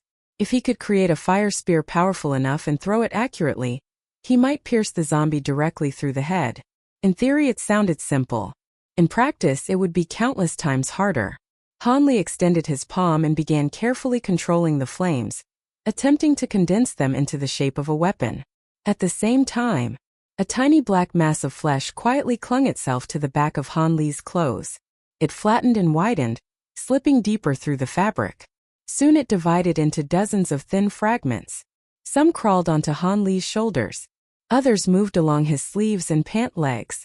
The flames surrounding Han Li continued burning fiercely, but these were ordinary red flames, not samadhi true fire. The black flesh wasn't afraid of them. The thin pieces slowly slipped through the gaps in Han Li's clothing and squeezed toward his skin. High above the battlefield, the high-level zombie stood motionless atop the zombie black bird. Its bloodshot gray-white eyes stared obsessively at Han Li. The flames surrounding Han Li were dazzling. This body, strong physique, powerful abilities. Even the appearance suited its tastes perfectly. Soon, this powerful young body would belong to him. The high-level zombie's body trembled excitedly, its smile twisting grotesquely. But it couldn't allow Han Li to notice what was happening. It had to keep Han Li distracted. Look! That zombie is flying down again. Hong Huohuo pointed upward. Han Li looked up and saw the high-level zombie circling lower and lower overhead. It hovered about 6 meters above him before suddenly flying forward and dropping to 4 meters, clearly trying to lure Han Li into pursuing it. Han Li remained perfectly calm. He quietly observed the zombie, wondering what it planned to do. Then the high-level zombie suddenly rose into the sky again. At the same time, a smaller zombie black bird flew over from the distance carrying something in its claws. It was too far away to see clearly. After merging briefly with the smaller bird, the high-level zombie took the object into its own hands.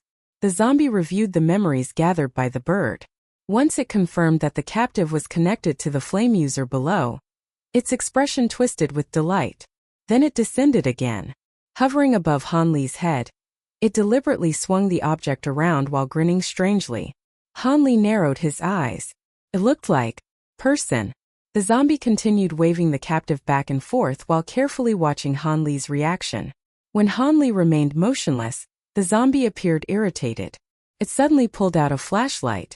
Han Li barely had time to wonder why a zombie would use a flashlight before the beam illuminated the captive's face. Hui! Her face was covered in blood. Han Li remained expressionless. He instantly understood. The high-level zombie wanted to use Hui as a hostage, which meant he absolutely couldn't reveal that he cared. Pretending not to recognize her was the safest option. At the same time, he wanted to see what the zombie intended to do next. Seeing no reaction from Han Li, the high-level zombie roared furiously. Then it deliberately made a motion as though it were about to throw Hui away. Han Li still didn't move. Silently, he communicated with Hong Huohuo through his mind. Watch the hostage carefully. Catch her if she falls. While Han Li's attention remained focused on the high-level zombie, the thin black flesh pressed tightly against his back. Suddenly, the zombie sensed something. It let out 2 excited roars. Then, perhaps out of excitement or perhaps for another reason, it actually threw Hui from the sky. Hong Huohuo instantly rushed forward. Its fiery red hair lengthened rapidly, wrapping tightly around Hui. At the same time, its wings expanded dramatically, becoming enormous. Hong Huohuo spiraled downward and safely landed on the ground while carrying Hui. Seeing this, Han Li immediately ran toward them. He worried Hong Huohuo's small body might not be able to support Hui properly. But after only taking 2 steps, a sharp, unbearable pain exploded across Han Li's back. Something was burrowing into his body. At that exact moment, the high-level zombie dove toward Han Li from the sky. Chapter 121. Lin Bing left behind. Enduring the excruciating pain, Han Li quickly ripped off his shirt and threw it on the ground. Only then did he see that the back of his shirt was covered in flat, black chunks of flesh. This was what had burrowed into his body. So, this thing wasn't afraid of ordinary fire. He'd have to use samadhi fire. Han Li condensed samadhi fire into a fireball and threw it at his shirt. The shirt sizzled and burned, the flat black chunks emitting a strange meaty aroma, and black smoke rose from the flames. But that wasn't the end of it. Half of the chunk of flesh had already burrowed into Han Li's body, and was still desperately trying to push its way in. Han Li reached down and felt around on his back, and found it. The thin black chunk of flesh was slippery, and Han Li managed to grab it with great difficulty. But even though he had it, he couldn't pull it out. Damn it, it was still burrowing in. At the same time, Han Li felt the thin black flesh he was holding was about to break, as if it was deliberately severing its connection with the black flesh burrowing into his back. He couldn't wait any longer. Han Li gritted his teeth, and samadhi fire erupted from his palm. The thin black flesh in his hand hissed as it burned against his back. To his disappointment, the samadhi fire burned the outer layer of flesh on his back but didn't reach the thin flesh burrowing into his body. His skin prevented the samadhi fire from burning inward. What to do? He couldn't burn the black flesh inside his body with fire? Han Li's face was terribly grim. These were just pure flesh without any bones, so he couldn't use his bone-based abilities. He needed to think carefully. The high-level zombie stopped abruptly upon seeing the red flames on Han Li's body, watching him warily and no longer approaching. Han Li glanced at the high-level zombie hidden in the darkness, his eyes narrowing slightly. He thought to himself, perhaps he could deal with this one first, and then the living flesh inside his body might die. A moment later, Han Li's body trembled, his hands clutching his back in extreme pain. A scream rang out, and he collapsed to the ground motionless. Simultaneously, the red flames on Han Li's body gradually diminished, and after a while they vanished completely. The advanced zombie watched this scene with immense joy. Suppressing its urge to rush forward, it waited a while, and only after confirming that Han Li was indeed unable to move did it summon the zombie black bird beneath its feet. The bird leaped down from the low sky and pounced on Han Li. After entangling Han Li, the zombie black bird in the air plunged into the advanced zombie's body, merging with it. Its massive black wings folded, like giant hands, completely enveloping both Han Li and the advanced zombie. Just then, Han Li suddenly opened his eyes, a smile playing on his lips. The advanced zombie had offered itself up. He naturally wouldn't let this opportunity pass him by. Han Li tightly gripped the high-level zombie's body, and the fiery samadhi fire engulfed its entire form, even igniting the large black wings that bound it. The high-level zombie screamed in agony, its voice filled with terror. "How are you still conscious?" Han Li didn't answer. The flames surged 3 feet, engulfing the high-level zombie completely. The feathers on its wings burned the fastest, and in moments only black, fleshy wings remained. The high-level zombie continued to howl in agony, trying to break free of the flames, but found itself unable to move. Its bones were firmly planted on the ground. It couldn't budge an inch. The high-level zombie watched helplessly as the flames consumed it. It was unwilling to accept defeat. From within the flames, another bang was heard, and the high-level zombie's body exploded again. The bones that Han Li had pinned it to the ground remained, but that was all there was to it. The high-level zombie's body once more transformed into countless chunks of flesh that flew away. Unfortunately, because there were no bones, these black chunks of flesh did not transform into the zombie black bird. The black chunks of flesh exploded, but few penetrated the flames. The samadhi fire had 5 layers. Even if the first and second layers didn't melt the flesh, the remaining 3 layers made escape impossible. One larger chunk cleverly burrowed into the ground. Its surface even sprouted features resembling facial features as it desperately burrowed deeper, burying itself. Unbeknownst to anyone, inside the black chunk was a fist-sized black crystal core, the life-bound crystal core of the high-level zombie. Han Li sat on the ground, drenched in cold sweat. The samadhi fire had burned away all the black chunks of flesh from the high-level zombie, but the thing that had burrowed into his body wasn't dead. He didn't know if it was fusing with his cells or devouring his flesh. The pain was excruciating. He suspected that if this continued, the thing would definitely climb up his spine. Han Li slowly placed his hand on his back again, feeling the most painful spot. This was it. He couldn't use a knife because he couldn't see his back. What if the knife went too deep and pierced his internal organs? He could only tear the flesh off his back with his hands. It was better than ruining his body. Han Li first used the knife to cut a wound on his back. Just as he was about to tear the flesh off with his hands, he suddenly remembered that his hands had touched a high-level zombie. He needed to wash them. There was no water here. He had to go back to his space. Right, where was Hong Huahua? Oh, and Hui too. Han Li looked up and saw Hong Huahua flying over with Hui. Hong Huahua put Hui on the ground and said with a frown, "I wanted to send her into the space, but I couldn't get in. The space's level is still too low." Hong Huahua sighed after saying that. Speaking of the space, Hong Huahua then remembered Lon Pippi, whom he had communicated with before. Right, Lon Pippi and Lin Bing seemed to be in the space. What did they say earlier? They seemed to be coming over. Red fire disappeared from its spot, and a moment later, it reappeared with Lin Bing and Blue Pippi. Blue Pippi angrily smacked Red Fire's short legs. "Why did it take you so long to bring me here? Honestly, I've been waiting for 5 minutes. Red Fire coldly replied, "I forgot."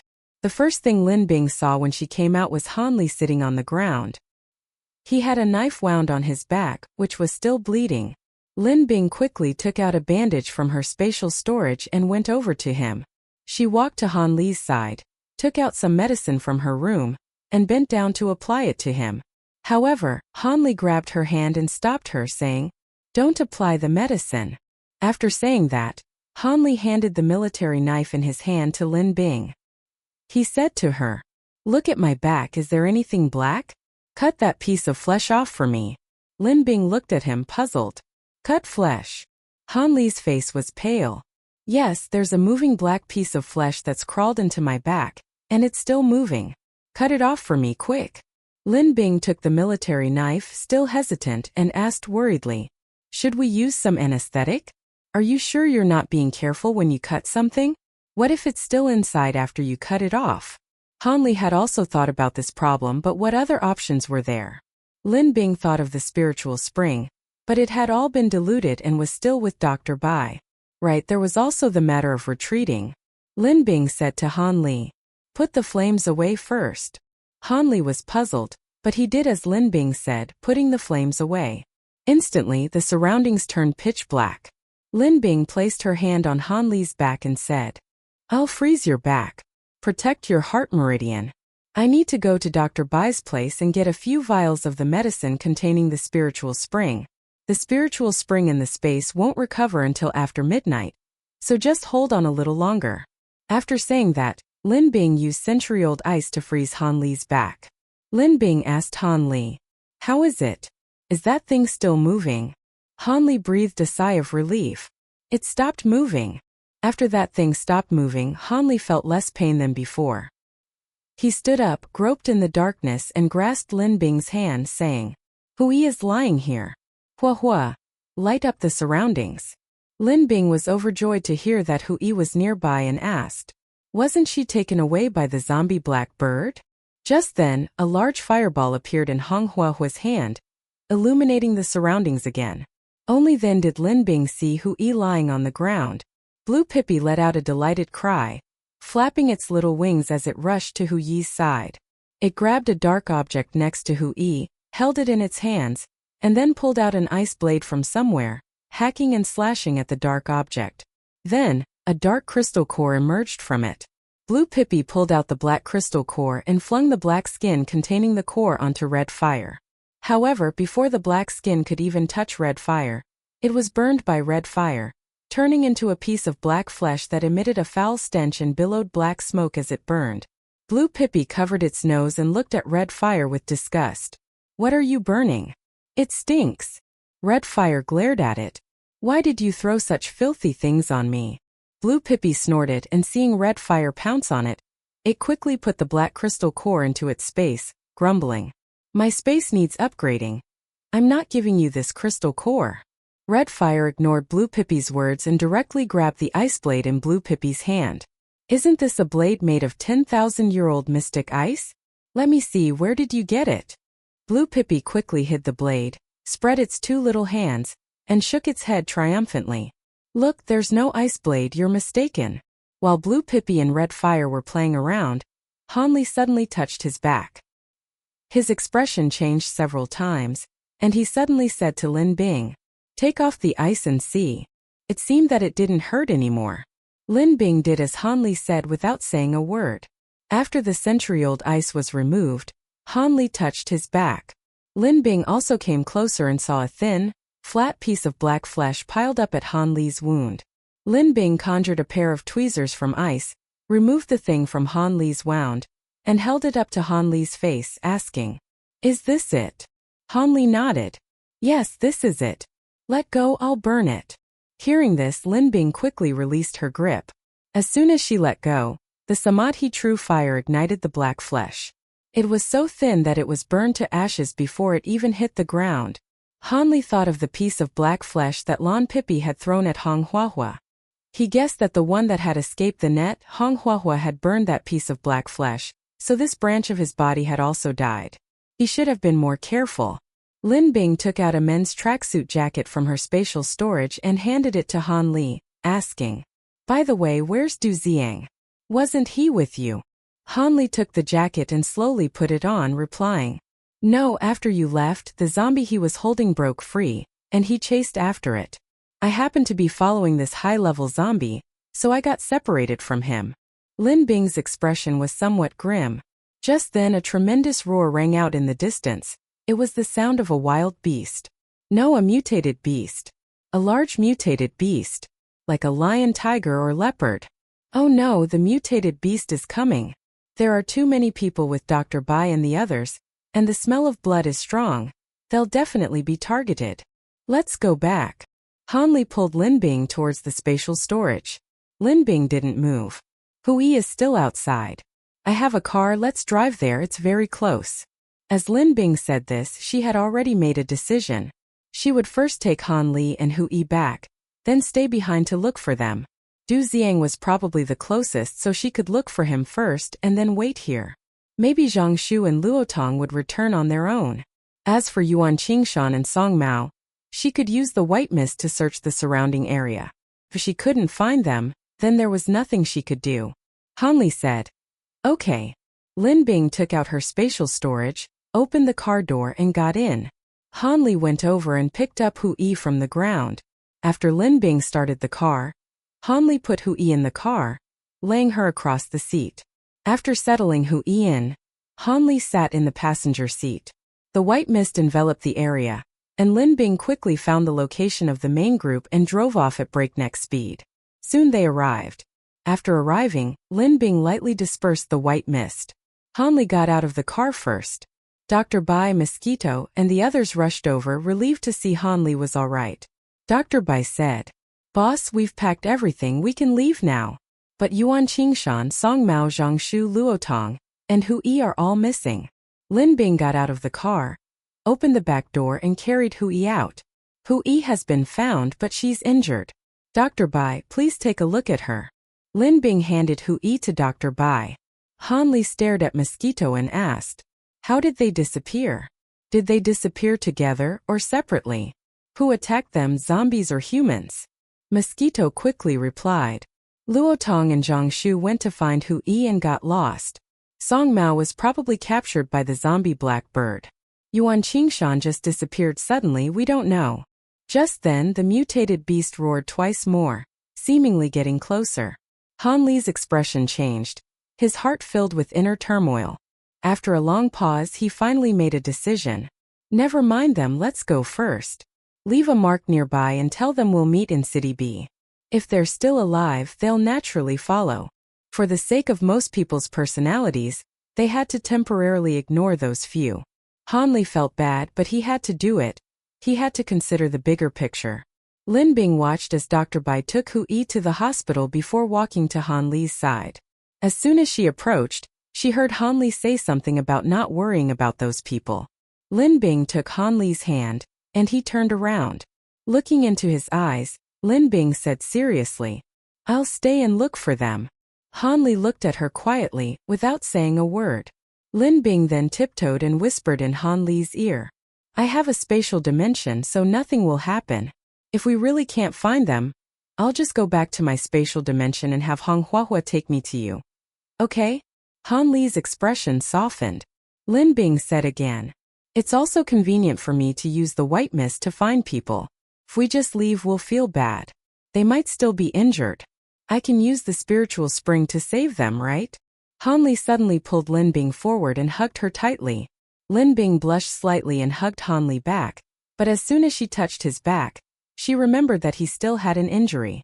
She quickly pushed him away, saying, "Your back is still injured. Oh right, we haven't applied the medicine yet. Dr. Bai is treating Hui. Go find Dr. Su." Han Li smiled at her, his eyes full of obvious doting. Lin Bing's eyes darted away. As if remembering something, she breathed a sigh of relief. "I need to go find Dr. Bai to get some medicine." With that, Lin Bing hurriedly ran off. After Lin Bing left, Han Li's gaze turned cold. He asked Mosquito beside him, "Are Han Dongdong and Xiao Badu all right?" Mosquito nodded. "They're fine. Dongdong came out, but the other two are still inside. Dongdong said it's safer this way." Han Li and Mosquito walked towards the convoy together. Lin Bing took a box of medicine and quietly put it into her spatial storage. Han Dongdong rushed towards Lin Bing as soon as he saw her. When he learned that Lin Bing wasn't going with them, he protested, clinging tightly to her waist and crying, demanding that she come along too. He knew how dangerous the apocalypse was, and he was terrified that if Lin Bing stayed behind, she wouldn't be able to keep up. Lin Bing kissed his cheek and said, "Luotong and the others haven't caught up yet. I have to wait for them. Don't worry, I'll be fine." Han Dongdong continued to cry, sniffling. "If only my space could hold you all, then you wouldn't be afraid of those monsters." Lin Bing knelt down and hugged him, deeply moved. Fighting back tears, she smiled and comforted Han Dongdong. "It's just a few days apart, it's okay. Really, it's not like we're going to die. I know you're the best and most obedient one, be good." Han Dongdong still wouldn't let go. Finally, Han Li shoved Han Dongdong into the car. Before leaving, Han Li told Lin Bing, "Take good care of yourself. If you're in danger, go into your spatial dimension. I'll have Hong Huohua stay there. You can have it take you there anytime. Don't force yourself if you can't find them. They're not as weak as you think." "I know." Lin Bing watched the convoy get further and further away, feeling a strange melancholy. Only when the convoy was out of sight did Lin Bing turn to go back to her car. As soon as she turned around, she was startled by the figure standing next to her. Lin Bing looked closely and realized it was her cousin, Lin Zenon. She looked at Lin Zenon in surprise. "Brother, why did you stay?" Lin Zenon said calmly. "What else could I do but leave you alone, brother?" For some reason, Lin Bing felt her eyes sting. "All right, the sounds of wild animals are getting closer. We can't stay here any longer. Let's go back to the car and find a safe place." "Okay." Lin Bing nodded heavily. They got into the car, and Lin Bing drove towards the place where Du Xiang and Han Li had gotten separated. When Du Xiang returned, the area was empty. There wasn't a soul in sight. His face betrayed his disappointment. He sniffed the air, seemingly catching a whiff of something. His eyes lit up, and he dashed off in the direction Lin Bing's car had driven. Zhang Shu felt his back pain intensifying, and he began to groan.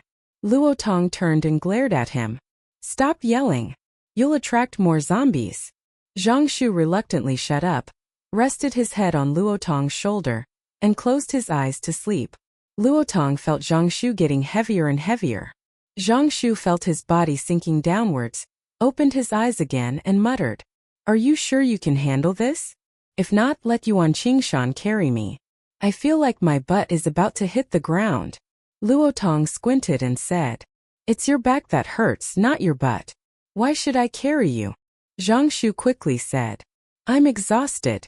You know I'm weak, don't hold it against me." Yuan Qingshan walked ahead, stopping every few steps to wait for Luotong and Zhang Shu, who was also annoyed. As they walked, Luotong suddenly stopped. Zhang Shu was startled and his eyes widened. "You're not really going to throw me off, are you?" Luotong turned to Zhang Shu and said, "Get down, get down. Get down first, I have something to say." "What?" Zhang Shu looked at Luotong suspiciously. "You don't want to carry me anymore, are you? So stingy, can't I even say a few words?" However, Zhang Shu still got down on his own, not daring to stand up straight because his back would hurt. Luotong excitedly patted Zhang Shu on the shoulder, saying, "Didn't you bring talisman paper and cinnabar? And a brush too? Let's draw a teleportation talisman now. Once it's done, we can go over." Zhang Shu was stunned. Good idea. How could he have forgotten that? He tied the talisman paper, cinnabar, and brush to his waist, his underwear very tight, completely concealing his talisman drawing tools. Yuan Qingshan's face also lit up with joy. Then Zhang Shu looked at Luotong with a troubled expression. "It's pitch black. How am I supposed to draw a talisman?" Chapter 122. The Little Matter of Eating. Zhang Shu's words quieted Luotong and Yuan Qingshan down. Yuan Qingshan scratched his head and said, "Don't think about these things. Let's hurry up and go." "Zhang Shu, come here, I'll carry you." Luotong thought for a moment and asked, "Which of you brought a lighter?" Zhang Shu shook his head, saying he didn't. Yuan Qingshan said, "Let me look." He had a lighter before, but after being tormented by the zombies, he didn't know if it was still in his pocket. Yuan Qingshan searched his pockets for a long time but couldn't find the lighter. He said helplessly, "My lighter is gone." The three of them sighed in unison. This time Yuan Qingshan carried Zhangshu on his back, and they started their journey again. Because it was too dark, Luo Tong accidentally stepped on a stone and almost fell. Just as he was about to kick the stone away, a thought flashed through his mind. He suddenly realized that if the two stones were smashed together, wouldn't there be sparks? There was also a lot of dry grass around which might be able to ignite. If the dry grass and branches were burned, wouldn't there be flames? Zhangshu can draw talismans now. Luo Tong was overjoyed and immediately called out to Yuan Qingshan and Zhangshu. Wait a minute, I've thought of a way. After saying that, Luo Tong squatted down, groped around on the ground for a while, and quickly found two irregularly shaped stones quite sharp. Holding one in each hand, Luo Tong used a cactus to gather some dry grass and branches around it, and piled them together. Zhangshu, lying on Yuan Qingshan's back, looked at Luo Tong with confusion. What are you doing? What's the idea? Luo Tong didn't even look up. You'll find out in a bit. The stones were rubbed together, and sparks flew a couple of times. Luo Tong was overjoyed. There was hope. With a sense of purpose, he put in even more effort, and more sparks flew. After about 5 minutes, sparks landed on the dry grass, and a small flame appeared on the tip of the grass. There was a wind at night, and the small flame flickered. Luo Tong quickly threw the stones aside, squatted down, and protected the small flame with both hands. With Luo Tong's efforts, the small flame finally grew into a large one. After the flame stabilized somewhat, Luo Tong added more dry firewood to the withered grass, starting with small pieces and then larger ones. Gradually the flame grew bigger and bigger.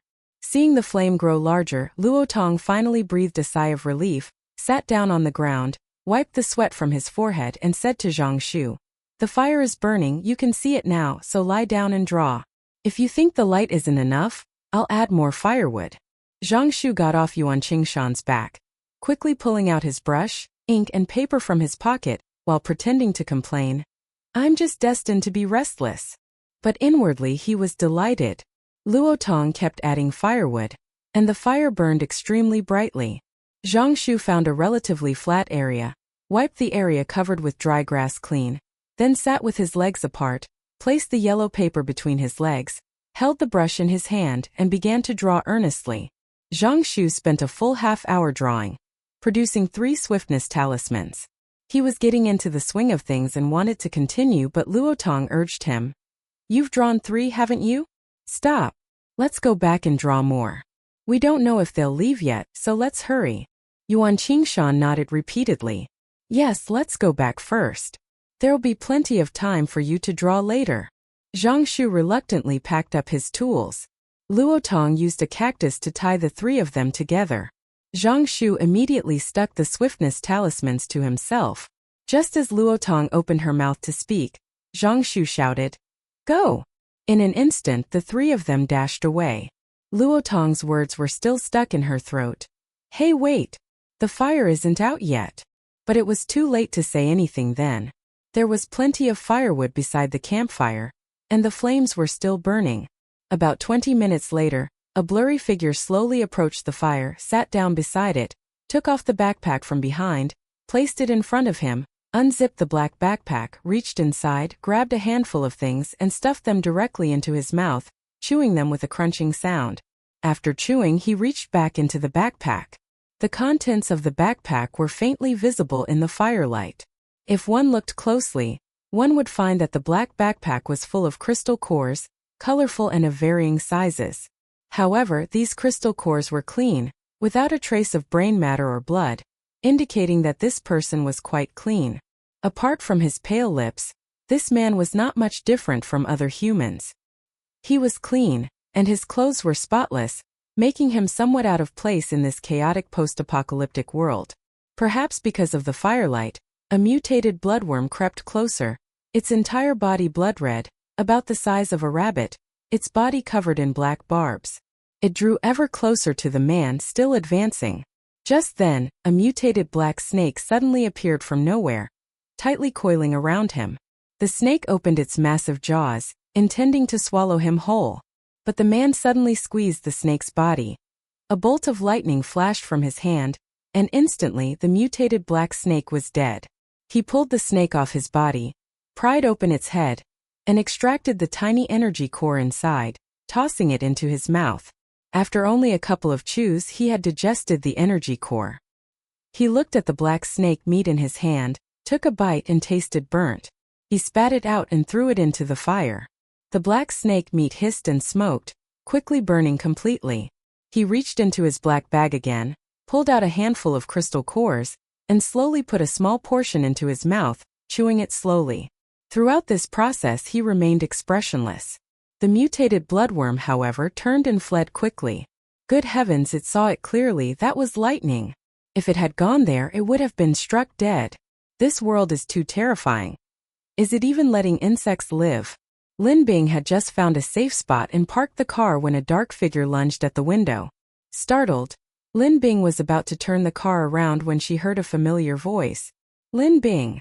Lin Bing paused for a moment before realizing who it was, and exclaimed with delight, Du Xiang. Du Xiang nodded, knocking on the window. It's me. I want to get in. Lin Bing opened the car door and said to Du Xiang, Get in quickly. Wait, where are your clothes? They're gone again. Lin Bing turned her head, took out a set of clothes from her spatial storage, and handed them to Du Xiang, saying, Put these on and sit in the back. Du Xiang obediently took the clothes and slowly put them on. Lin Bing still turned her head in the opposite direction from Du Xiang. She suddenly asked, Du Xiang, are you injured? I think I smell blood. Du Xiang had just finished putting on his pants and was about to put on his clothes when he heard Lin Bing's question. He replied, I have a small wound on my arm. It was bleeding a lot, but it stopped now. Lin Bing took out some medicine and bandages from her spatial storage and handed them to Lin Zinan, saying, Brother, go and apply the medicine for him, hurry up. Lin Zinan, who was sitting in the passenger seat, got out of the car with the medicine and bandages and said to Du Xiang, You get in too, sit in the back. There's a light in the car, so I'll apply the medicine for you from inside. Du Xiang didn't move at first until Lin Bing said, Don't just stand there like an idiot, get in the car. Only then did he climb into the back seat.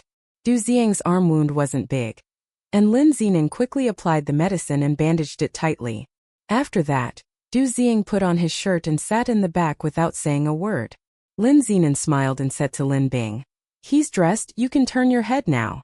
Lin Bing turned around and carefully examined Du Xiang. Du Xiang looked well, so he didn't seem to have suffered any serious injuries.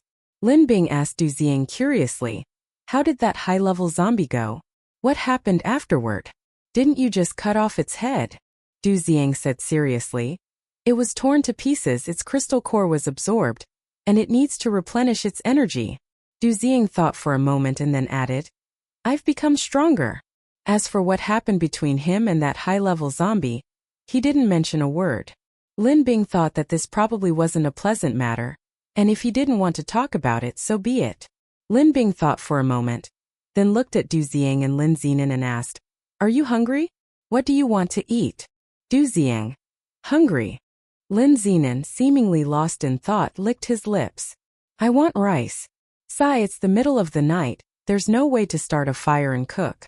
Just give me some steamed buns if that's available. I don't want to eat bread or biscuits anymore. They're too sweet. I'm almost sick of them. He wanted rice, hot white rice and vegetables, preferably braised pork. Lin Bing thought for a moment and said to them, This place is quite secluded. I'll go outside again and use the white mist to see if I can find the others. If I still can't find them, I'll come back and cook white rice and vegetables for you in my space. After you eat, rest, and we'll look for them again tomorrow. When Lin Zinan heard Lin Bing say she was going to cook in her space, his eyes lit up like light bulbs. He was extremely excited. Du Xiang, on the other hand, didn't react much. Lin Bing gave each of them a bottle of water before getting out of the car. As she did so, she specifically reminded them, Remember to turn off the car lights. This is a good location, very safe. Wait for me to come back. If you encounter any trouble, remember to act accordingly. Of course, this place is also shrouded in white fog. I can sense if anything happens. Lin Bing closed the car door and walked out. The thick white fog spread around her, enveloping a large area. There was nothing in the fog. It was safe.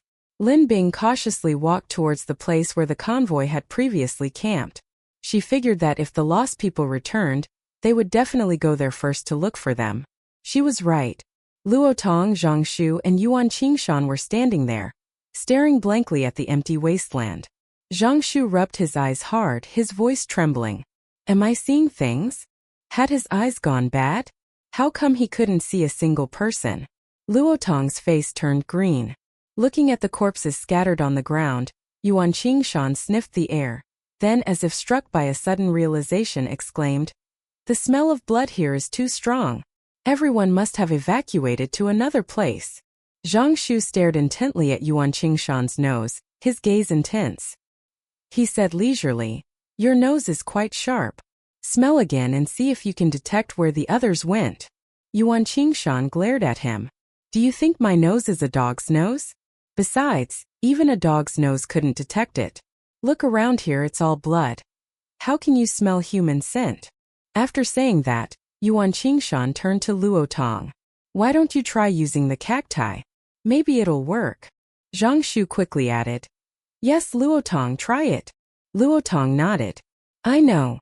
After saying that, Luo Tong squatted down, placed his hand on the ground, and in a short while countless cacti sprouted from the ground, their tendrils growing longer and longer, spreading outwards. The roots of the cacti were also constantly searching. Meanwhile, Lin Bing sensed the cactus's activity within the white mist. Cactus. Luo Tong. Luo Tong was nearby. Instantly, Lin Bing expanded the white mist several times over, finally finding Luo Tong and his two companions at the main force's encampment. She ran towards them, simultaneously communicating with Luo Tong using her mental power. Luo Tong. Luo Tong heard her. He exclaimed joyfully, "Lin Bing, is that you? Where are you?" Lin Bing replied, "It's me, I'm running towards you. You stay there for now. You Zhang Shu and the other one is an ability user? Who is it? It doesn't seem like Song Mao." Luo Tong quickly said, "It's Yuan Qingshan. He awakened his ability." Lin Bing was surprised. "Impossible, this doesn't feel like a level 1 ability." Luo Tong laughed. "Yuan Qingshan is now a level 3 ability user, but only at the early stage. Also, I'm a level 4 ability user. Really, also at the early stage, just a little unstable."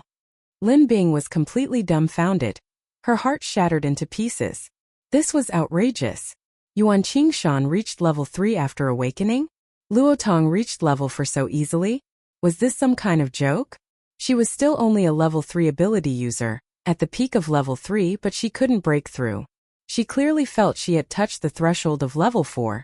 But she just couldn't take that step. How frustrating. Just thinking about it brought tears to her eyes. Forget it, she thought, she'd better find them first. Lin Bing was fast, and Luo Tong and the others weren't far away. She found the 3 of them in no time. As soon as Zhang Shu saw Lin Bing, he rushed over, grabbed her hand and began to complain.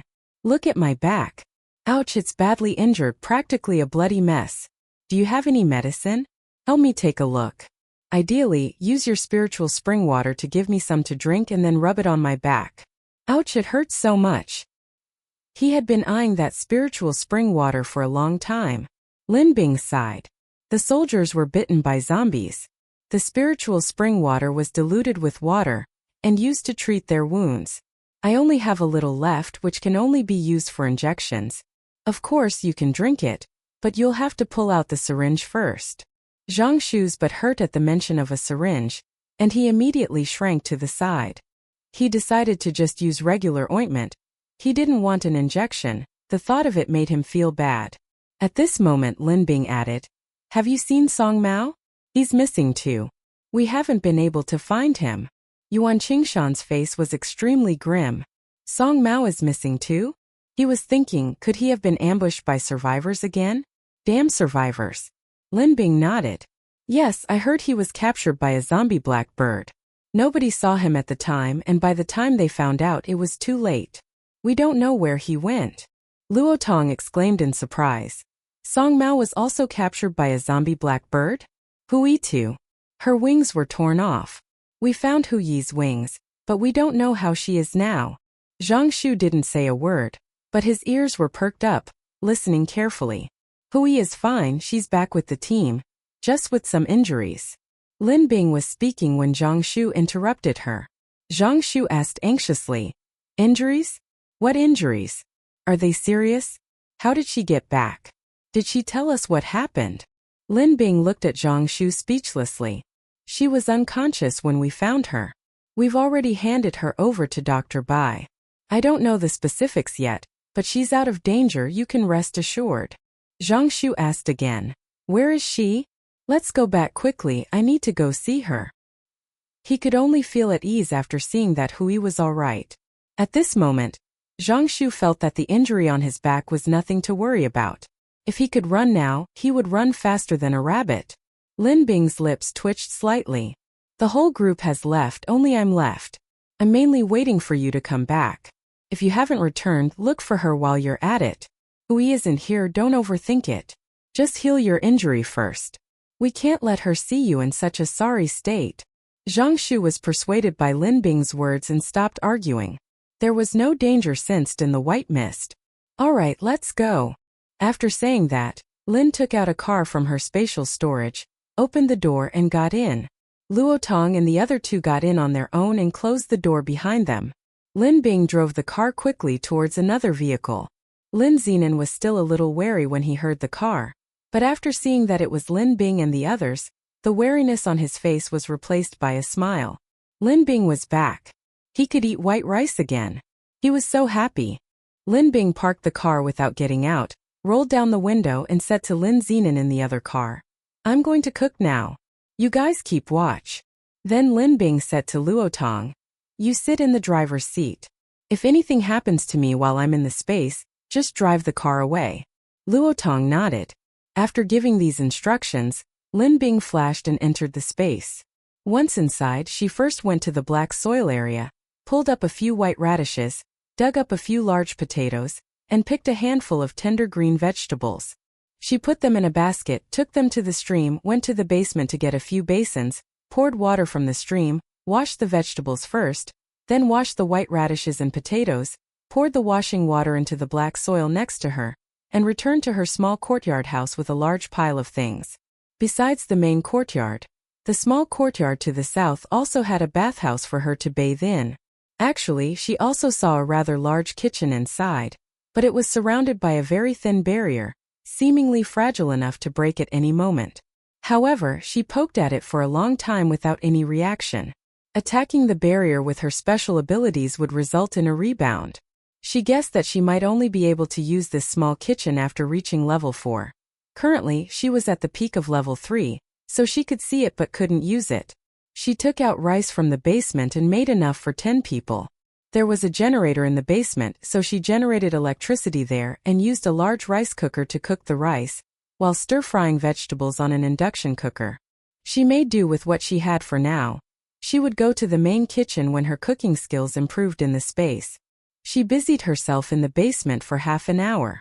The food was all ready and it smelled delicious. Lin Bing herself was drooling, but she resisted.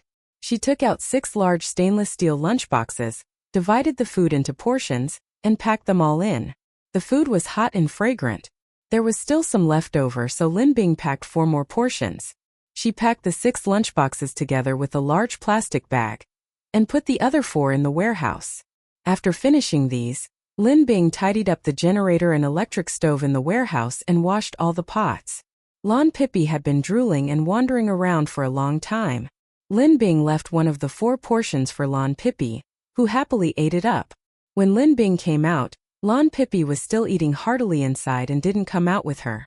At the same time, its beautiful blue eyes kept drifting towards the other 3 lunchboxes. Lin Bing carried the 6 large lunchboxes out of the courtyard. As soon as she stepped out of the courtyard, she saw Han Li standing by the stream.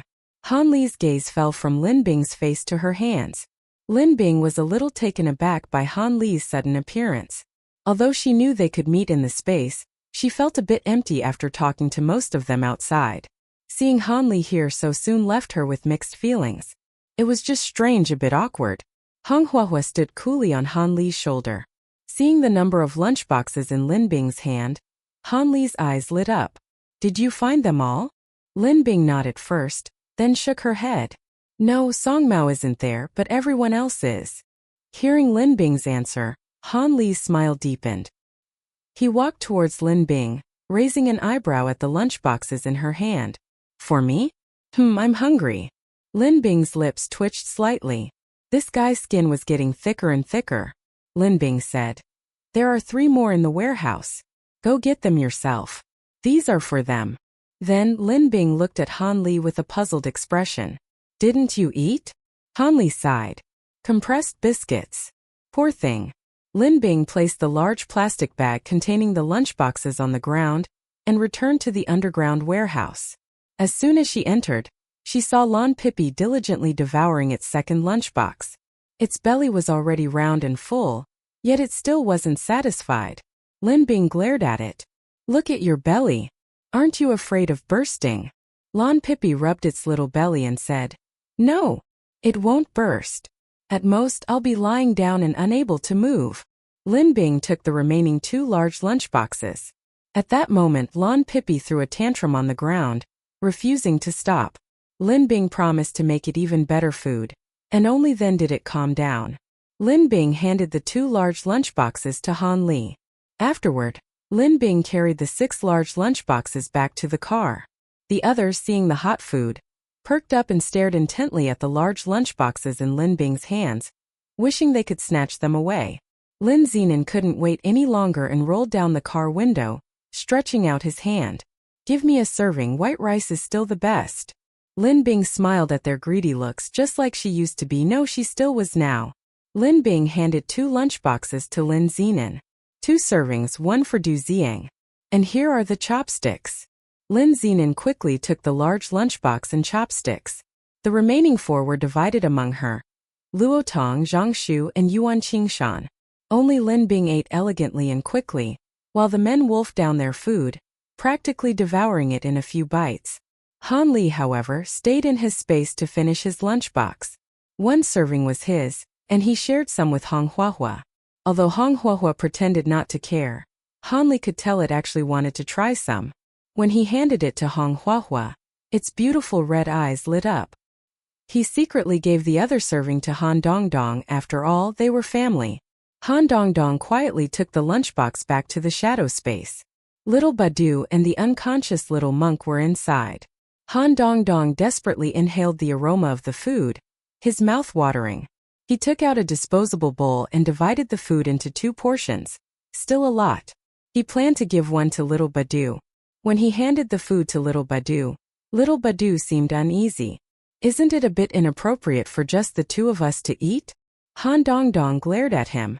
Fine, if you don't want to eat, I'll eat it myself. Han Dongdong wolfed down his food. The aroma filled the entire space. Han Dongdong heard a swallowing sound behind him. Strange, was someone behind him? Han Dongdong's mouth was stuffed full.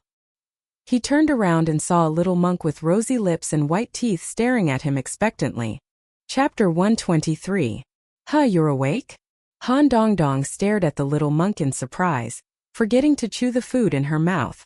Xiao Badu looked at the thin little monk and felt sorry for him. He'd slept for so many days without eating anything and was starving. Xiao Badu gritted her teeth, walked over to the little monk, and handed him her portion of food. Are you hungry? Here, have some. The little monk didn't take it, staring longingly at the food box, but said with a bitter face, Master said I can't take other people's things.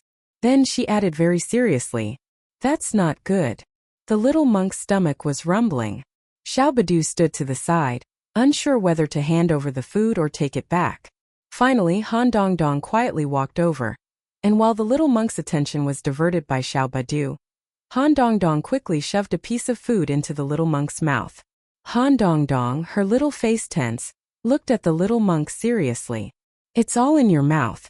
If you spit it out, you can just throw it away. Eat it. Little Badu nodded repeatedly. Eat quickly, there's so much, enough for the 3 of us. The little monk was stunned at first, then realized he hadn't asked for anything. This was something someone had given him.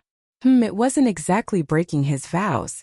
After figuring it out, the little monk happily chewed the food in his mouth. Strange, what is this? Why doesn't it seem like I've eaten this before?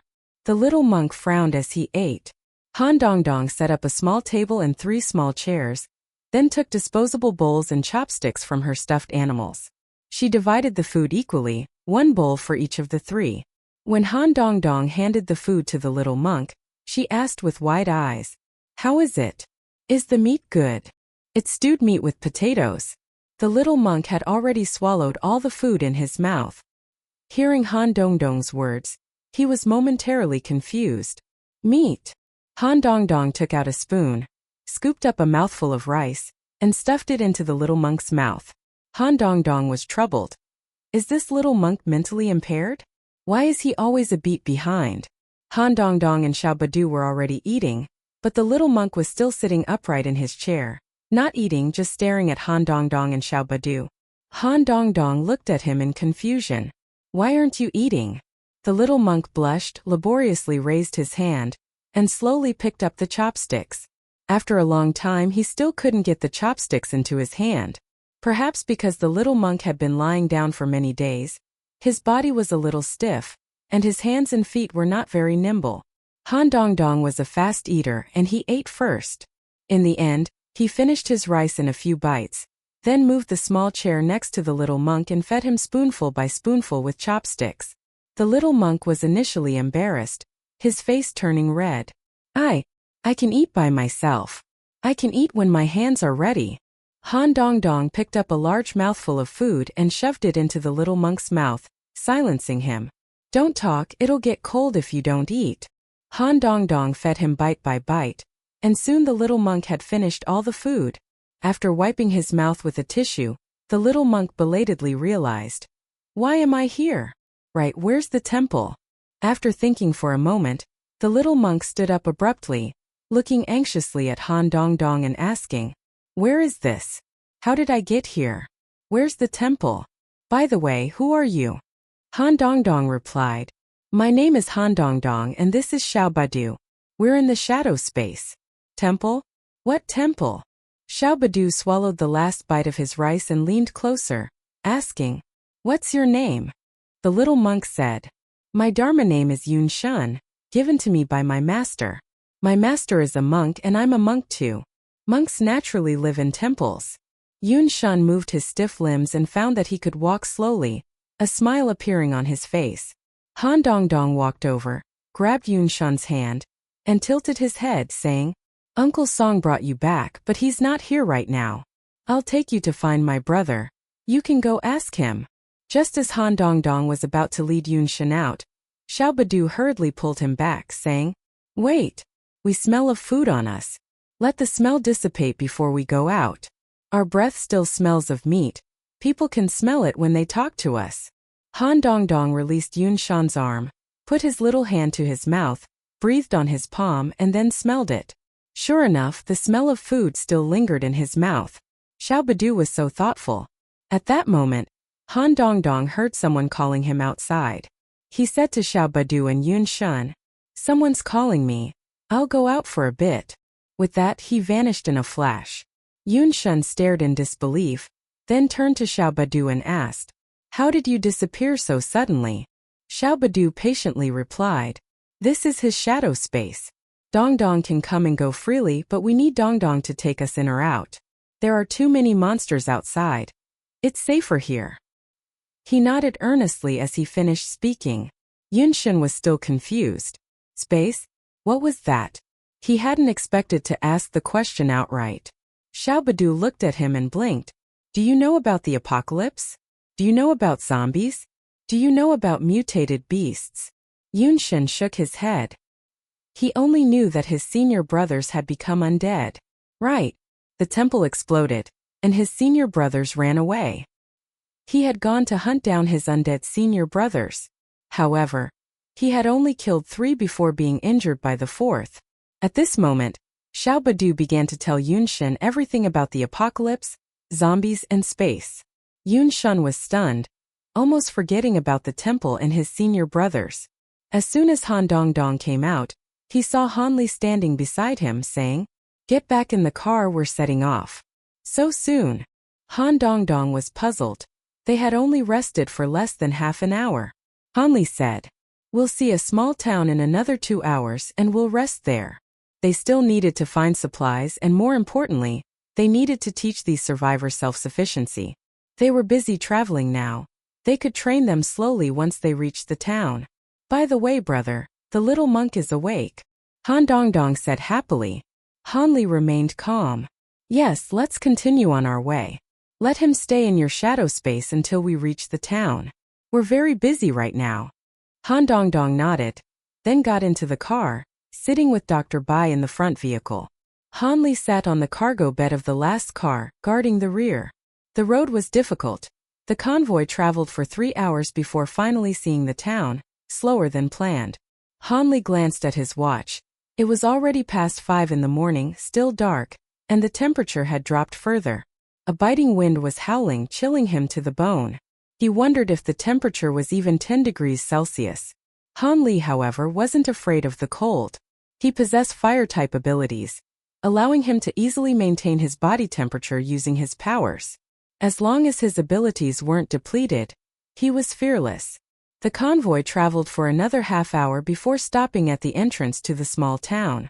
The streetlights were sparsely lit, and zombies still roamed the streets. Hearing the car, a large wave of zombies surged out, menacingly approaching the convoy. Han Li jumped down from the cargo box and directed the convoy to stop at a secluded spot not far from the small town. Without entering the town itself, Han Li said to Dr. Bai and the others, "Find a few people to come with me to collect supplies. The rest of you stay outside. I'll go inside and scout the situation first. If things are all right, the survivors can find supplies themselves after dawn. Of course, I'll clear out the higher-level zombies inside." Dr. Bai was a little worried. "Why don't you go in after dawn? It's still dark, it's quite dangerous." Han Li said, "Didn't a group of people go ahead of us before? They took all the supplies. If we don't hurry this time, I'm afraid it will be the same situation. With so many people, if it's still an empty town, we'll have to keep going." Dr. Bai fell silent. Han Li took mosquito knife Lu Hongbing and Cho Chung with him. Dr. Bai asked in surprise, "Aren't you taking Han Dongdong?" Han Li calmly shook his head. "I'll take him in after we confirm there are supplies inside." Dr. Bai understood. Hu Zhengyang suddenly stepped forward and said to Han Li, "Second young master, the loudspeaker must have announced the arrival of the rescue team when we approached this town. When are we going to rescue them?" He handed Han Li the whistle, looking at him hopefully. Han Li took the whistle, hung it around his neck, glanced at Hu Zhengyang and said, "Let's check the situation first. We'll go rescue people and find supplies after dawn." Hu Zhengyang smiled with relief. Xiao Yuan used his mental power to conceal the convoy's location. Unless they were high-level zombies or high-level mutated beasts, it would be difficult for ordinary people to find them. The roads in the small town were particularly wide and clean. There were cars parked on the sidewalks, but the middle of the road was empty with no cars blocking it, which was good. The zombies blocking the entrance to the town's road were burned to ashes by Han Li, leaving only a pile of crystal cores. Afterwards, Han Li drove the other 4 into the small town. Everyone was armed with powerful firearms, as well as smoke grenades and tear gas. Their first priority was to find a shopping mall or supermarket. Xiao Dao, with sharp eyes, pointed to a spot on the right and said, "Look, that looks like a shopping mall." Han Li looked over and indeed it was a mall. However, the mall was surrounded by zombies, which rushed towards it upon hearing the car. When Z rolled down the window ready to fire with the machine gun, but Han Li stopped him. "I'll go check it out first. If the zombies get close, then we'll shoot. Leave these to me." With that, Han Li got out of the car and headed towards the mall, while the other 4 waited inside. The black flames burned the hideous zombies. After they were burned, Han Li glanced at the crystal cores on the ground but didn't linger. He went straight to the mall. Only the aisle lights were on. The upper floors were completely dark. The mall was wide open, and Han Li cautiously entered. The first floor was filled with cosmetics, and there were still quite a few left. Han Li casually packed some in, naturally storing them all in his warehouse in the north courtyard, which had been empty before. The second and third floors were women's clothing, and the fourth and fifth floors were men's clothing. Some clothes remained, but they were all summer wear and not very useful. However, Han Li still packed everything in. It didn't take up much space and he'd need them next year anyway. He remembered there should be a supermarket near the mall that sold blankets, but he didn't know if they sold down jackets. Since the apocalypse occurred in summer, it was hard to say. Hanli found a large supermarket next to the mall, but unfortunately it had been completely ransacked, with only a few dozen zombies howling inside, which Hanli, in a bad mood, wiped out. The small shops next to the mall were also completely looted, and seeing this made Hanli's mood even worse. When Hanli returned to the car, the atmosphere was tense. Mosquito asked cautiously, "Is there still nothing there?" Hanli started the car and replied, "Everything's been looted. This time, I'm certain there's a group ahead of us." Mosquito asked again, "So are we going back?" Hanli shook his head. "No, we'll go to the next mall. Even if there's nothing there, we'll go to the one after that. I won't give up until the very last one. If all the malls are truly empty, we'll have to wait until dawn to scavenge for supplies in the neighborhoods, mainly winter clothes and blankets. The temperature has dropped drastically, and I'm afraid most people aren't prepared. In winter, with snow and freezing temperatures without winter clothes, some people might even freeze to death." Lu Hongbing asked doubtfully, "There's a neighborhood over there. Can't we go look for supplies now?" Hanli explained, "There might still be people alive in the neighborhood. It's not dawn yet. If we rush in, we might accidentally hurt someone. Let's wait until daylight." So Hanli drove to the next mall. It was also completely looted. This time their target wasn't just large shopping malls, but also small shops on the street. However, the food shops on the street were also severely damaged. All the vacuum-sealed food was gone. However, they didn't see much spoiled food. For example, the meat in the frozen food shops was completely gone, yet none of it was spoiled. Hanli guessed that this meat must have been looted at the beginning of the apocalypse, which was why there was none left. He didn't know if it had been eaten by survivors or taken away by space carriers. After searching for 2 whole hours without finding anything, Mosquito was getting impatient. It was past 7 o'clock, and the sky was beginning to brighten. Mosquito asked Hanli, "Boss, it's already bright. Shouldn't we just go check the neighborhood? This can't go on like this." Hanli glanced at the sky, thought for a moment and said, "Okay, let's go to the next shopping mall first. If we still don't find anything there, we'll look around the neighborhood." They drove off again.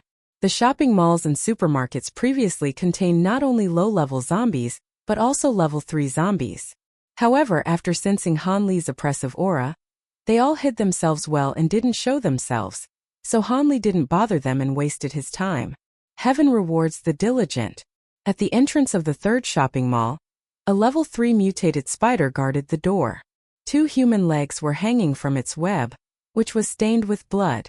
Half a fresh human head lay on the ground beside the web, with bloodied intestines scattered everywhere. Hanli thought, "With this mutated spider guarding here, no one has gone inside. That means everything inside is still there." Thinking this, Hanli was overjoyed. He left the other 4 in the car, got out, and slowly approached the spider. Hanli's footsteps woke the squinted spider. It coldly scrutinized Hanli, then its abdomen suddenly twitched, and a white spiderweb shot out from its abdomen, heading straight for Hanli. The white spider web is extremely sticky. Once it catches its prey, no one can escape. It works every time. Hanli didn't dodge. He directly caught the flying spider web with his needle. The white spider web nimbly wrapped around his hand twice. Seeing that it was entangled, the mutated spider retreated its entire body, trying to pull Hanli towards it. Hanli carefully examined the spider before him. It was just an ordinary mutated spider, nothing particularly powerful. However, just in case, he decided to use his Samadhi True Fire to burn it to death. Red flames erupted from Hanli's palm, instantly melting the white spiderweb in his hand. Simultaneously, the flames traveled along the white spiderweb towards the mutated spider. Chapter 124. Old Man Yu. The flames drew ever closer, but the clumsy spider remained unmoved, showing no fear of the Samadhi fire. Just as the flames were about to burn away the white spiderweb and engulf its body, a dark, menacing creature emerged from behind the mall's entrance. It opened its mouth towards the mutated spider, and instantly, a stream of water gushed from its mouth, drenching the spider completely. The mutated spider smugly thinking, "With water, what's there to fear from fire?" But the next second it screamed in agony. Only then did it realize this fire was different. It wasn't ordinary water. This fire was impervious to water. But it was too late for regrets. Half of the mutated spider's body had been burned away. Soon the mutated spider was reduced to ashes, and the dark creature, seeing the spider's tragic state, swiftly fled into the mall, vanishing without a trace. The mall's entrance, along with the mutated spider, was burned away, appearing from the outside like a gaping maw with missing teeth. Han Li cautiously entered. The first floor was quiet. Han Li's first action was to find the mall's power switch. He quickly found it, turned it on, and instantly the entire mall lit up. Further inside was the supermarket, a 3-story building. Han Li used his flames to protect himself and slowly entered the supermarket. Everything in the supermarket was still there. Dried bloodstains remained on the floor. Han Li examined it carefully and found that some items on the shelves were lying on the floor, while others were torn apart. The food section, the clothing section, the frozen section, everything was there. Han Li had a bad feeling. Even with the spider guarding the area and no one coming in, the sheer number of items was astounding. Next to Han Li was the daily necessities section with items like laundry detergent, toothpaste, soap, and shampoo. He stored them all in his spatial storage. Then he slowly walked towards the food section, the unease in his heart growing stronger. He stopped. The shelf next to him was the snack section. Han Li casually picked up a bag of potato chips. It was empty. Han Li put the bag of potato chips back on the shelf and slowly walked towards the instant noodle shelf. He picked up a 5-pack of instant noodles, but upon closer inspection, he noticed several small holes in the bag. Han Li abruptly tore the bag open, and tiny black things scurried out, almost touching his hand. Han Li threw away the bag and held the tiny black creature in his hand. It was a small spider. Han Li looked at the packets of instant noodles on the floor. Countless tiny spiders had crawled out of the packets and scattered everywhere. Han Li's heart sank. He searched the entire first floor. Apart from the food section, the clothing section and the bedding section were all completely overrun by spiders, utterly destroyed, and everything was unusable. The frozen section was better. He didn't see a single spider. Han Li checked several times before finally storing all the frozen dumplings, vacuum-packed sausages, yogurt, and other items into his spatial storage. He was quite surprised that the underground storage in the north courtyard automatically categorized items. Lin Bing's could too. The second floor sold fruits and vegetables, as well as imported foods. A foul stench hit him as soon as he went up. Most of the vegetables were rotten, and the fruit was wilted. Han Li also found a corner selling potted plants, along with a seed counter. The potted plants had all withered due to severe dehydration, but Han Li stored all the seeds into his spatial storage. He could also harvest the items from the black soil and plant some more. The third floor housed large appliances, which Han Li went up again. The refrigerator, washing machine, and even the pots were teeming with tiny black spiders. As soon as he opened the door, they all swarmed out, crawling all over the floor. Some even tried to climb onto Han Li, but he burned them to death. Han Li didn't stay long and left the mall immediately. Before leaving, fearing these scurrying little spiders might wreak havoc on the city, he controlled the flames to burn down the entire shopping mall. The firelight illuminated the surrounding streets. Han Li returned to the car, and Mosquito finally couldn't resist asking curiously, "Boss, wasn't there anything inside? Why did you burn it?" Han Li started the car before replying. "It was full of little black spiders and the door was broken. If we didn't burn it, those things might escape." Upon hearing spider, Mosquito involuntarily shuddered. Ever since experiencing those blood-sucking black mosquitoes, he now disliked swarms of small creatures the most. Little Knife asked, "Where are we going now?" Han Li said, "It's not fully light yet. Let's wander around the area and see if we can find any useful shops." Why was it so difficult for them to find something to eat? Shortly after Han Li left the convoy, the back door of the truck was slammed shut. Someone told Hu Zhengyang and Deng Wei about the situation. Deng Wei looked disgusted. "Ignore them, open it when it's light. Who knows what trouble they'll cause." Hu Zhengyang, however, looked reluctant. "Maybe it's an emergency, they might need to use the restroom. Let's go check it out." Deng Wei rolled his eyes at him. "You go, I'm not going," Hu Zhengyang said. Okay. Then I'll go check it out. Deng Wei watched Hu Zhengyang walk over there speechlessly. When will this guy get rid of this old habit? Hu Zhengyang walked to the back of the truck that was banging on the door and asked loudly, "What happened?" Someone inside shouted, "Someone's injured, they're dying. Help!" They were banging on the truck door desperately. Hu Zhengyang panicked when he heard this and quickly opened the back door. As soon as he opened it, a group of people rushed out and jumped out. Hu Zhengyang was pushed far away and almost fell, but luckily he reacted quickly. Hu Zhengyang grabbed a man who had jumped down and asked urgently, "Wasn't someone injured? Where is he?" The man replied impatiently, "He's right here in the carriage lying down. I don't know if he's still breathing. If you're worried, go in and check. Don't pull me away." That guy suddenly started convulsing. "I don't know if it's some kind of infectious disease. And you put us all with him. Aren't you heartless?" He then glared at Hu Zhengyang, knowing Hu Zhengyang's good temper. If Deng Wei were here, he wouldn't dare say such a thing. Hu Zhengyang didn't pay attention and stepped over the railing into the carriage. Everyone except the man lying on the ground convulsing had run out. Hu Zhengyang touched the man's forehead. It was burning hot. Oh no, he was sick and seriously so. Hu Zhengyang quickly jumped off the carriage. The first person he thought of was Old Man Yu, not only because Old Man Yu was old and skilled in medicine, but also because Old Man Yu had treated the survivors the previous night, and Old Man Yu's attitude towards the survivors was better than towards the others. When Hu Zhengyang found Old Man Yu was asleep in the car. Dr. Su was sitting next to Old Man Yu. He saw Hu Zhengyang roll down the window and asked, "Is something wrong?" Hu Zhengyang's voice was anxious. "Someone among the survivors is sick. We need to find a doctor to see him." Dr. Su opened the car door, got out and said, "I'll go." "Okay, it's over here." Hu Zhengyang led Dr. Su to the back of the car. The trunk was too dark to see clearly, but at least it was daylight outside. So Hu Zhengyang and Dr. Su lifted the man out and placed him on the ground. Hu Zhengyang then brought over a small battery-operated lamp and held it high next to Dr. Su to provide light. Just then, a woman in her 30s, carrying a 5 or 6-year-old girl, rushed over, her face covered in sweat. "Doctor, my daughter suddenly can't speak. What happened?" Hu Zhengyang waved for her to wait. "Wait a moment, this man has a high fever. I'll treat your daughter after I've seen him." The woman wouldn't have it, rushing over with her daughter in her arms, shouting, "No way. I'm in a hurry too. What if the child can't speak anymore?" Hu Zhengyang thought she was right. So he put the lamp on the ground and said to Dr. Su, "You stay here and do your work. I'll go find Mr. Yu to take a look at this child.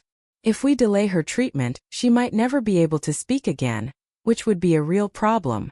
Dr. Su pulled the lamp closer and frowned, saying, "My grandfather is old and not in good health. You should take him directly to Dr. Bai so he can get some rest. He was busy all night yesterday and his body can't take it." Hearing this, Hu Zhengyang blushed and felt quite embarrassed. He quickly said, "Okay, I understand. I won't trouble Mr. Yu." The middle-aged woman kept urging, come on, hurry up. It's not your child, so you don't care. I'm so worried." Upon hearing this, Hu Zhengyang immediately led the middle-aged woman towards Dr. Bai's direction. Halfway there, he saw the middle-aged woman suddenly rush to a car and frantically pound on the window. Sir, my daughter can't speak. Please take a look at her." It was too late for Hu Zhengyang to stop her. Old Yu was indeed awakened by the noise. He turned his head and saw a strange woman holding a 5 or 6-year-old child, who seemed to be in a medical emergency. Old Yu quickly got out of the car. The woman breathed a sigh of relief when she saw Old Yu get out of the car. She had seen this old man treat people last night. He was very skilled. Everyone said that only old doctors could accurately diagnose illnesses, and those young doctors were unreliable. Her daughter was precious. Seeing that Old Yu was awake, Hu Zhengyang decided to let it go, thinking to himself that next time, he would definitely not trouble this old man. Old Yu asked the middle-aged woman to put the child on the ground, and she obediently did so. The car lights were on and the inside of the car was also lit. He opened the car door, illuminating a small area outside the car. Hu Zhengyang then brought out a solar-powered flashlight and shone it on the little girl's face, avoiding her eyes, to make it easier for Old Yu to treat her illness. The little girl, about 5 or 6 years old, sat on the ground, her hands tightly gripping her neck. Her face was flushed red, and she seemed to be in great pain. However, after a moment, her complexion returned to normal, and she lowered her hands from her neck. But not long after, she clutched her neck again, which was very strange. No matter what anyone asked her, she would only make aha sounds, unable to utter a complete sentence. "Open your mouth, let me see," Old Yu said to the little girl. He needed to check whether the problem was with her tongue or her throat. The little girl clutched her neck and shook her head desperately. The woman, however, became impatient and couldn't bear to watch any longer. She slapped the little girl on the head, her voice shrill and sharp. "The doctor is examining you, be a good girl."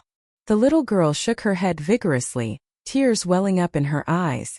The woman, in a fit of anger, squatted down and said to Old Yu, "I'll pry open her mouth so you can take a good look."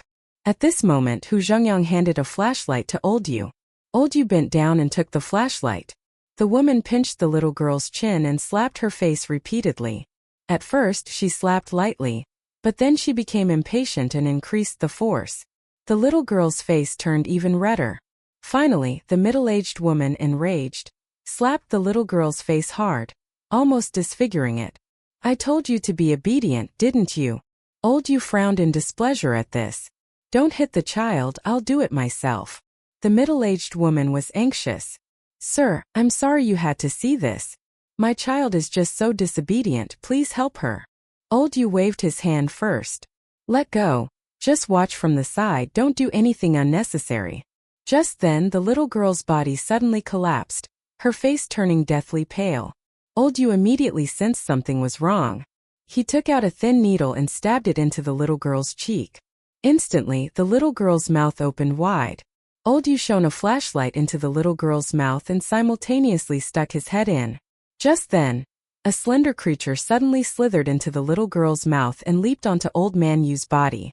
It was so fast that Old Man Yu didn't have time to react. It was a snake. However, this snake's eyes were grayish-white. It was a zombie snake. The zombie snake bit into Old Man Yu's neck, tearing a large gash in it, and then slithered into his body. The zombie snake began to tear and gnaw inside Old Man Yu's body. A large amount of blood flowed from Old Man Yu's mouth. His body swayed, and then he slowly collapsed to the ground. His eyes gradually became cloudy, and his mouth kept moving, but Hu Zhengyang couldn't understand what he was saying. Hu Zhengyang panicked and was about to carry Old Man Yu to find a doctor, but Old Man Yu pushed him away. Hu Zhengyang tried again but was pushed away again. What Old Man Yu wanted to say was, "There's a snake. Don't come any closer. You'll get hurt." But he couldn't utter a single word. He knew he was dying. He wanted to hold on until his last breath to see his grandson one last time. Unfortunately, Lu Hongbing and Lin Zinan weren't there. Alas, he probably wouldn't see him again. The middle-aged woman held her lifeless daughter and wept bitterly, her heart-wrenching cries attracting the attention of those around her. When Dr. Su arrived, the first thing he saw was his grandfather's face covered in blood. He froze, his nose stinging, and he didn't even notice the lamp and stethoscope falling from his hands. He rushed over crying, "Grandpa, Grandpa, what happened? Grandpa!" Old Yu smiled when he saw Dr. Su. "No, don't come any closer."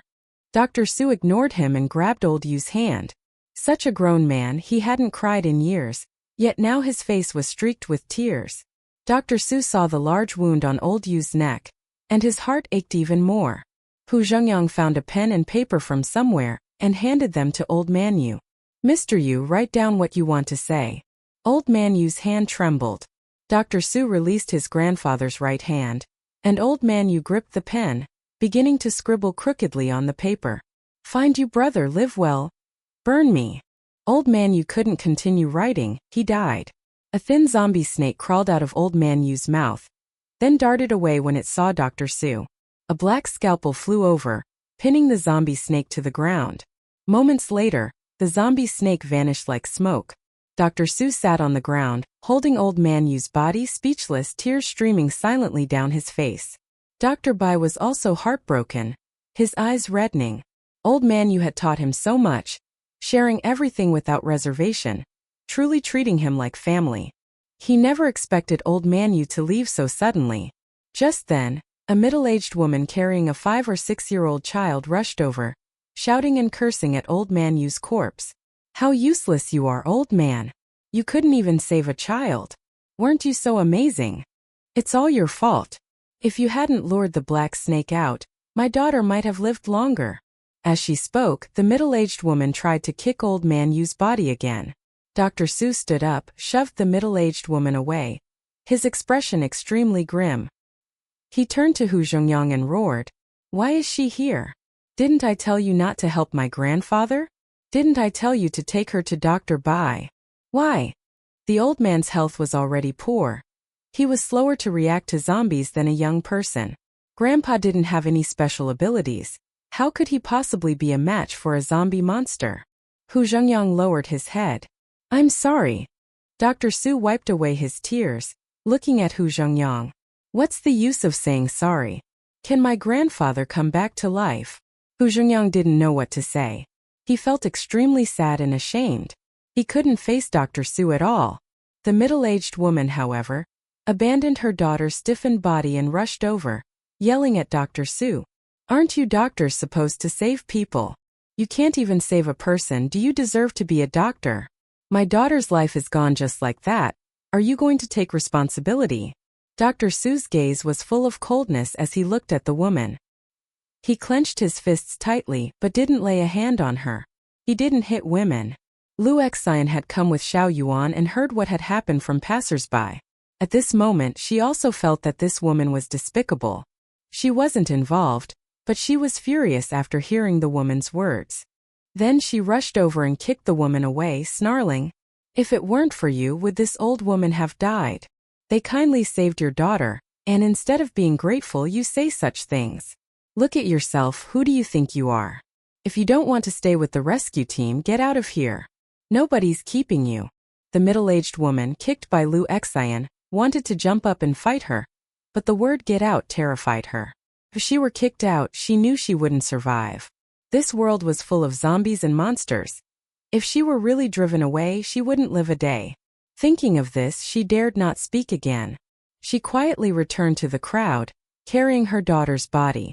Some of the survivors, eager for a spectacle, gathered around old Yu's corpse, pointing and whispering, "We have to get rid of that old man's body. Otherwise, what if he turns into a zombie?"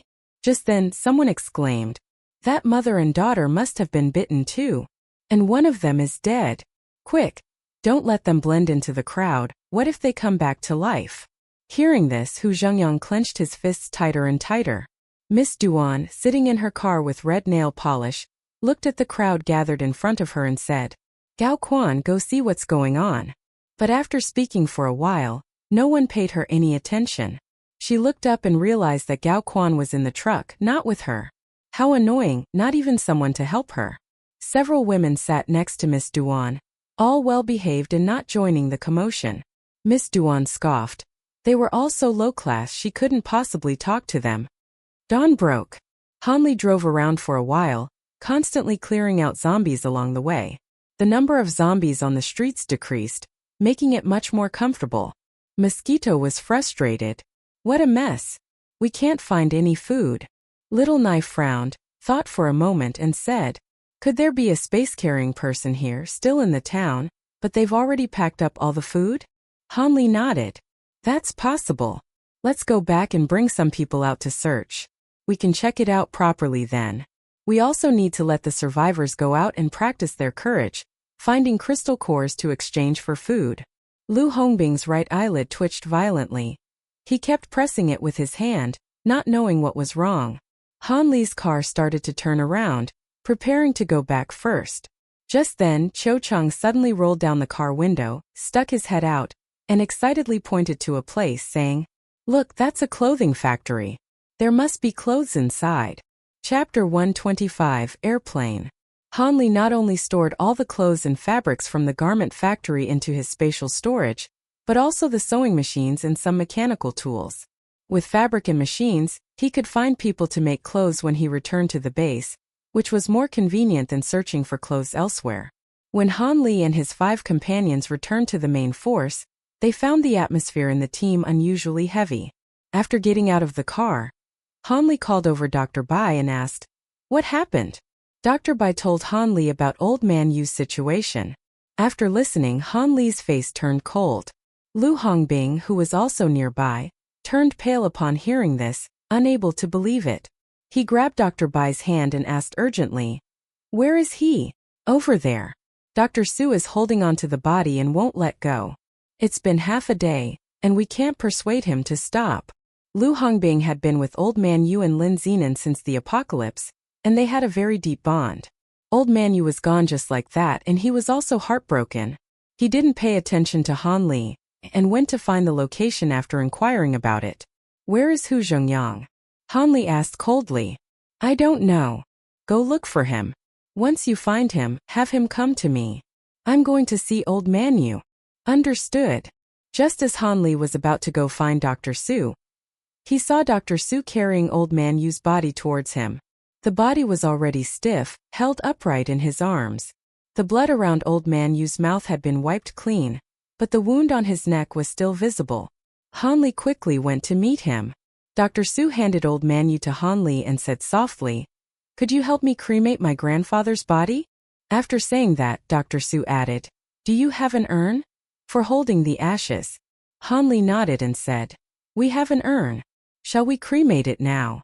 Han Li patted Dr. Su's shoulder and said, "Please accept my condolences.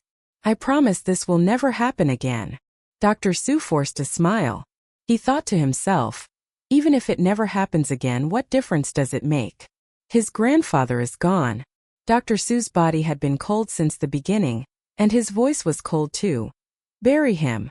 This was Grandpa's last wish. He didn't want to become a zombie. Finally, Old Man Yu's ashes were burned to ash in the firelight and placed in a black urn. Dr. Su hugged the urn tightly. Dr. Bai brought Hu Zhengyang over.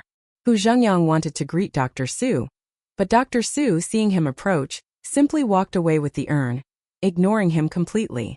Hu Zhengyang lowered his head in sorrow. Han Li approached. "Hu Zhengyang, all the survivors, as long as they are uninjured and healthy, take them to the small town. Teach them how to rescue people, how to get food, how to obtain crystal cores. If they don't learn, they don't need to come back." Hu Zhengyang looked up sharply at Han Li. Han Li's voice remained cold. "We don't need useless people. Even if these things entered B City, they would only be a burden. It's better to leave them here." Hu Zhengyang's lips moved. "Okay." Just as dawn broke, Lin Bing woke up. The others gradually woke up, leaving only Song Mao. Everyone was confident they would find Song Mao soon, especially with Lin Bing's white mist and Luotong's cactus making the search particularly convenient. However, they searched for a whole day without even seeing a trace of Song Mao or finding any clues. That evening, Lin Bing saw Han Li when she went to her space. As soon as Lin Bing saw Han Li, she shook her head and said, "I didn't find Song Mao." Han Li said, "If you really can't find him, come back. If he's alive, he'll definitely go back to City B on his own. If he's really dead, even if you find him, it'll be useless." Han Li looked into Lin Bing's eyes and added, "Old Mr. Yu is dead." Lin Bing was shocked. "Dead? How could he be dead? What happened?" Han Li sighed. "He was bitten by a zombie snake while rescuing someone. The zombie snake was inside the patient's body. Old Mr. Yu didn't know that and got bitten on the neck as soon as he got close. Then the zombie snake burrowed into his body. By the time the others found out, it was too late." Lin Bing frowned deeply. After a long pause, she finally said, "Haven't the survivors been checked? Don't they even know if they've been bitten by zombies?" Han Li said coldly, "We've been busy with this all day. We not only have to check the injuries, but we also have to make them understand that they need to be self-sufficient in the future. We'll decide who to save and who not to save. There's no food in the city, and food is dwindling. Many supermarkets and shopping malls have been emptied. I suspect there are space-age ability users." Lin Bing nodded and said, "Cities with space-age ability users usually have fewer resources. By the way, with so many of you, what are you going to do next?"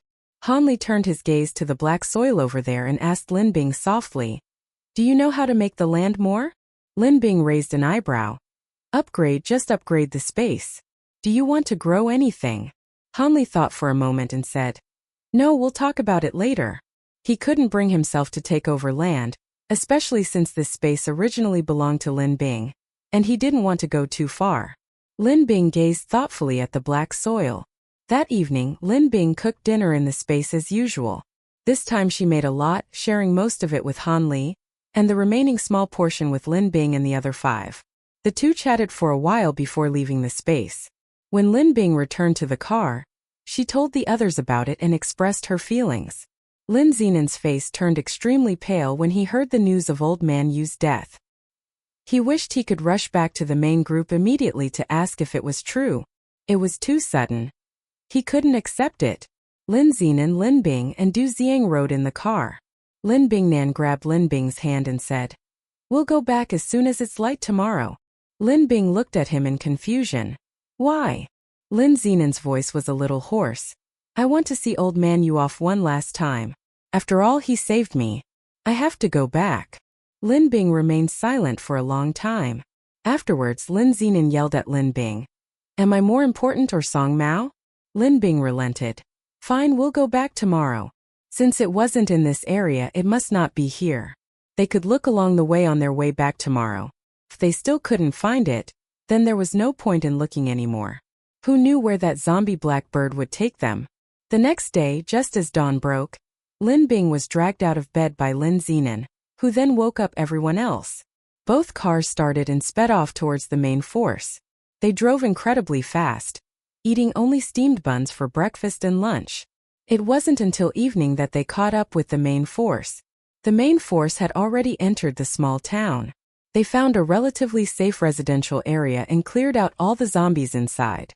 The buildings in the area were only 7 stories high, but the area was large enough and the roads were wide enough that the entire convoy drove in. After the neighborhood was cleared, the main group moved in, as living outside wasn't feasible due to the cold weather. They chose empty houses with intact doors and windows. Because of Xiao Yuan's supernatural abilities, Lin Bing still had some trouble finding the main group.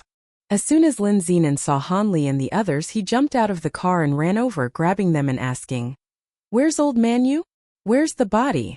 Han Li replied, "The body was cremated a long time ago and put in an urn." Lin Xinan's expression changed. "So fast." Han Li rubbed his temples and said, "There's even worse news. Dr. Su left with his belongings and of course, he took the urn with him." "Left?" "Yes, he left quietly. When everyone arrived, they couldn't find him." Lin Xinan's face turned pale. They hadn't even seen his ashes, let alone burned incense for him. Lin Bing also got out of the car. Yuan Qingshan didn't seem particularly affected by Old Man Yu's death, and didn't offer any opinion. Seeing that Lin Xinan wasn't speaking to Han Li anymore, Yuan Qingshan leaned closer and said happily, "Boss, I have a special ability now, an Earth Type 1. Han Li was delighted. This was indeed a good thing. After a moment, Han Li looked at Lin Bing and said, "Why don't you try using the white mist to find Dr. Su's whereabouts? Maybe he's still in this small town." Dr. Su had just left like that, without any special abilities. It was too dangerous. Instantly, the white mist enveloped the entire small town. Lin Bing's special ability had improved again. Half an hour later, Lin Bing shook her head at Han Li and said, "Not in the town, no one found." Han Li sighed and said, "Let's go back and rest first." Lin Bing looked at Han Li as they walked. "By the way, what about the survivors? What happened to them?" Han Li said calmly, "Hu Zhengyang is modifying them." Just as the two were talking, a rumbling sound rang out above their heads. Lin Bing was startled and looked up. Thick white fog filled the sky, and it was through this fog that she spotted the plane. A plane was flying towards them. Lin Bing transmitted the plane's trajectory to Han Li's mind. Han Li gazed at the sky and whispered, "This plane is heading towards City B." Lin Bing's eyes lit up. "How about it? Can we contact the plane?" Han Li grabbed Lin Bing's hand and ran towards the communications vehicles. All the communications equipment was distributed among those vehicles. Perhaps they really could make contact. As Han Li approached the car, he heard an announcement. "Hello, this is Team B1. Please respond if you hear this." Han Li opened the car door, took out the communicator and quickly replied, "Hello, this is Rescue Team A3. Over." Cheers clearly came from the plane. After a moment, the voice on the plane said again, "This communicator is effective within 100 meters. Are you nearby? We're lost in the fog and request a light to guide us." Hanli thought for a moment and asked, "Are you landing or going straight back to City B?" This question caused silence on the plane. After a long pause, the person slowly replied, "We can't stay. We have to go back directly." Hanli asked, "Is it an emergency mission?" The person on the other end said, "We can't say. Did you only send one plane?" "I don't know." Lin Bing snatched the communicator from Hanli and asked, "You're rushing back. Did you receive some information? If you provide me with enough information, we can consider helping you with the light." After Lin Bing finished speaking, the fog thickened even more. "Should we put them all to sleep?" "Oh right, but the hypnotized pilot made him bring the plane down." Chapter 126. Feeling down. High in the sky, the plane was lost in the thick fog, its white wings blending seamlessly with the mist, its navigation system completely malfunctioning. Voices could be heard inside the plane. "Are those people really from the rescue team? They don't seem like good people. They should be from the rescue team." Aside from the internal communication equipment, other communication devices are unusable. "They're probably from the B City safe zone." A slender woman approached, smiling, seemingly easy to talk to. She looked at one of the men and said, "This is a highly confidential mission. Can you afford to take responsibility if we leak information?" Before the man could speak, she continued, "Why don't you order the rescue team to give us directions? Lin Kara said when we came out that you're all capable people in the base. I don't believe the rescue team won't listen to you." The man surnamed Lee was very dark-skinned, known as Lee the Blackie. He said to the young man next to him holding a communicator, "Give me the thing, I'll talk." The young man handed over the communicator. He took the communicator and said to the person on the other end, "My surname is Lee, and I'm in charge of this mission.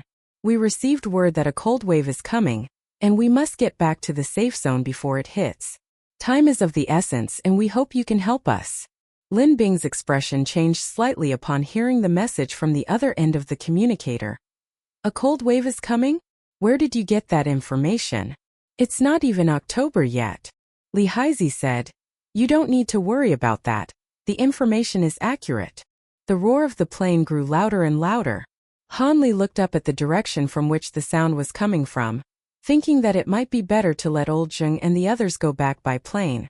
However, Hanli also thought that if an accident occurred while the plane was in the air, it would be really difficult to handle. It was safer on land. Just then Lee Heizi's voice came through again. "Can you give us directions now? It would be a real pity to let them leave like this." At this moment, Lin Bing suddenly said, "Do you have any space ability users who have been collecting supplies around here?" Lin Bing's words made Lee Heizi's pupils shrink, and with a snap he accidentally turned off the communicator. It really was them. On the plane, the woman, looking at the distraught Lee Heizi, said unhappily, "Didn't you blatantly tell everyone there was a space-time ability user on the plane?" The woman was Tang Yin. After arriving in B City, she quickly established contact with the Han family through Lin Kara's connections and successfully became acquainted with the higher-ups in the B City safe zone. Whether this acquaintance was genuine or feigned, only they knew. This mission was for everyone to protect her while she collected supplies, prioritizing her safety above all else, and simultaneously ensuring the supplies were safely delivered back to B City. Tang Yin initially refused, because it was too dangerous outside. She feared she wouldn't be able to return once she went out. However, the people in B City were extremely adamant, leaving her no room to speak. Damn it, they probably knew she had nothing in her spatial storage. The items in her space had been completely consumed during the journey back to B City with Lin Kara's group. She shouldn't have been so generous. This supply scouting trip went surprisingly smoothly. Her storage space was completely full. The rest of the journey was spent picking and choosing, replacing less useful items with essentials. This worked for several days. If they hadn't heard about the approaching cold wave, they would have returned even later. Tang Yin thought smugly, "This time my space is full. Let's see who dares to underestimate me. If they don't listen to me and don't give us supplies, let's see who's tougher." Thinking this, Tang Yin couldn't stop smiling. A bolt of lightning flashed across the sky, appearing above the plane. Thunder roared around it, and the plane lurched precariously. Thankfully, the lightning didn't strike the fuselage directly. Chaos erupted inside the plane. Tang Yanyan screamed, yelling at Li Haizi, "Aren't you coming to protect me? Get out of here! Get out of here! Didn't you see the thunder? Shut up!" Just as she finished speaking, another bolt of lightning flashed. Boom! The roar of the airplanes made those who had moved into the rooms want to press their faces against the windows to look out, but the appearance of lightning extinguished any thoughts they might have had about the planes. They stayed obediently in the rooms. Some, afraid of thunder, covered their heads with blankets and huddled in corners. The lightning slowly woke Hu Yi, who was lying in bed. She had several deep scratches on her face. She touched them. Her face had been treated with medicine, but the wounds still hurt, so she could only touch them gently. Lu Xian and Su Qiao shared a room with Hu Yi. Lu Xian saw Hu Yi as soon as she opened her eyes and brought her a glass of water. Hu Yi slowly sat up. Hu Yi also had minor injuries on her hands. She took the water from Lu Xian and drank it in small sips, careful not to rub too hard against the wounds on her face. Another bolt of lightning flashed past the window. Lu Xian went over and drew the curtains. The lights were on so she couldn't hear the lightning and wouldn't be so scared. Hu Yi asked her, "Is the weather going to change?" Lu Xian mumbled, "I don't know. It was fine just now, and then suddenly it started thundering. This weather is so strange." As they were talking, Su Qiao came over and asked with concern, "How's your injury? Is it better? So pitiful, injured on your face. It's not easy to grow up like this. It would be a pity if it were ruined." Hu Yi clasped her hands together, gripping her cup tightly, and after a long while said, "I'm fine." Lu Xian put Hu Yi's empty cup back on the table and said to her, "Are you hungry?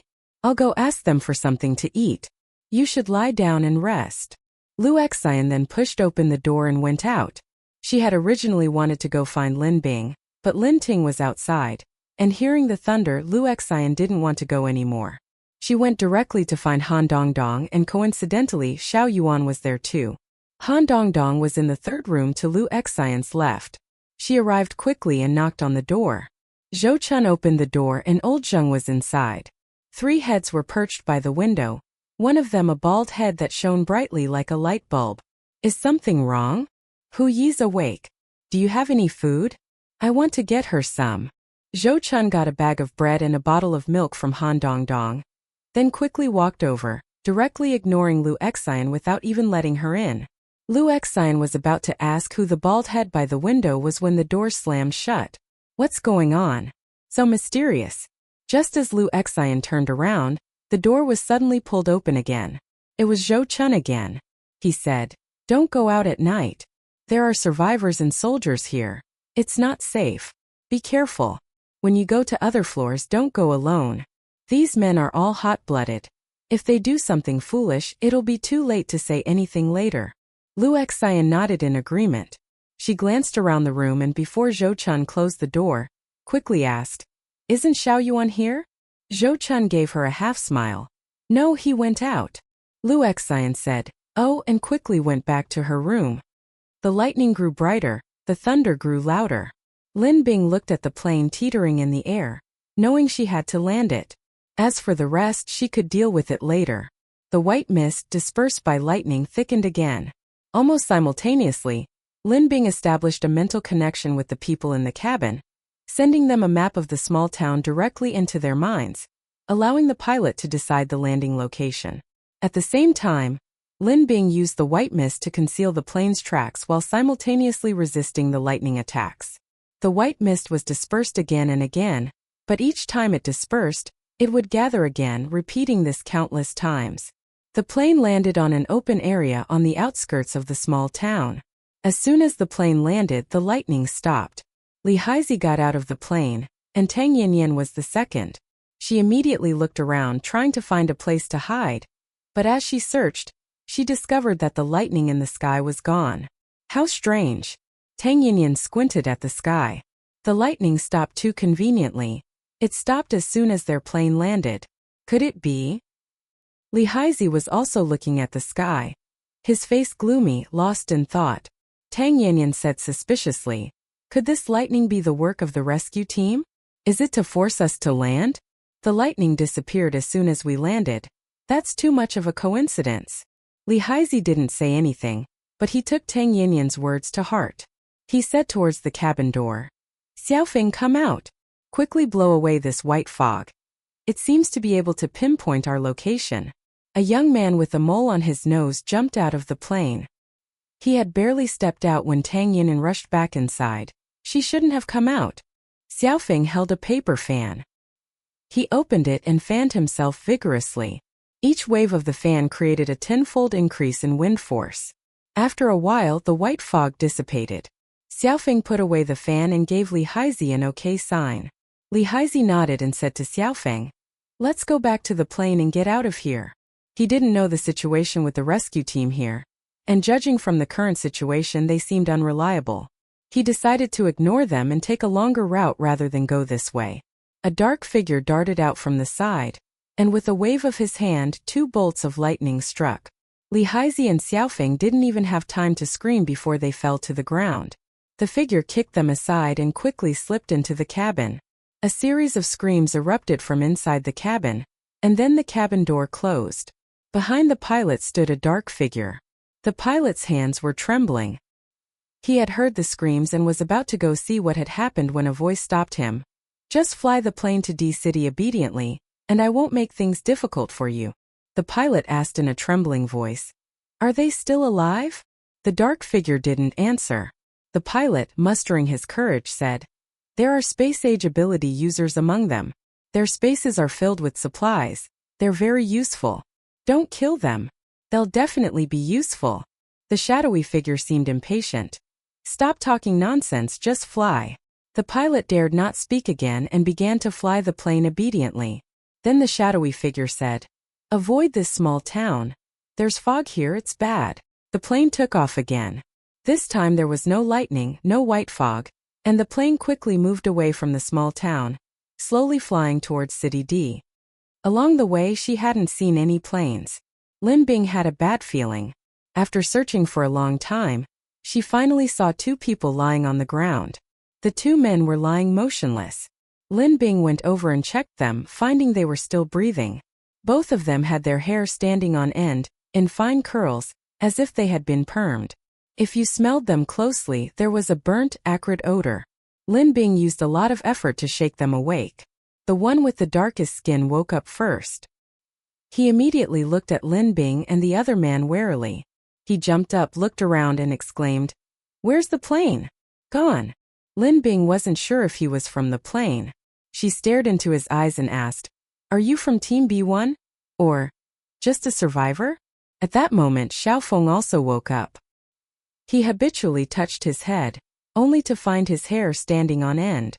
Startled, he jumped up, frantically touching his head.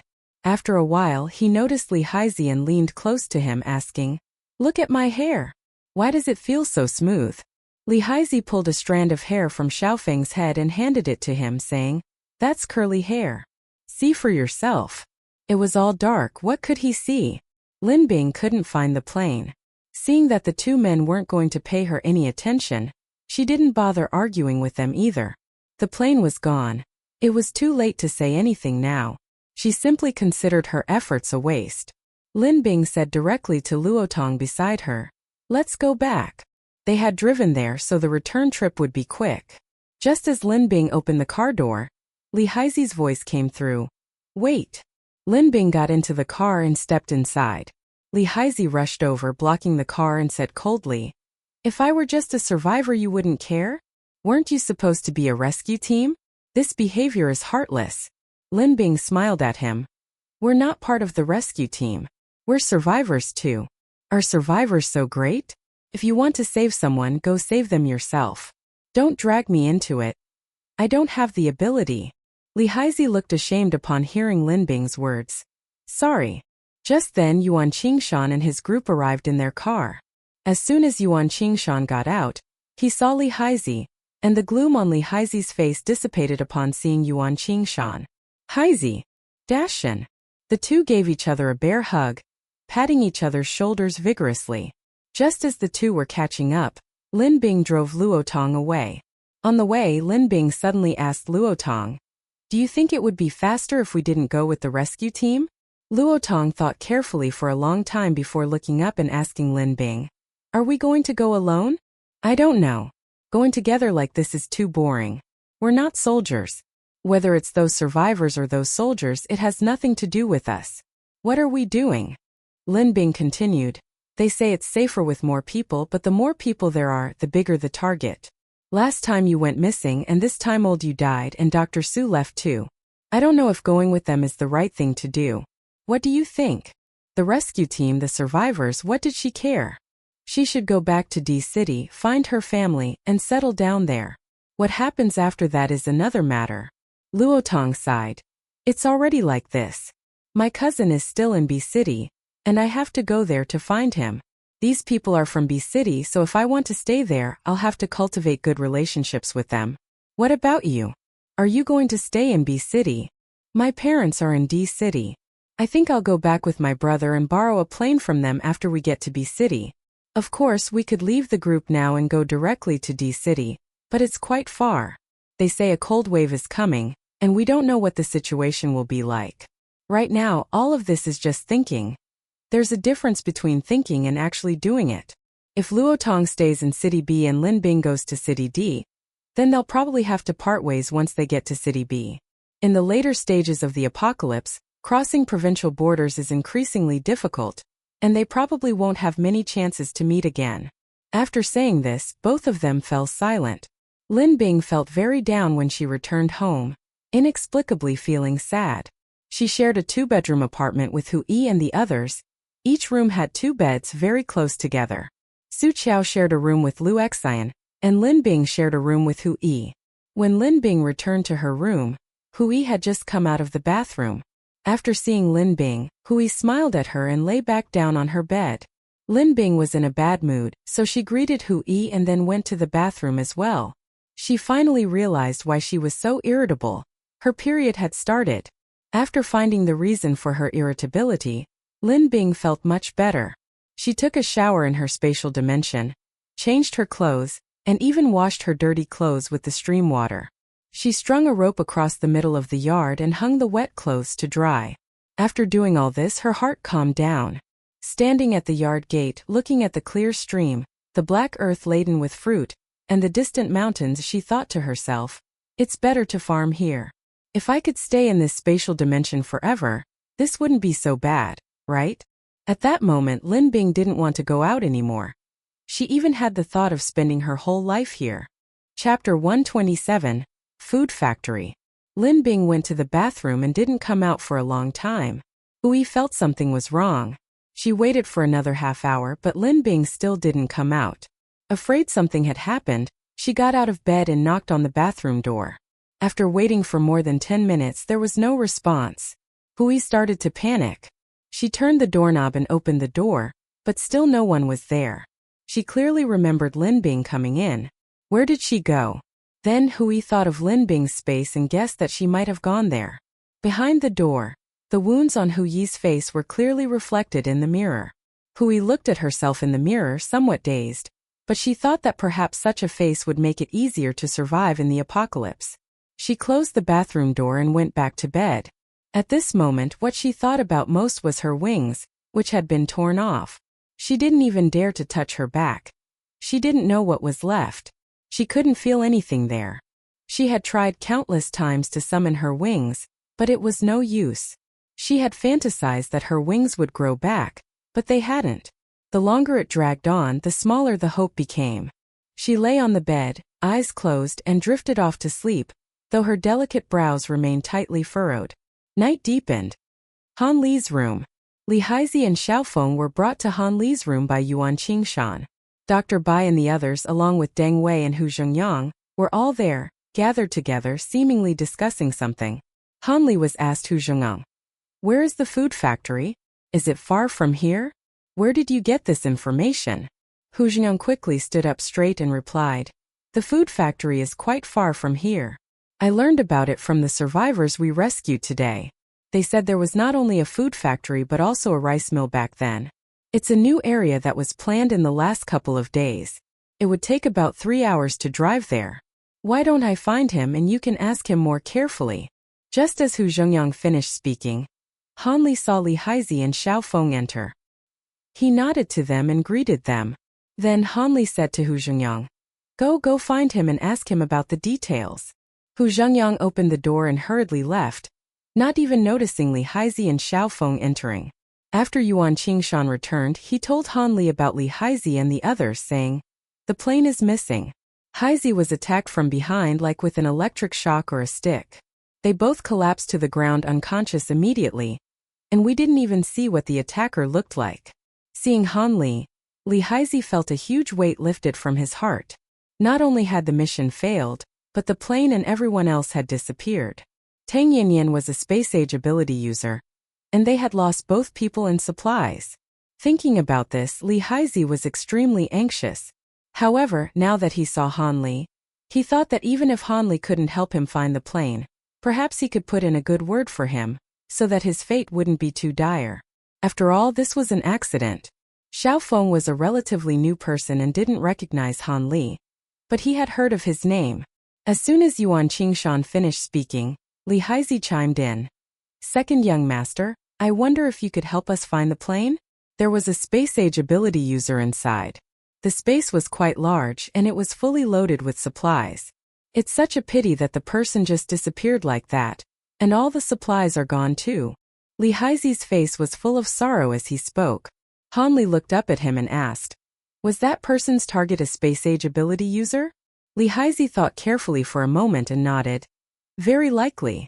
After saying that, Li Haizi's expression changed. Could it be that they've been watching us for a while, waiting for an opportunity to steal the person and the plane? Maybe, but it's too late to talk about that now. Han Li was quite calm and then asked Li Haizi, What are you planning to do? Go back with us or continue searching for the plane? Find the person? How do they find the person? Li Hei sighed. We'll go out tomorrow to see if we can find any clues. If we really can't find anything, we'll go back with you. There are still 4 lives on the plane, and we don't know if they're dead or alive. If the hijacker really was after the space ability user, at least 2 of them could survive, Tang Yanyan and the pilot.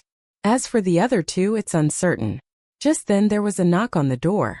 Hu Zhengyang was there, and a man with a particularly long face was standing next to him. The long-faced man kept rubbing his hands together, seemingly very nervous. Come in, Hu Zhengyang said, leading the long-faced man inside. The long-faced man looked around uneasily.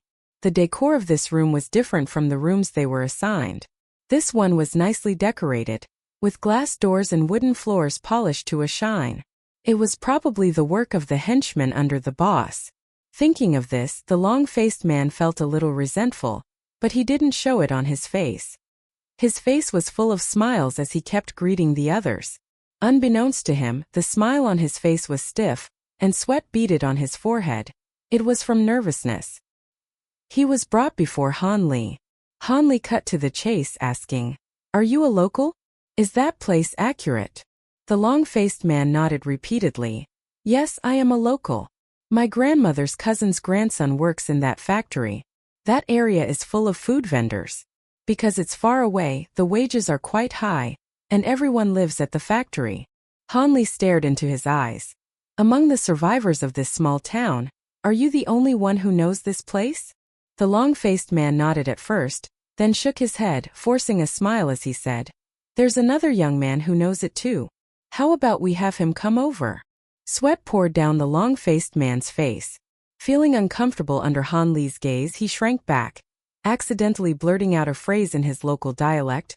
Why are you staring at me? He became even more nervous afterward, wishing he could hide.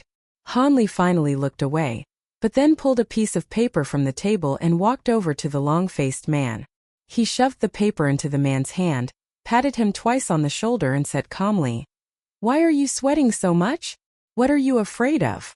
The long-faced man shuddered, forcing a stiff smile and muttered, I've never seen so many important people. I'm a little scared. Before he could finish, the others in the room burst into laughter, and the long-faced man's face flushed red. He then gave a dry laugh along with them. Mosquito, take him downstairs to rest. Let him stay with you tonight, Han Li said to Mosquito. Mosquito had been laughing along, but upon hearing this, a chill ran down his spine. Was this man suspicious? Hanli then said, "That's enough for today. Everyone go back and rest. We have to get up early tomorrow." Mosquito, though puzzled, smiled broadly. He walked over to the long-faced man and, like close friends, put his arm around his shoulder.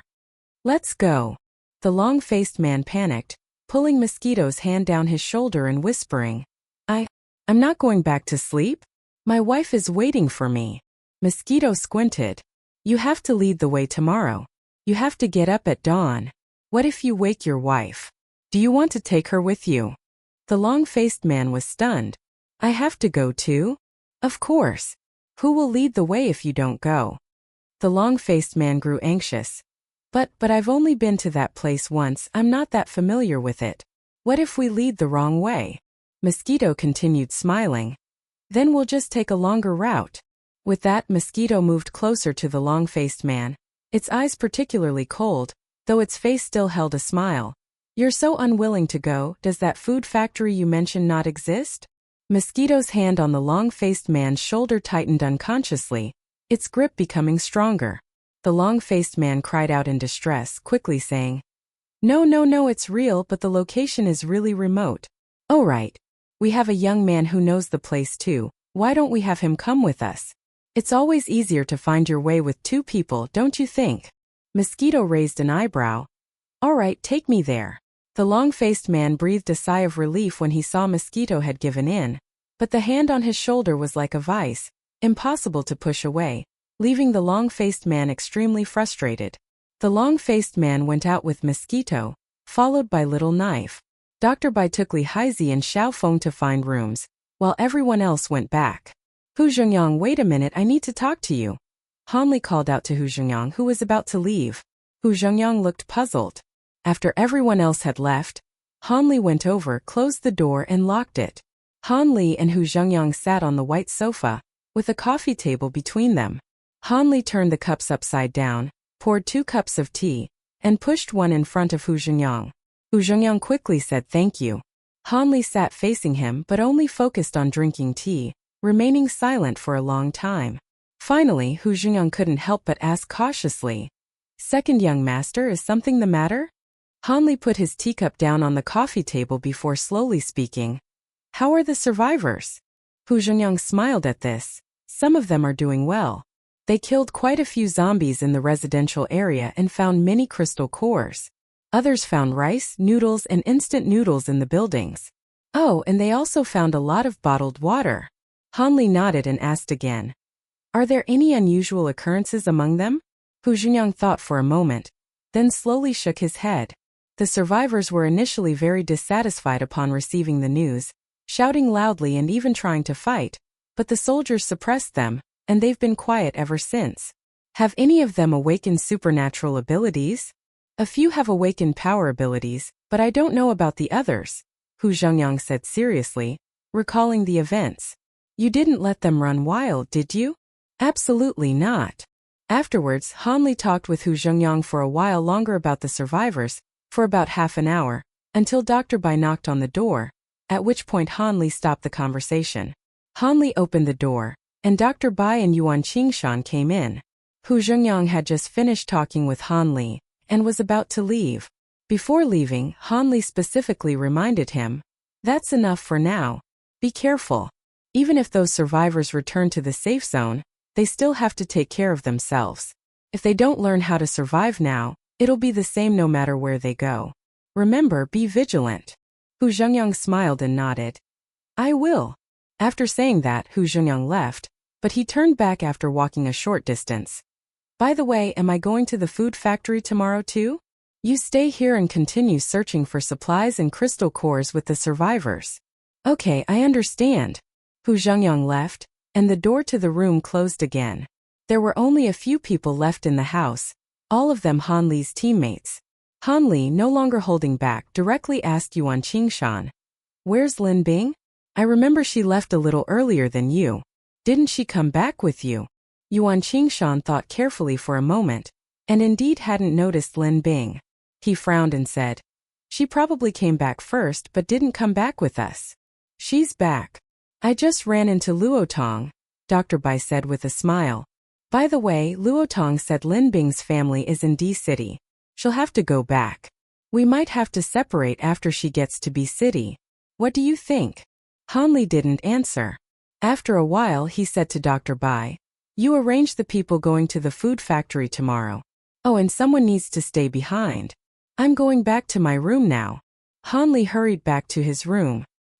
He had a room to himself, so he wasn't disturbed. After entering the room, he sat on the bed for a while, thinking about Lin Bing. Was she going back to D City? So, her family was still there. Right, he hadn't asked about Lin Bing's family yet, and didn't know who her family members were. He'd remember to ask later. It seemed that keeping her in City B wouldn't be easy. Perhaps he could go to City D with her first and bring her family to City B. Having figured this out, Hanli's figure flashed, and he went to his spatial dimension. As soon as he entered, he saw Lin Bing planting vegetables. All the vegetables from the black soil had been stored in the warehouse. The ones that could produce several seasons were still there, but sweet potatoes, radishes, and potatoes had all been uprooted, leaving the soil empty. Hanli slowly walked over. Lin Bing heard footsteps and turned her head. It was Hanli. Actually, she knew he had come in, but she wasn't in the mood to talk to him. This time Lin Bing was sowing corn seeds. She wanted to eat corn. Hanli noticed Lin Bing's unusual behavior as soon as he approached. He went to her side, took her basket, but Lin Bing wouldn't let go. Hanli released her, not taking it any further. However, Hanli was filled with questions. What's wrong with you? Lin Bing slowly looked over and asked, do you think it would be faster if I went directly to D City? Hanli frowned upon hearing this. He forcefully put the basket in Lin Bing's hands to the ground, and at the same time he grabbed her shoulders and straightened her body, staring intently into her eyes and asked, why do you think that? Going directly to D City is too far, and the cold wave is coming soon. It's too dangerous to do that. Lin Bing's tone wasn't very happy. Otherwise, going with the rescue team is too slow. Besides, with the cold wave coming, even if we get to B City, we can't just fly directly to D City. The last thing was something she suddenly thought of in her spatial dimension. If she did that, wouldn't she be trapped in B City? Hanli was silent for a moment, then said softly, wouldn't it be better to go to City B? When the weather gets better, we can bring your family to City B together. Wouldn't that solve the problem? Lin Bing was shocked. After a while, she came to her senses and avoided Hanli's gaze. They won't leave City D. Her family couldn't possibly choose to live under someone else's roof.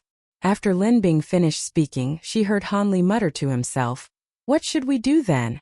You'll be in City B, and your family will be in City D. It won't be very convenient to go back to your mother's house. Lin Bing was speechless. Go back to her mother's house?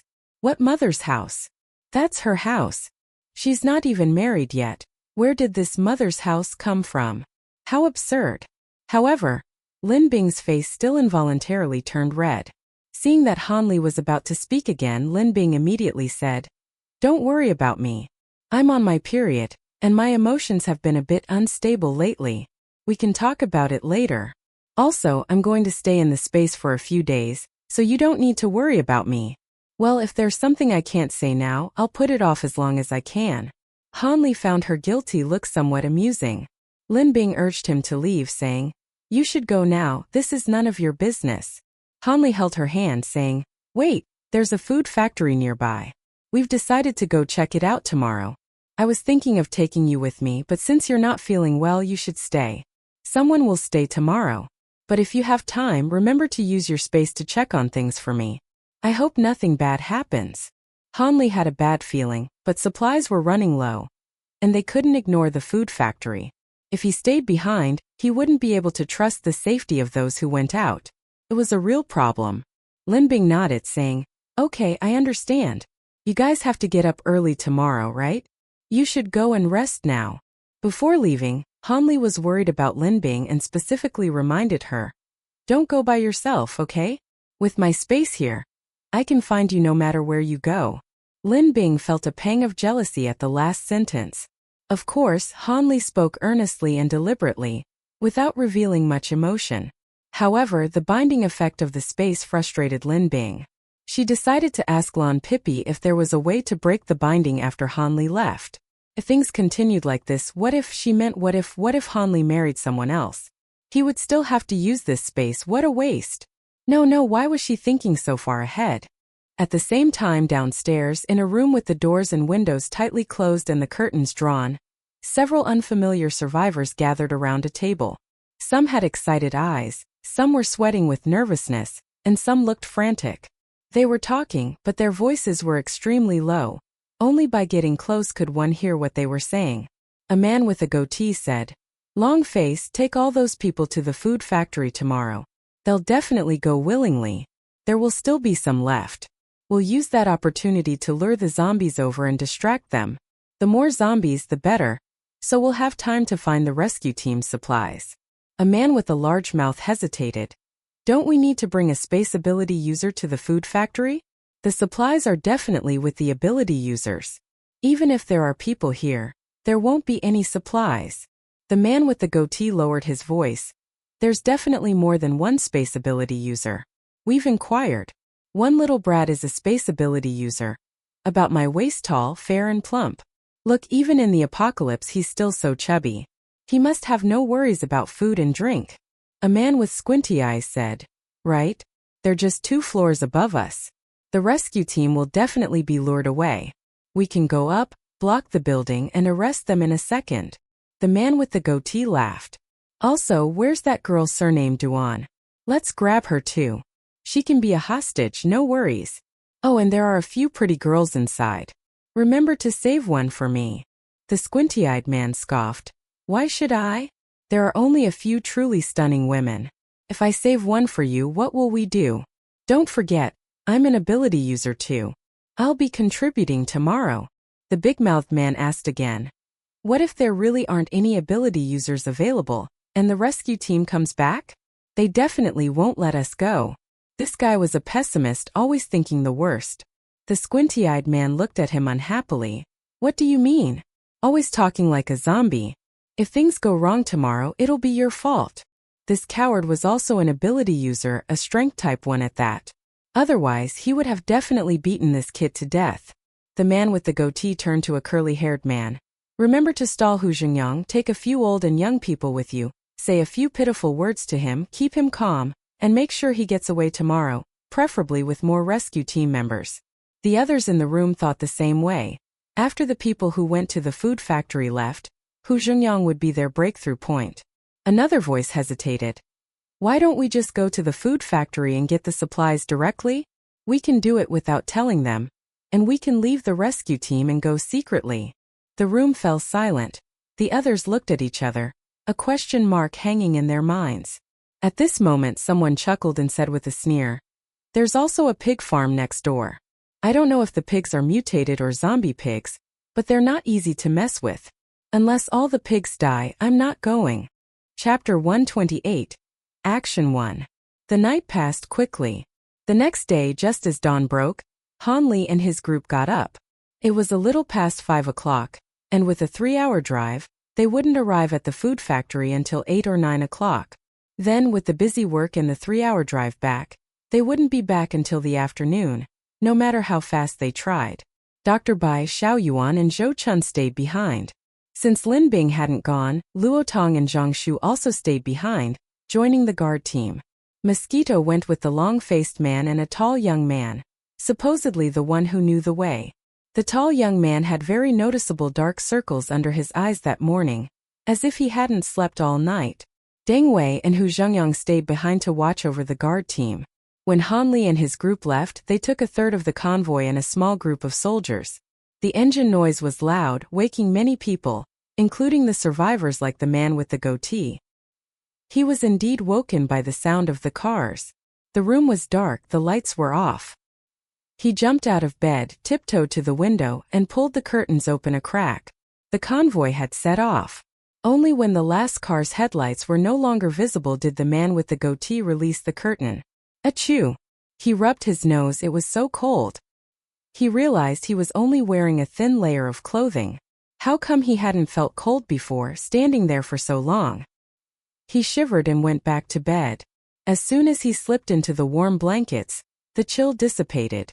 However, the other person in the blankets shrank back from the cold. There weren't enough beds.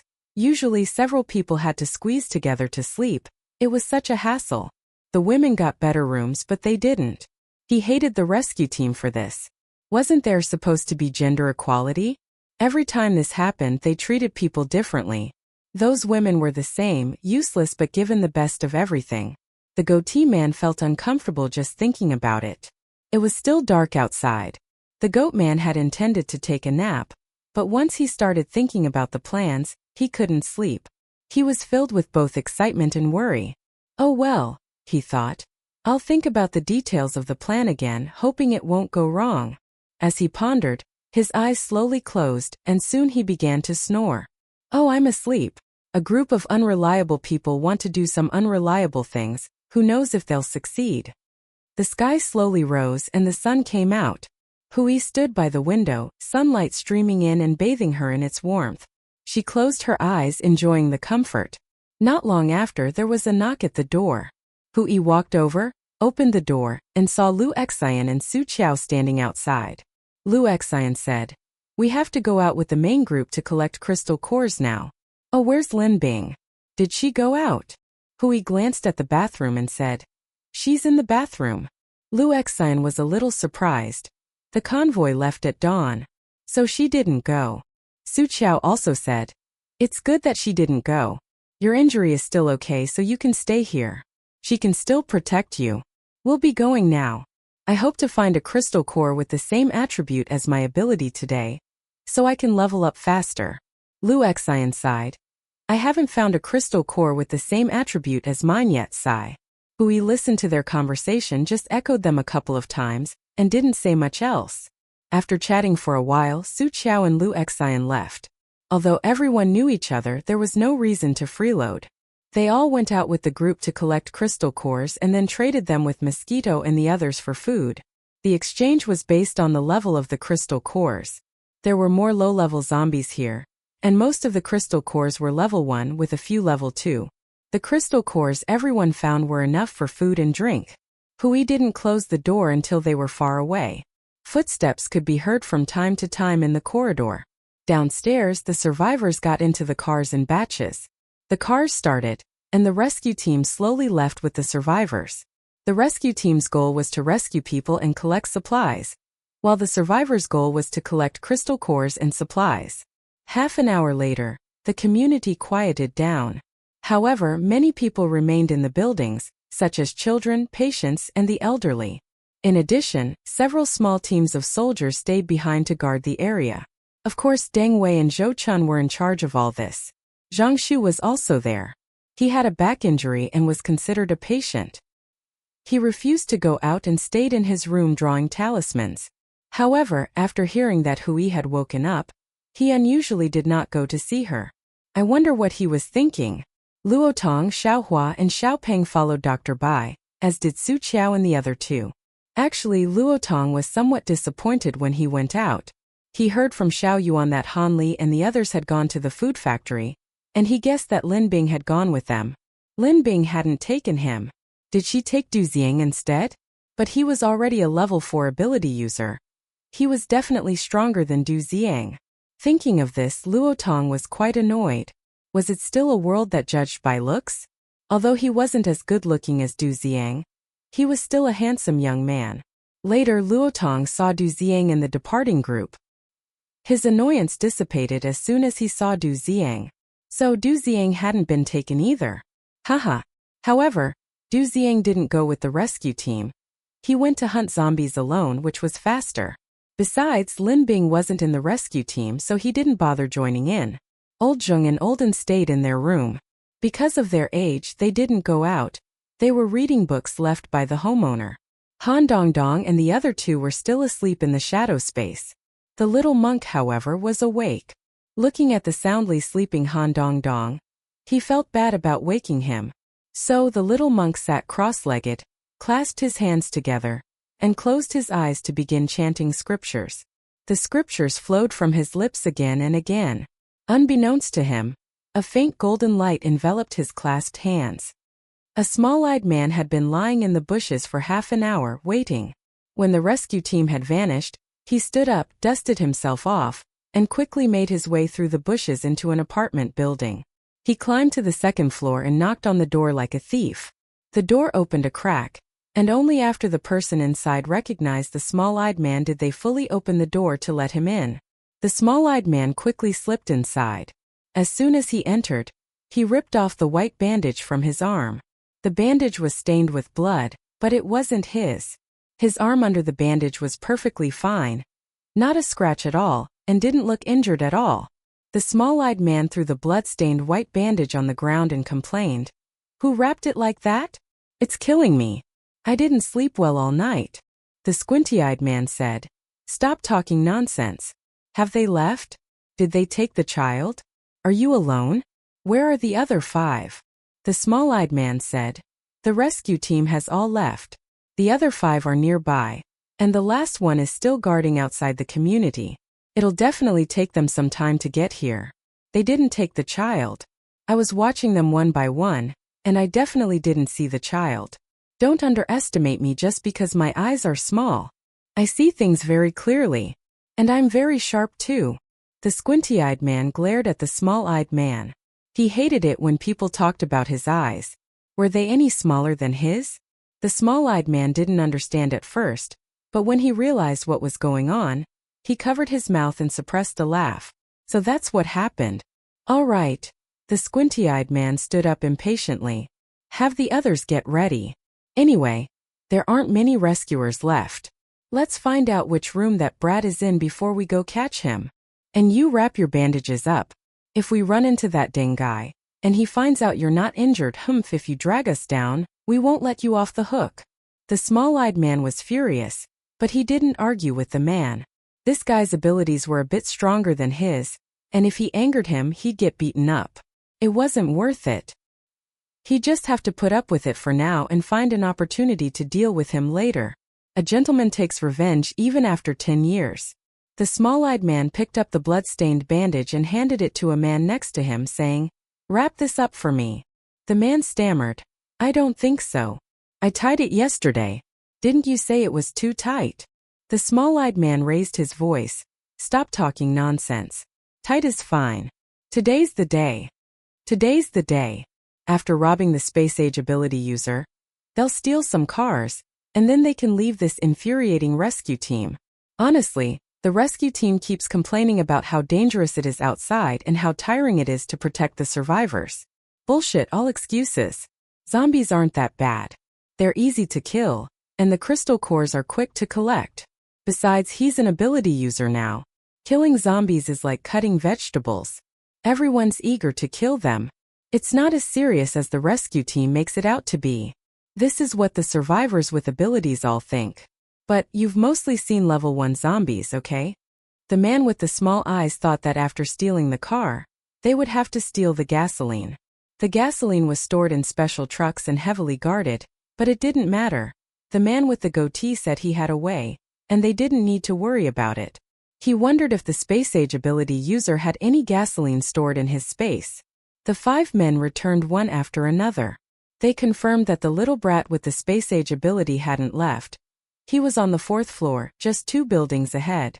They didn't know which room he was in, because the long-faced man had only gone to one room and didn't know who was in the others, so he hadn't gathered any information.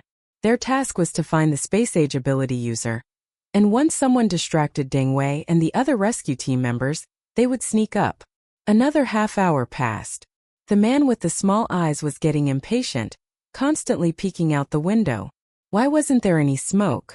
The rescue team was still patrolling. What was the man with the goatee doing?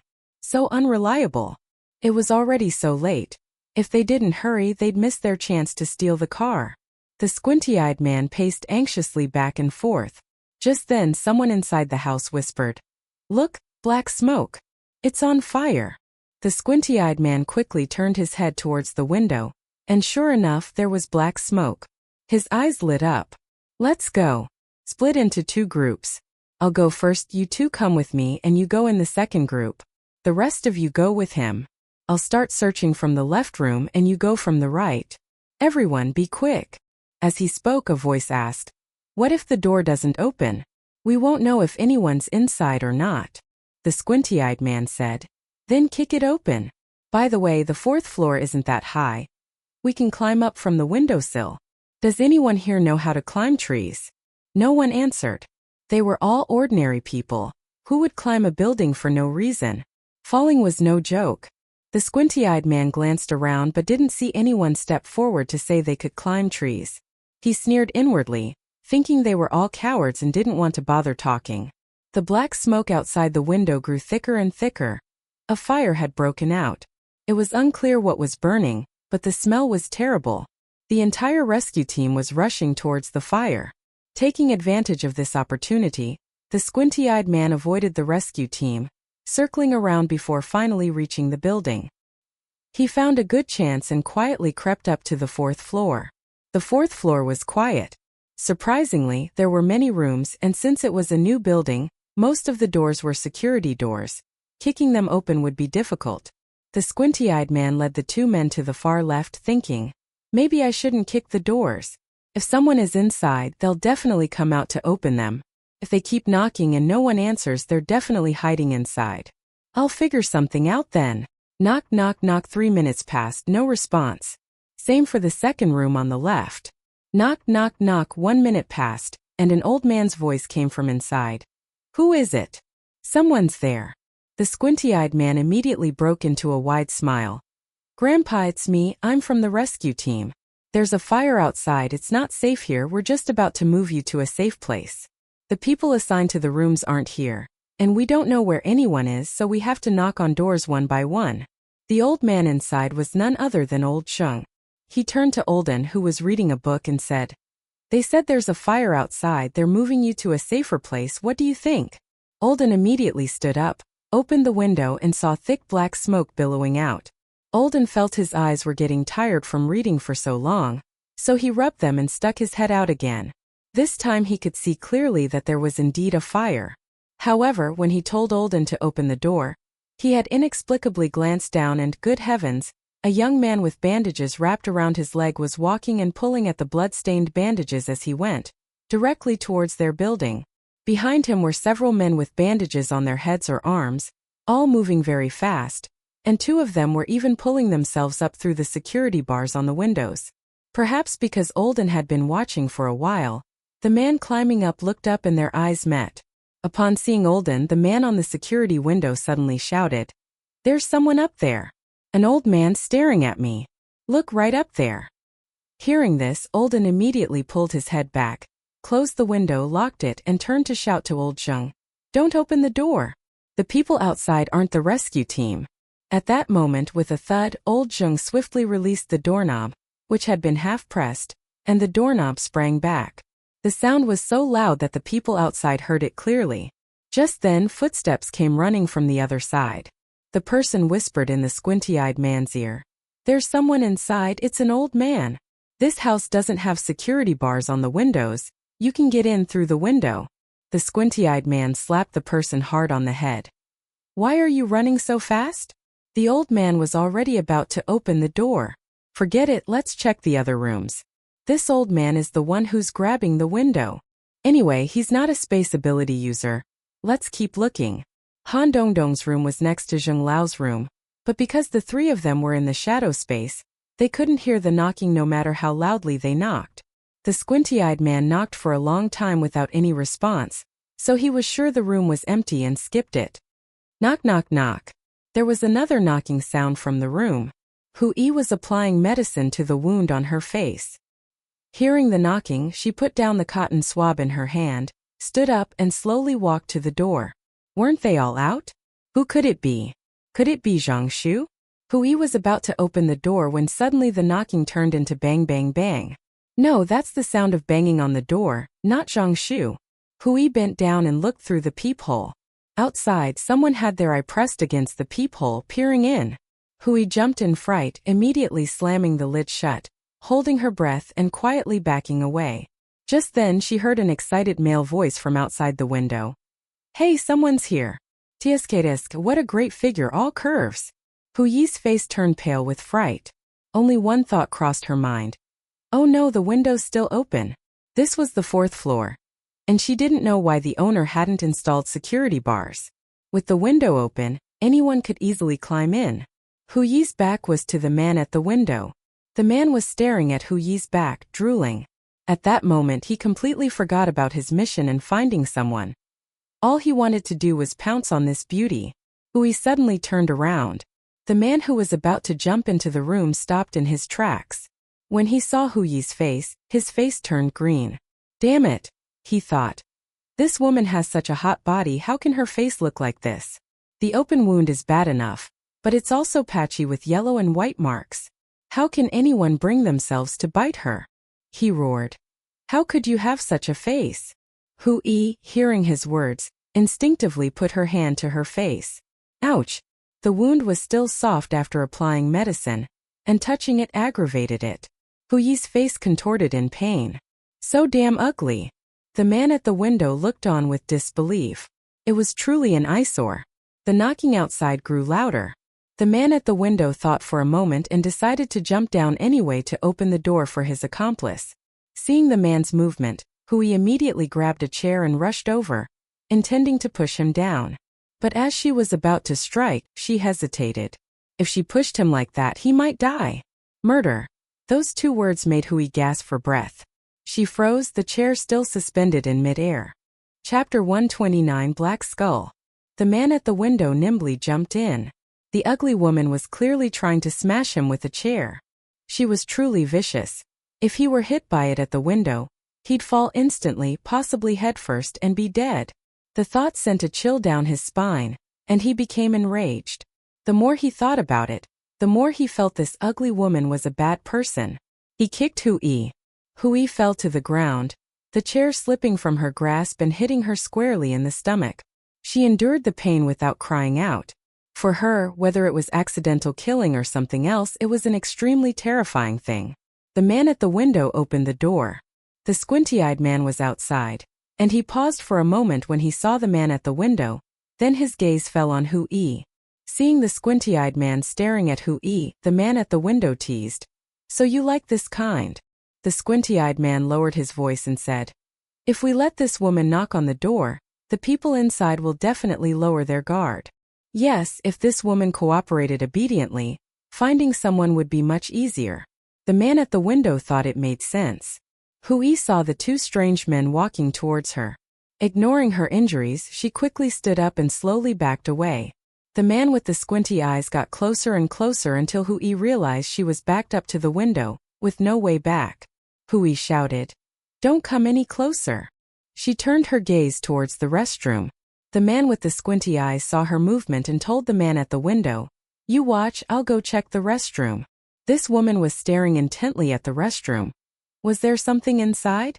Could it be that little guy was in there?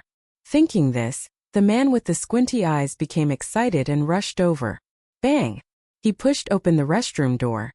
No one there? Undeterred, the man with the squinty eyes searched the entire restroom, but still found no one.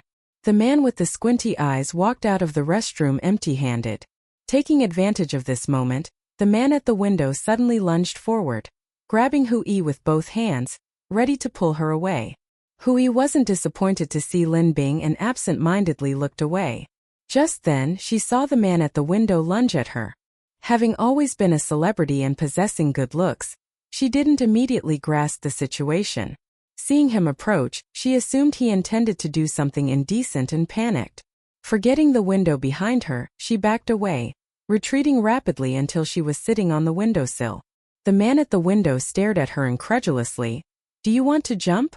Hu Yi pursed her lips. She glanced down. The fourth floor wasn't high, but looking down was still frightening. She wasn't afraid of heights, but her palms were sweating profusely. The man at the window didn't believe this ugly woman had the guts to jump.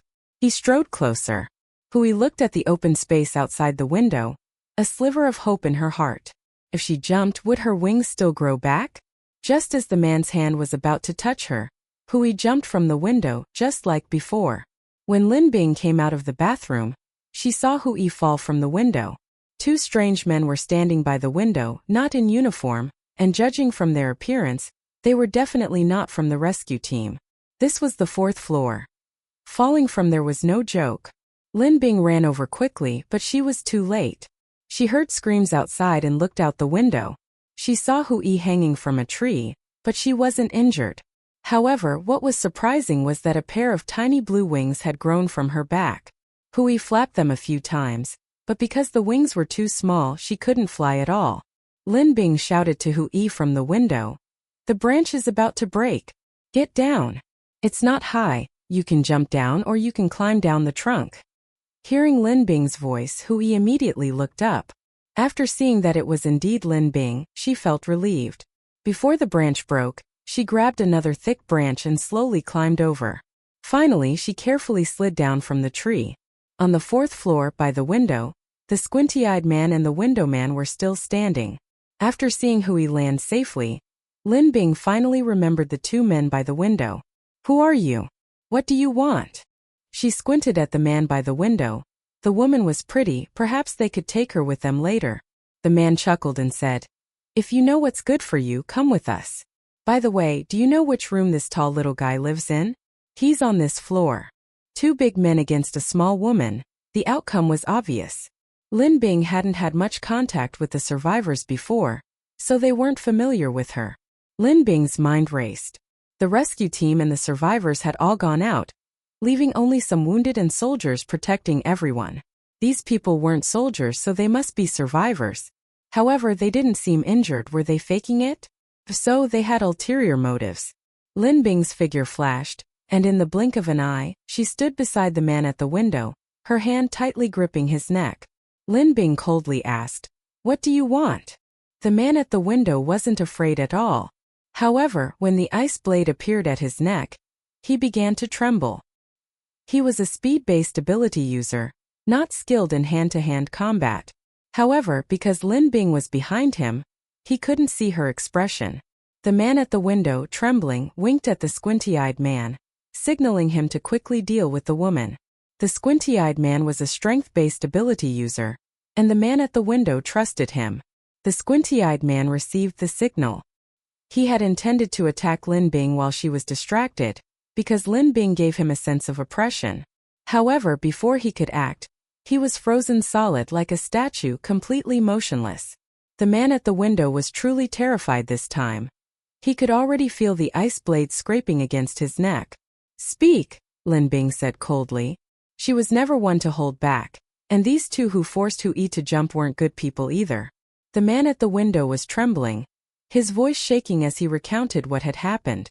After he finished, Lin Bing released him, but collapsed to the ground drenched in cold sweat. He suspected he had injured his neck, feeling something dripping down. He touched it and found it was just sweat, no bleeding.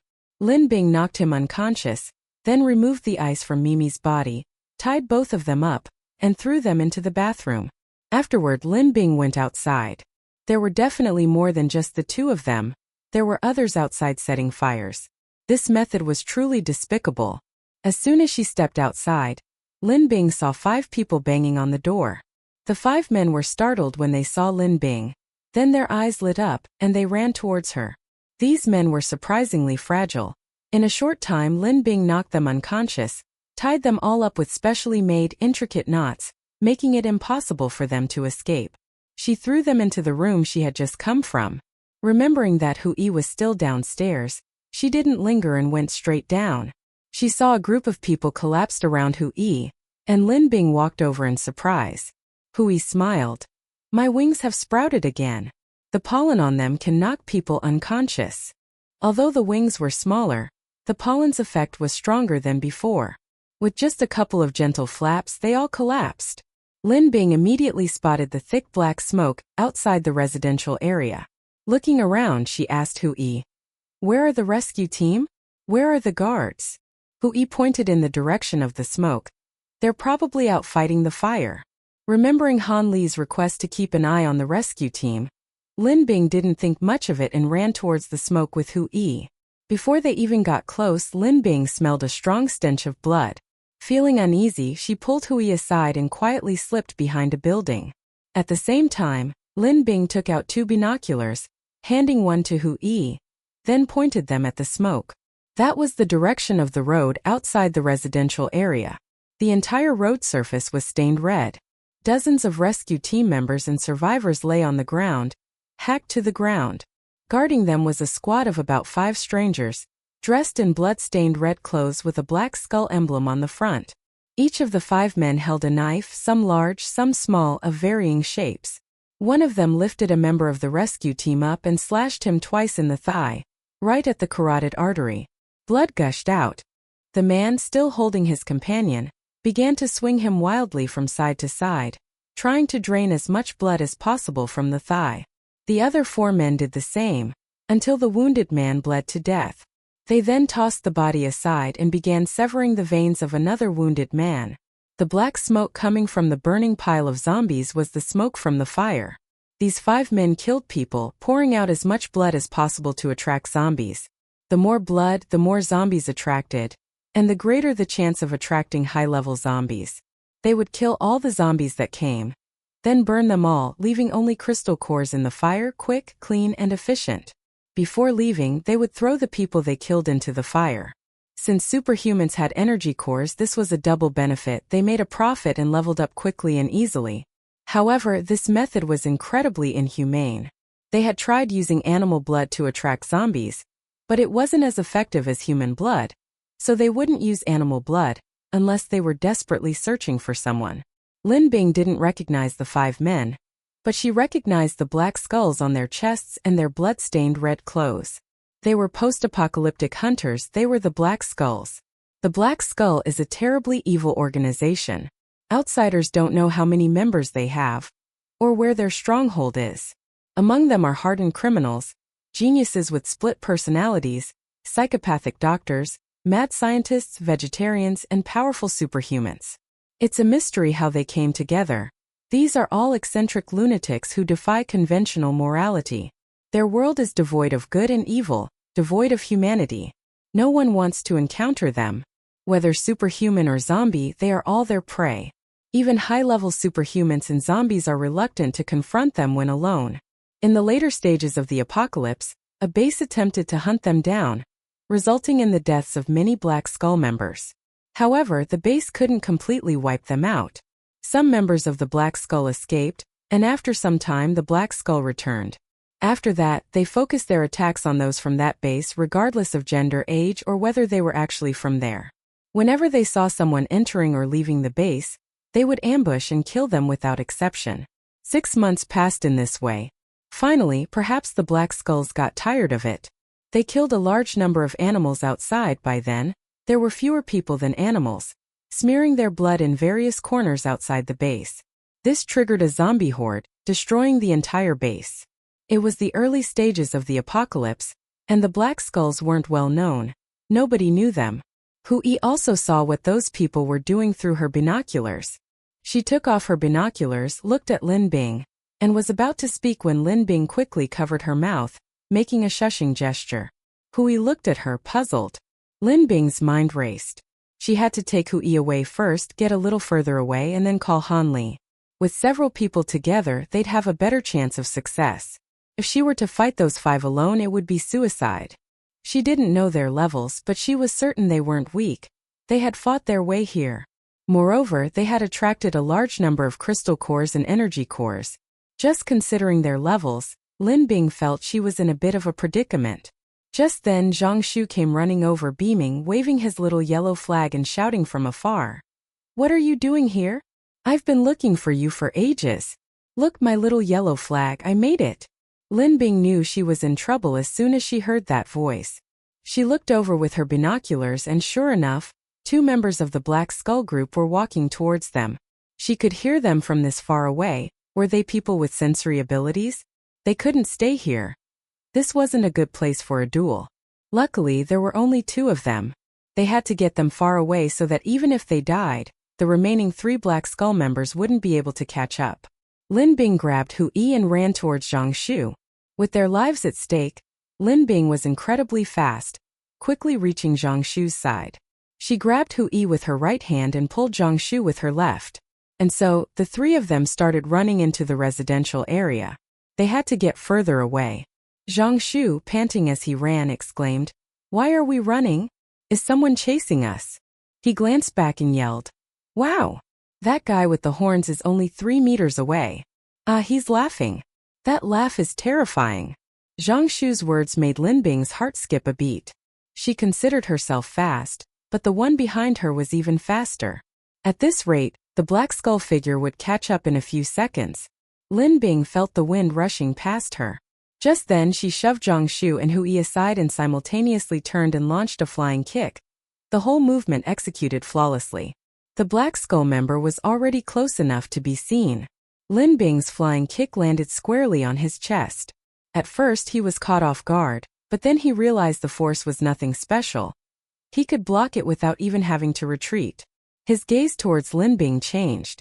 TSK, he thought she would be a high-level energy core, but she's so weak. The next second he was frozen solid. Centuries of ice, combined with the rapid freezing of his blood, caused his body temperature to plummet, and his entire body began to stiffen. He was an ice-type ability user.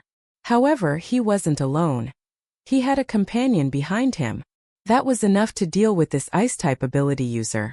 As for the man and woman beside him, one a weakling, the other an ugly monster, they didn't even sense the energy fluctuations emanating from them. Just a little caution would suffice. After freezing the horned man, Lin Bing retreated rapidly, simultaneously telling Zhang Shu, "Take Hui away and hide." She had originally intended to say that if she encountered Luotong or Yuan Qingshan's people, she should try to get their help, but there wasn't enough time. Another member of the Black Skull had already caught up. He was on roller skates, his hair was past his shoulders and dyed flaxen, and he was chewing a tasteless piece of gum. When he saw Lin Bing, his eyes were filled with the madness of someone who had spotted prey. "Do you want to join us?" Chapter 130. The Energy Core in the Brain. This was directed at Lin Bing. Lin Bing glanced at the man on roller skates and refused. No. At the same time, she secretly watched the man warily, unsure of his intentions. Perhaps it was just a delaying tactic. Or maybe he wanted to coax her into thawing the horned man. The roller skater seemed unfazed by Lin Bing's refusal. His lips were unusually thin, and when he smiled, they resembled a thin parenthesis, looking awkward. His face was smiling, but his eyes were cold and crazed. Lin Bing couldn't figure out what he wanted, nor what his special ability was, so she could only observe. Suddenly, the man on roller skates appeared beside the frozen horned man. He opened his mouth and white, tasteless chewing gum flew out, sticking tightly to the ice. Lin Bing was startled at first, then quickly retreated, thinking, 100-year-old ice isn't so easily broken. Just then, a loud bang was heard, and a small corner of the ice binding the horned man cracked open. The rollerblading man was somewhat surprised that it hadn't exploded. What was this ice? It was much more solid than he'd imagined. His face darkened and he pulled a red, round plastic box from his pocket, opened the lid and took out 2 small, square-shaped pieces of chewing gum, popping them into his mouth. He chewed them, his eyes fixed intently on Lin Bing. Seeing him standing still, stubbornly chewing the gum, Lin Bing recalled the explosion from earlier. Could this chewing gum be this man's superpower? If so, now was the perfect opportunity. Lin Bing moved swiftly, clasping her hands together and pushing forward. An overwhelming chill emanated from her palms, and within seconds, the world before her was frozen solid, including the rollerblading man. So easy? Lin Bing was incredulous. The process was far too simple, it was unbelievable. In Lin Bing's mind, the members of the Black Skull were mysterious and terrifying. They were incredibly powerful, evolving in an abnormal way, and she had even heard of the strongest member of the Black Skull. Lin Bing looked at the 2 motionless, lifeless ice sculptures. At this rate, they would be completely dead in half an hour. Where were Zhang Shu and Hui? Had they escaped? Lin Bing thought to herself, glancing to both sides. Not seeing Zhang Shu and Hui, she assumed they had already run far away, and she finally felt relieved. Wait, something's not right. The temperature of the ice here is rising. Lin Bing turned her gaze back to the ice. She saw the roller skater's frozen body changing color. His flaxen hair, blood-stained clothes, and other features were gradually turning white. His facial features were also changing. No, his features were melting, his entire body was melting and turning white. Lin Bing's heart sank. This was a double, not the real one. That meant the real one must be hiding nearby. The freezing time was very fast. He couldn't be too far away. Just then, the rollerblading man inside the ice melted into a large white sphere. The ice around the sphere melted visibly, and then with a loud bang the entire white sphere exploded, shattering the surrounding ice into pieces. Lin Bing conjured an ice shield in front of her. The worst-case scenario had occurred. The rollerblading man emerged from the bushes, but this time his rollerblades were gone. So, was the substitute from before a rollerblading transformation? However, Lin Bing didn't have time to think further. The horned man was also freed from the ice. He made a stretching motion, then looked up at the sky, opened his mouth wide and roared, as if to expel the icy energy from his body. 2 against 1, she was at a huge disadvantage. Right, since Hu Yi and Zhang Shu weren't here, why should she stay? What was she waiting for if she didn't run now? A thick white fog had enveloped the area, and Lin Bing concealed herself within it. Now, Lin Bing took off running. A light, airy voice came from behind. Little Bing Bing, don't run away. Your 2 companions are in my hands. Hand over the energy core in your head obediently, and maybe I'll take pity on you and let your 2 nonsense pass. Lin Bing stopped. The first thought in her mind was, how does he know my name? Then she thought, who gave him permission to call me that? Also, didn't Zhang Shu and Hu Yi escape? He must be lying. Ah! Hu Yi and Zhang Shu's screams came from the horned man.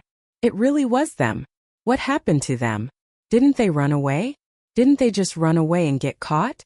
Lin Bing's face turned green. There was nothing she could do but go back and rescue them. However, there was one more thing to do before rescuing them. Lin Bing entered her space on the spot, found Blue Pippi guarding the spirit spring and instructed it. Go tell Han Li that the situation here is urgent. If things go smoothly over there, come over quickly. After saying that, Lin Bing hurriedly left the space. The white mist enveloped the horned man and the roller skater man. Their positions clearly imprinted in Lin Bing's mind. Right, Zhang Shu and Hu Yi were being held by the horned man, one in each hand, their necks being choked. The roller skater man said to the horned man, go easy on them, don't squeezing them to death. Once they're dead, they'll solidify and it'll be harder to bleed them. Don't waste your blood. The horned man indeed listened and loosened his grip.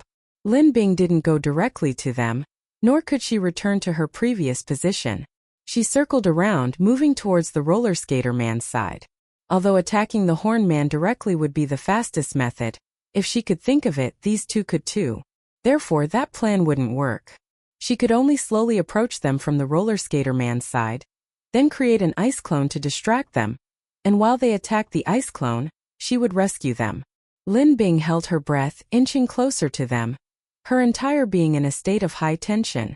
Lin Bing sensed that the roller skater and the bullhorn man were communicating telepathically. If the white mist wasn't Lin Bing's, she probably wouldn't even know it. What were they discussing? Just then, the roller skater slowly raised his right hand, pulled down his black glove, and suddenly held his hand out horizontally, palm facing forward at a 90-degree angle. A black hole the size of a ping-pong ball appeared in his right palm. The front of his palm was black, while the back of his hand was normal, without any hole or even a speck of black. Lin Bing didn't know what he was going to do, and her unease grew stronger.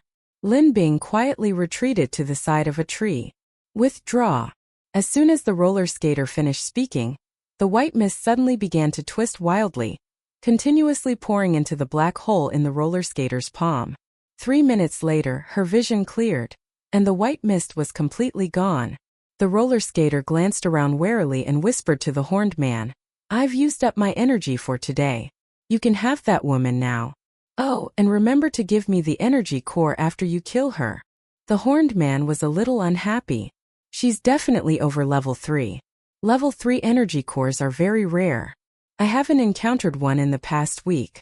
You're not fighting, so you can't just ask for it like that. It's not that easy. The roller skater raised an eyebrow. I'm the one who pulled you out of the ice. If it weren't for me, you would definitely be dead inside. The horned man's expression changed upon hearing this. That was my carelessness. I remember you saving me, but you can't exchange it for a level 3 energy core. An opportunity. A chilling coldness surged from the side of the roller skater, and the roller skater immediately fell to the ground and rolled to the side. The horned man threw Hui and Jiangshu over to block the ice. Hui and Jiangshu landed on the ice, and in the blink of an eye, the ice block delivered the two to Lin Bing's front. At the same time, Lin Bing's newly changed position was exposed again. However, now was not the time to think about that. They had to escape quickly.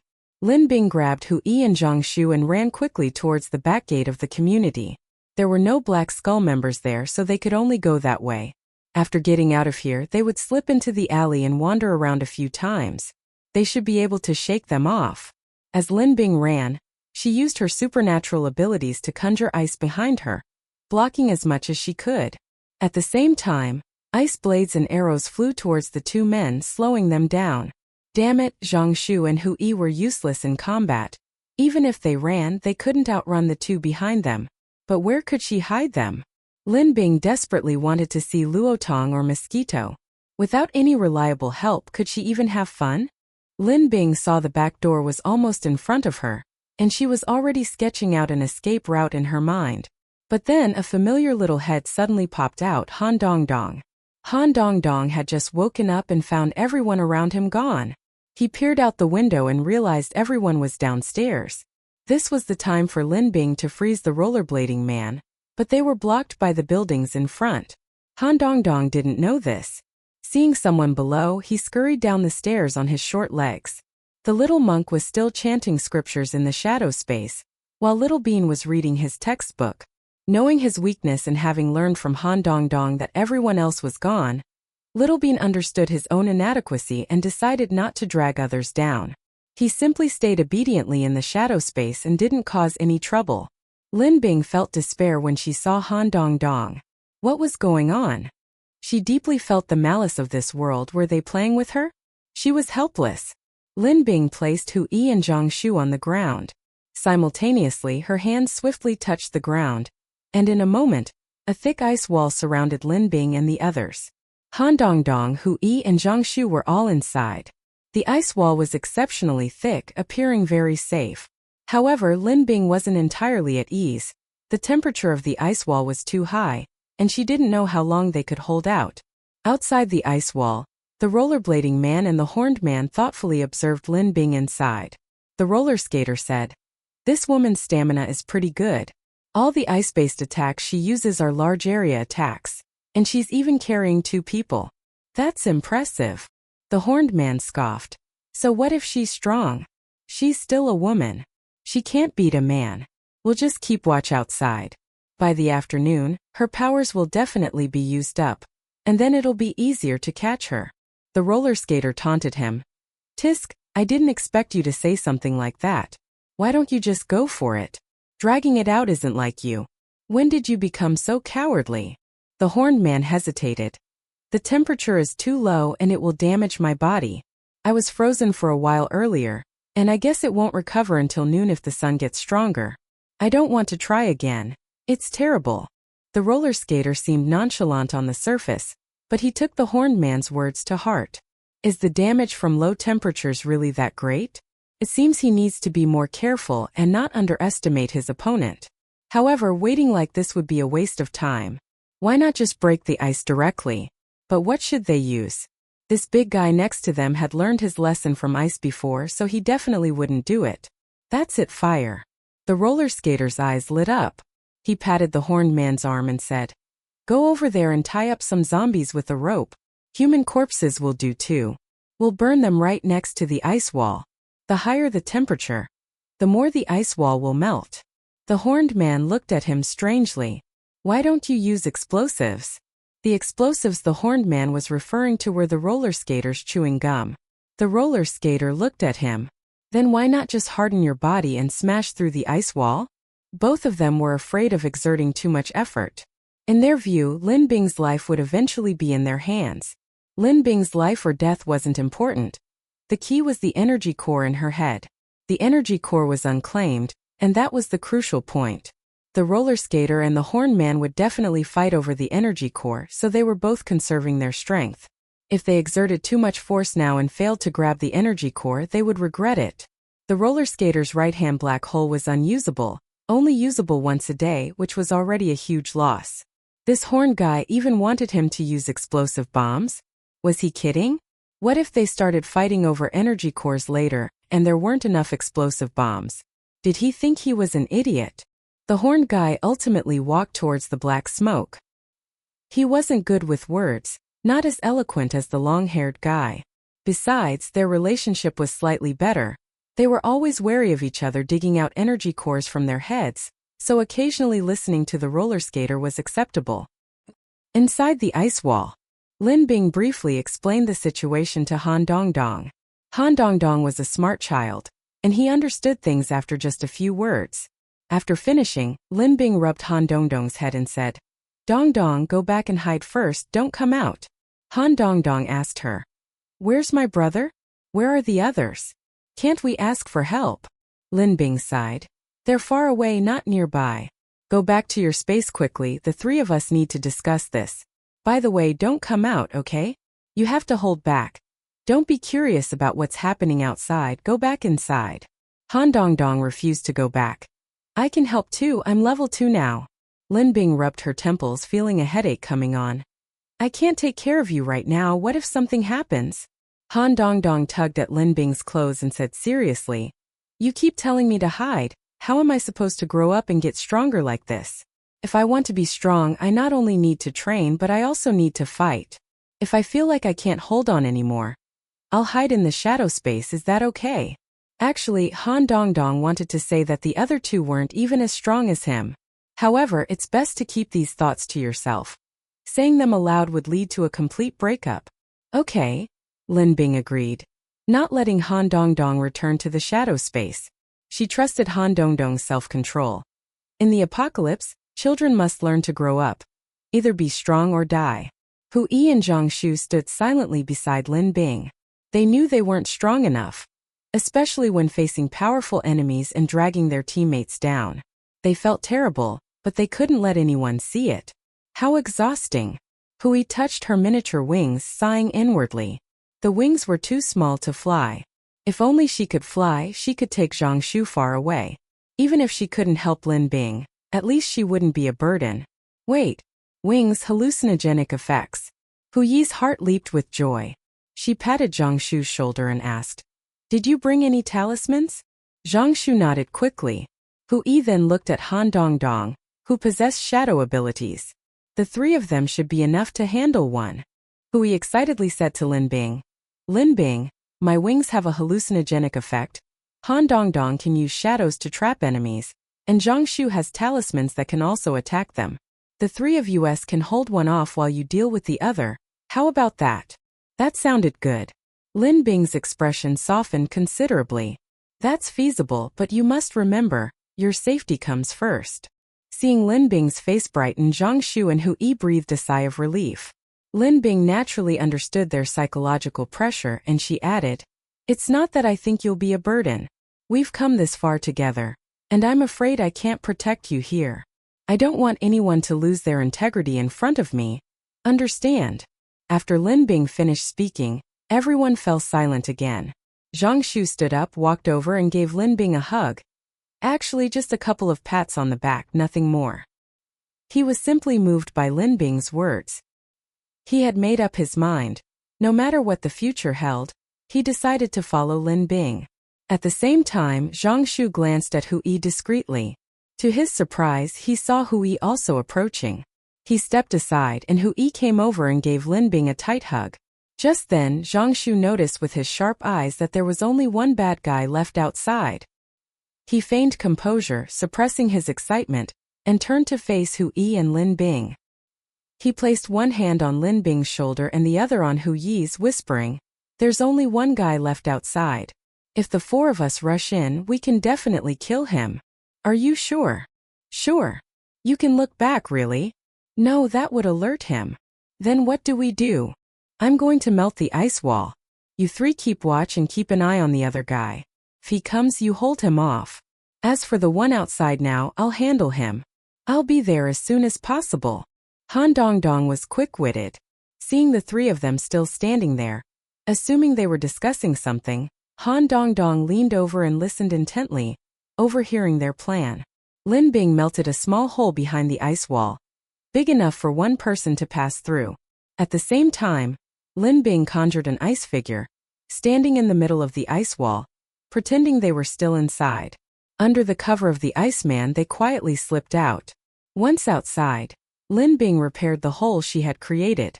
Hu Yi Zhongshu and Han Dongdong walked together, looking out for each other, while Lin Bing stealthily approached the roller skater, preparing to ambush him. This would catch him off guard, increasing Lin Bing's chances of winning. The roller skater could absorb the white mist, so Lin Bing didn't plan to use it. The roller skater was extremely wary. However, Lin Bing and the others had already planned their strategy. Han Dongdong and the others would create a feint to attract the roller skater's attention. Then Lin Bing would attack, aiming for a fatal blow. Han Dongdong picked up a small pebble and threw it towards the bushes. The pebble hit a tree trunk with a loud thud. Who? The roller skater tossed his hair, tied it up with a rope, and slowly walked towards the sound. All four were inside the ice wall. Look, figures were all inside. Who could be there? A superhuman or an ordinary person? If they were superhumans, he hoped they were at least level 3, level 4 or 5 would be good too, so they could gang up on them. Besides the 5 of them, there were 5 others lurking on the other side, 2 of whom were level 4 superhumans, although they had only recently leveled up. But they outnumbered each other, and he didn't believe they couldn't defeat the other level 5 superhumans. The time was right. Lin Bing was already very close to the roller skater. She pounced, her ice blade aimed at his neck. Lin Bing was incredibly fast, and since the roller skater was lost in thought, Lin Bing found an opening. The ice blade sliced open his neck and blood gushed out. It worked. How could it be so easy again? The roller skater's neck was cut by the ice blade, and blood continued to gush out. The roller skater slowly put his hand on his neck, wiped it and looked down. His hand was covered in blood. What a waste. The roller skater put his hand to his mouth and licked it. His own blood didn't taste good either. He could feel his life slipping away. Oh well, there was no other way. To survive, he had no choice but to. He pulled a red bottle from his pocket. No, a small clear glass bottle, but filled with red blood, definitely red blood. The rollerblading man uncapped it and poured the blood into his mouth. The blood was a very dark color, perhaps because it had been sitting for too long, but it hadn't spoiled. It tasted almost like his own blood. Chapter 131. The space upgrades again. This stuff was recently developed by that madman, using human blood as the main ingredient with some unknown additives. No one except the madman knows how it's made. Each member of the Black Skull group was given a bottle. It's said to make you stronger, even bring the dead back to life, but there's a small risk. He'd personally witnessed the madman force-feed this to someone he'd captured.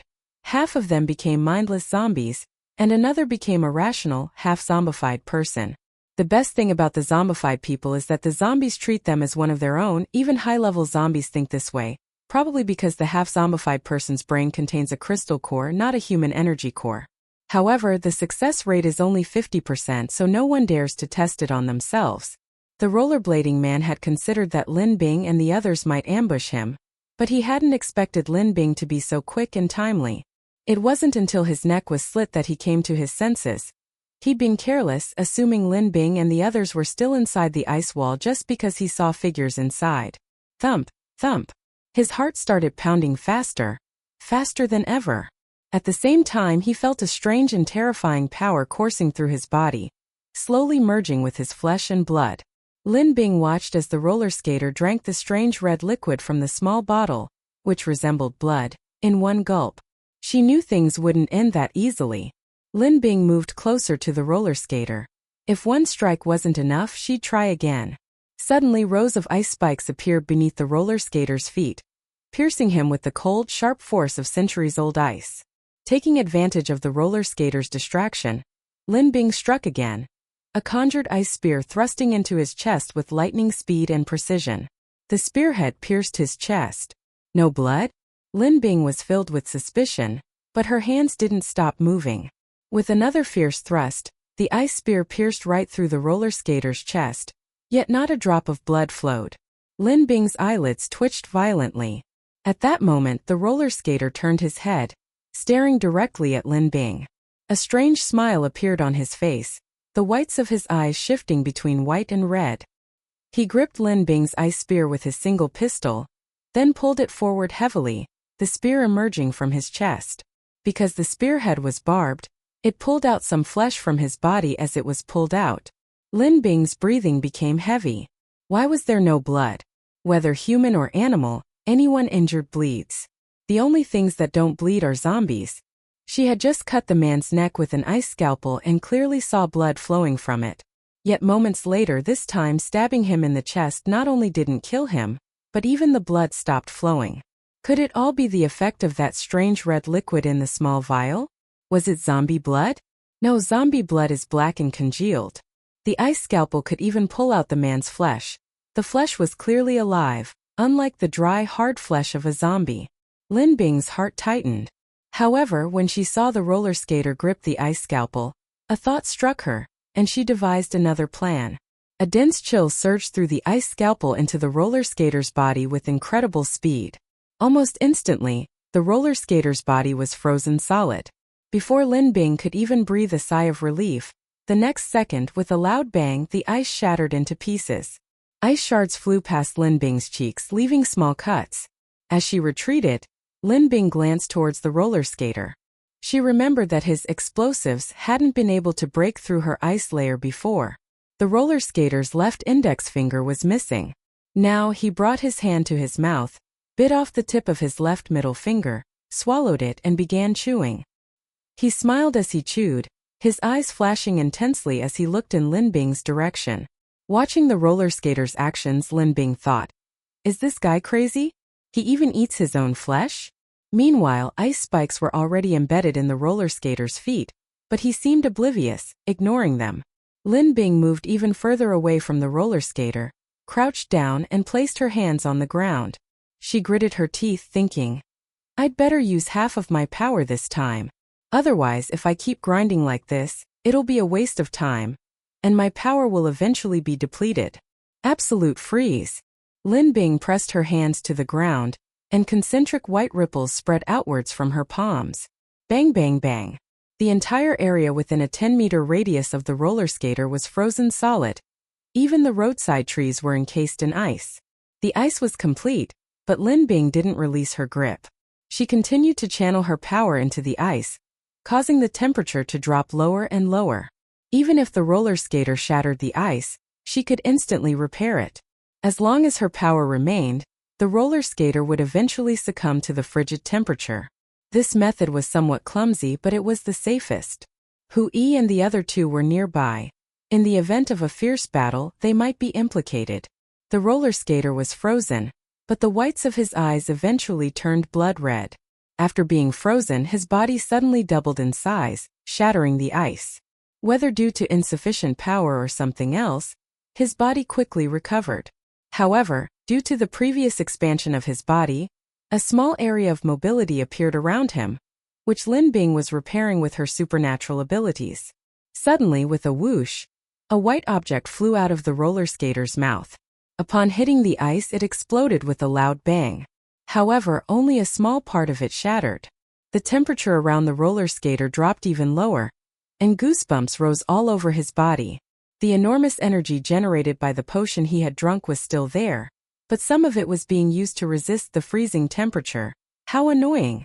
The roller skater looked down at his now fully healed left hand, a slight smile playing on his lips. He clenched his left hand into a fist, lowered his head, and bit down hard on his wrist. His teeth were incredibly sharp. In one bite, he tore off his entire left hand. His mouth suddenly grew enormous, swallowing the entire severed left hand whole in one gulp. He slowly chewed it, glancing down at his bald left hand as chunks of flesh sprouted from his wrist, filling the gap left by the bite. At this rate, his hand would likely be fully restored in a short while. The roller skater was quite satisfied. This skill was truly impressive. A moment later, Lin Bing heard another explosion from the massive block of ice. White ripples appeared on Lin Bing's palm, which was pressed to the ground, as energy continuously flowed towards the roller skater's ice block. 5 minutes had passed. Just 25 more minutes and it would be done. The ice block returned to its original state. Taking advantage of this lull, Lin Bing turned to look in the direction of Hu Yi and the other two. Were they all right? Where did they go? Hu Yi, Zhang Shu, and Han Dongdong had vanished without a trace, and where they had stood lay a dozen or so corpses scattered about, with a small cart nearby. Lin Bing listened intently and heard fighting coming from the south. She recognized Zhang Shu's voice. So, while she was fighting the rollerblading man, the horned man had arrived? A quick victory was needed. There was no time to wait. Lin Bing stood up, her hands pressed against the ice, and slowly walked towards the roller skater. She wondered how he was doing. The chest wound was useless against him. Next time she'd aim straight for his head, sever his neck, and extract the energy core, or perhaps a crystal core? Lin Bing walked along the ice, and along the way she heard no more explosions. Had the roller skater run out of chewing gum? When Lin Bing finally saw the roller skater, she was terrified. His lower body was completely gone. Only half of his body remained, lying stiffly on the ground, his mouth constantly moving. Lin Bing cautiously watched the roller skater inside the ice. Just then the roller skater raised his head, turning it at a 45-degree angle towards Lin Bing. Thud! A huge white object was spat towards the ice block where Lin Bing was standing. Lin Bing's eyes widened. She placed her hands on the ice, continuously transferring energy onto it, thickening it, and thickening it again. Bang! The white object exploded, the loudest explosion yet, shattering the entire block of ice in two. Ice shards flew everywhere. The ice wall in front of Lin Bing was extremely thick and escaped the shockwave, but using it to defend against the explosion had consumed too much of her supernatural energy. She now had less than a third left. Lin Bing's gaze sharpened as she looked towards the roller skater. A path had been blasted open in front of him, allowing him to escape, but unfortunately, the roller skater had lost his legs and would likely have to crawl. Lin Bing leaped onto the ice, conjuring a massive ice blade in her hand. The blade was extremely sharp and gleamed coldly. She quickly ran towards the roller skater. The roller skater was trapped under the ice shards, unable to move. Now was the perfect opportunity. She arrived. Lin Bing jumped off the ice, landing precisely near the roller skater. The roller skater's red eyes blazed with madness. Lin Bing swung her massive ice blade with all her might, aiming for the roller skater's neck. The ice blade was sure to cut the roller skater's neck. All those strikes missed. It wasn't that Lin Bing's aim was off. The roller skater had simply dodged the attack. But that wasn't the main point. The main point was that the roller skater's legs reappeared. What was going on? Was it just an illusion? The madness in the roller skater's eyes intensified. He lunged at Lin Bing, his hands gripping her neck like iron. He laughed maniacally. "You love cutting my neck, don't you? Well, you'll get a taste then. How does it feel?" Lin Bing's neck was being squeezed tightly. She could hardly breathe. She conjured ice blades and ice arrows, relentlessly stabbing at the roller skater's back. But he seemed oblivious, letting Lin Bing's ice blades pierce his body. "Tisk, you're really restless, aren't you? You're about to die. I'll tear your flesh off and eat it piece by piece. Just thinking about your delicious blood makes me want to kill you right now." Lin Bing glared at him, her eyes blazing with fury. Since attacking the roller skater's body was useless, it was his neck and head. That's it, his temples. Lin Bing's breathing became increasingly difficult. She placed her hands on his shoulders and pushed desperately. The roller skater opened his mouth again now. A long icy spike appeared in Lin Bing's hand, and with all her might, she stabbed it into the roller skater's temples. The ice spike pierced completely into the roller skater's temples. The roller skater smiled coldly. "Oh, so that's what you were planning. You think this will work?" Lin Bing's mind raced. If his temples weren't a weak point, and his neck wasn't either, then his weak point must be his head, like a zombie. In that case, the weak point should be the area with the energy core or crystal core. If she missed and stabbed another part of his head, he might not die. "Die!" the roller skater shouted. Layers of ice protected Lin Bing's neck and tightly locked the roller skater's hands. The icy chill spread from the skater's hands towards his body once more. The roller skater was alarmed and quickly released his grip on Lin Bing's neck, but it was too late. His hand seemed fused to the ice shield around Lin Bing's neck, impossible to tear off. Lin Bing conjured a large ice hammer. Since the roller skater's weakness was in his head, she'd smash it open. Once smashed, she'd find a crystal core or energy core. The roller skater watched Lin Bing's ice hammer hurtling towards him, beads of sweat forming on his forehead. The madness in his eyes faded, and he frantically searched for a solution. This was the only way. He extended a small portion of his tongue, then clenched his teeth and bit down hard. The bitten-off piece of his tongue fell into his mouth, and he chewed rapidly. As the ice hammer drew closer to his head, he opened his mouth and spat the white substance inside towards Lin Bing's face. Lin Bing knew this thing was explosive. What to do? Should she give up this opportunity and start over? She was unwilling. She vaguely heard Han Dongdong's screams. No, she didn't have time. She had to take the hit. Bang! Bang! The first sound was the giant ice hammer smashing the roller skater's head. Lin Bing held a giant ice hammer in each hand, smashing it simultaneously from both sides. The roller skater's head was sandwiched between the two ice hammers, and the blow flattened it completely. The second explosion was deafening. Lin Bing stood still, using an ice shield to protect herself. Her legs were fixed to the ground by ice blocks. She didn't fly away when the explosion occurred, remaining standing in place.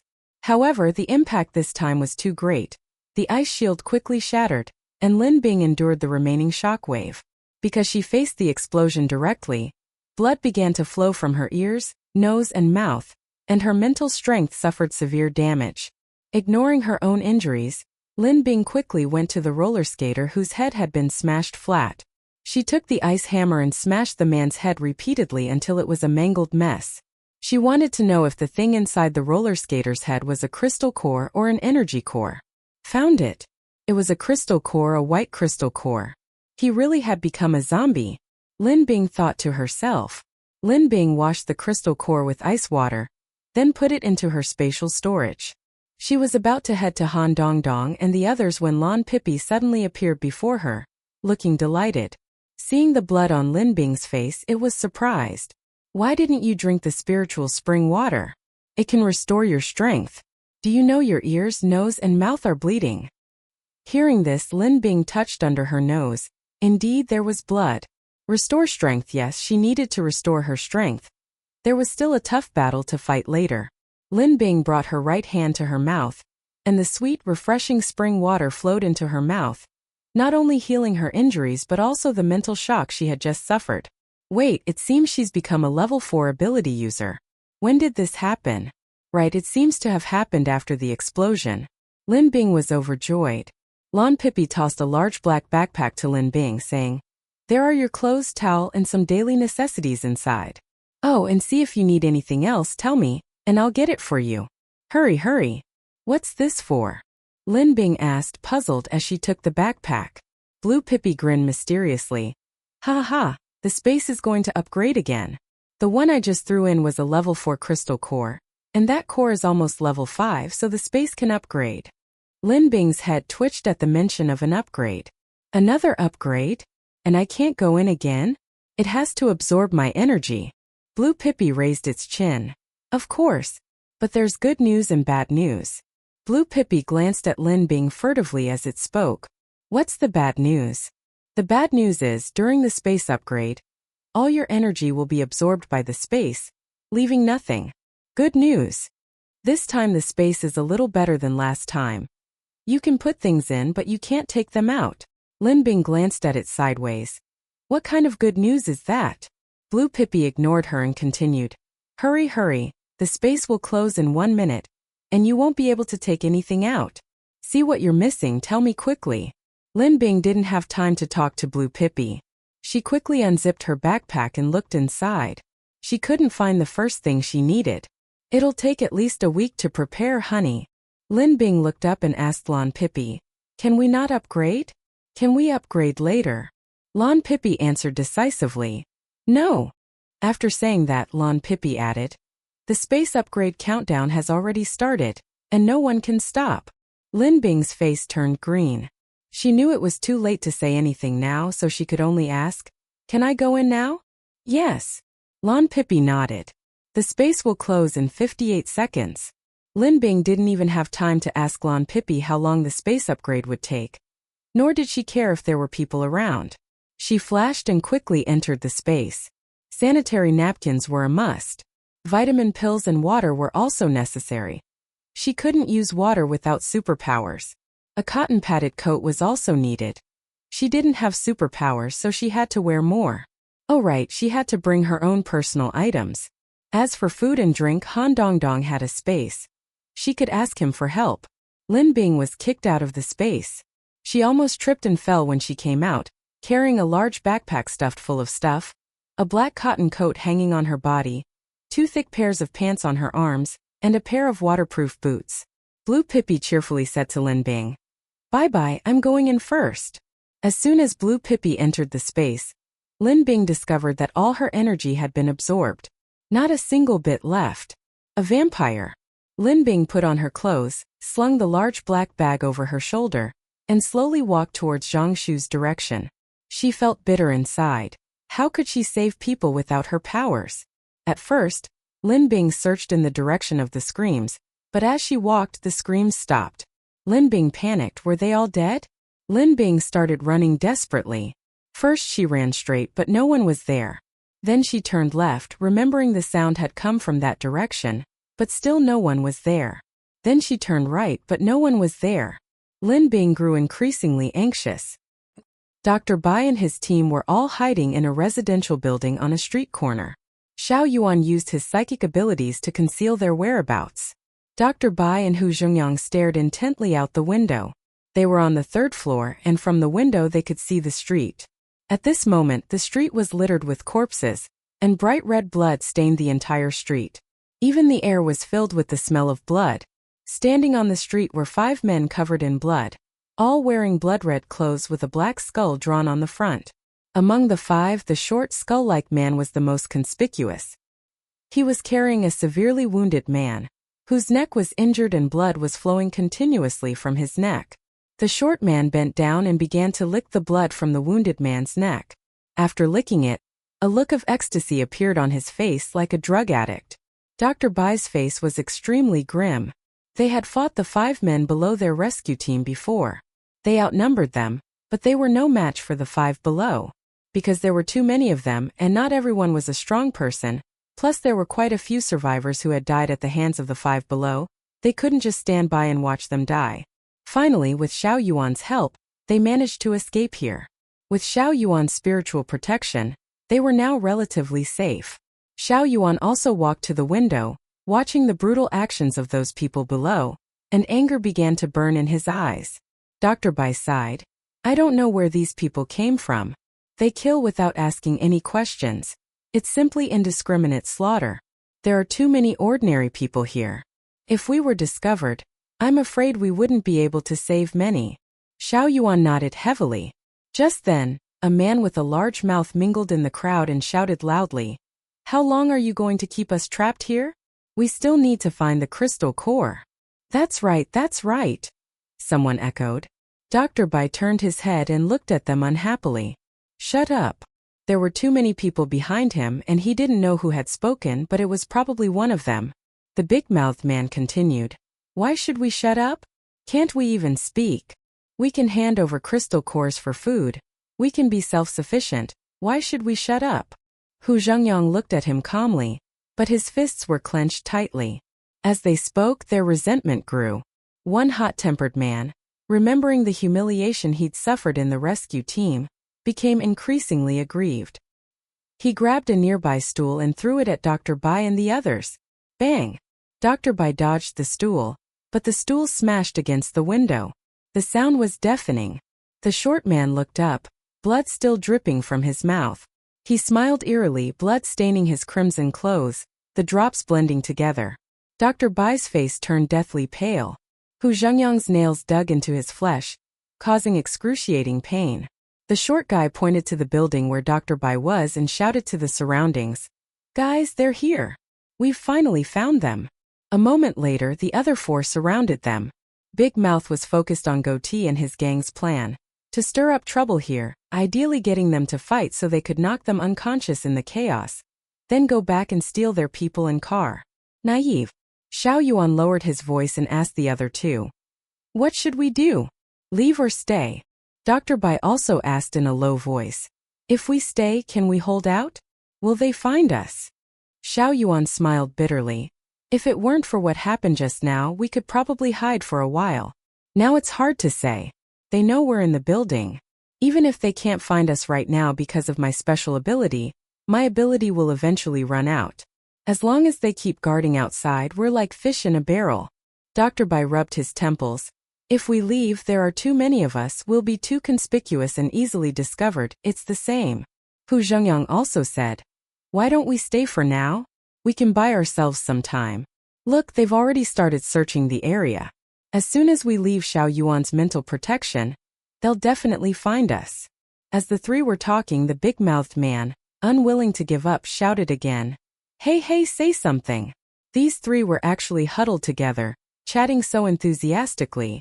How could they possibly start a conflict? The big-mouthed man immediately began to act again. Hu Zhengyang walked towards the big-mouthed man. Seeing Hu Zhengyang, the big-mouthed man smiled smugly, just as he expected. But the next second, his smile vanished. Hu Zhengyang smiled as he walked to the big-mouthed man's side, grabbed his head, and twisted it sharply backward, 180 degrees. With a crack, the big-mouthed man's body went limp, not even having time to scream. Hu Zhengyang smiled and said to the others, Any other questions? Chapter 132 Bloodline Awakening. The others stared at Hu Zhengyang in horror, as if he were a terrifying monster. Hu Zhengyang's actions completely overturned his previous image. Wasn't he a soft-hearted person? How could he be so ruthless? Everyone silently stepped back, making sure they were far away from Hu Zhengyang. Dr. Bai and Xiao Yuan looked at Hu Zhengyang with some surprise. It was truly unexpected. Hu Zhengyang glanced at the people around him and said, If you want to live, stay quiet and don't make a sound.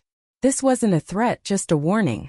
If the 5 people below really came looking for him, then they could only leave it to fate. After speaking, Hu Zhengyang told the rescue team, Use your binoculars to check the route outside. Be careful not to be discovered. After doing all this, Hu Zhengyang returned to Dr. Bai. Dr. Bai smiled and said, You've changed your ways.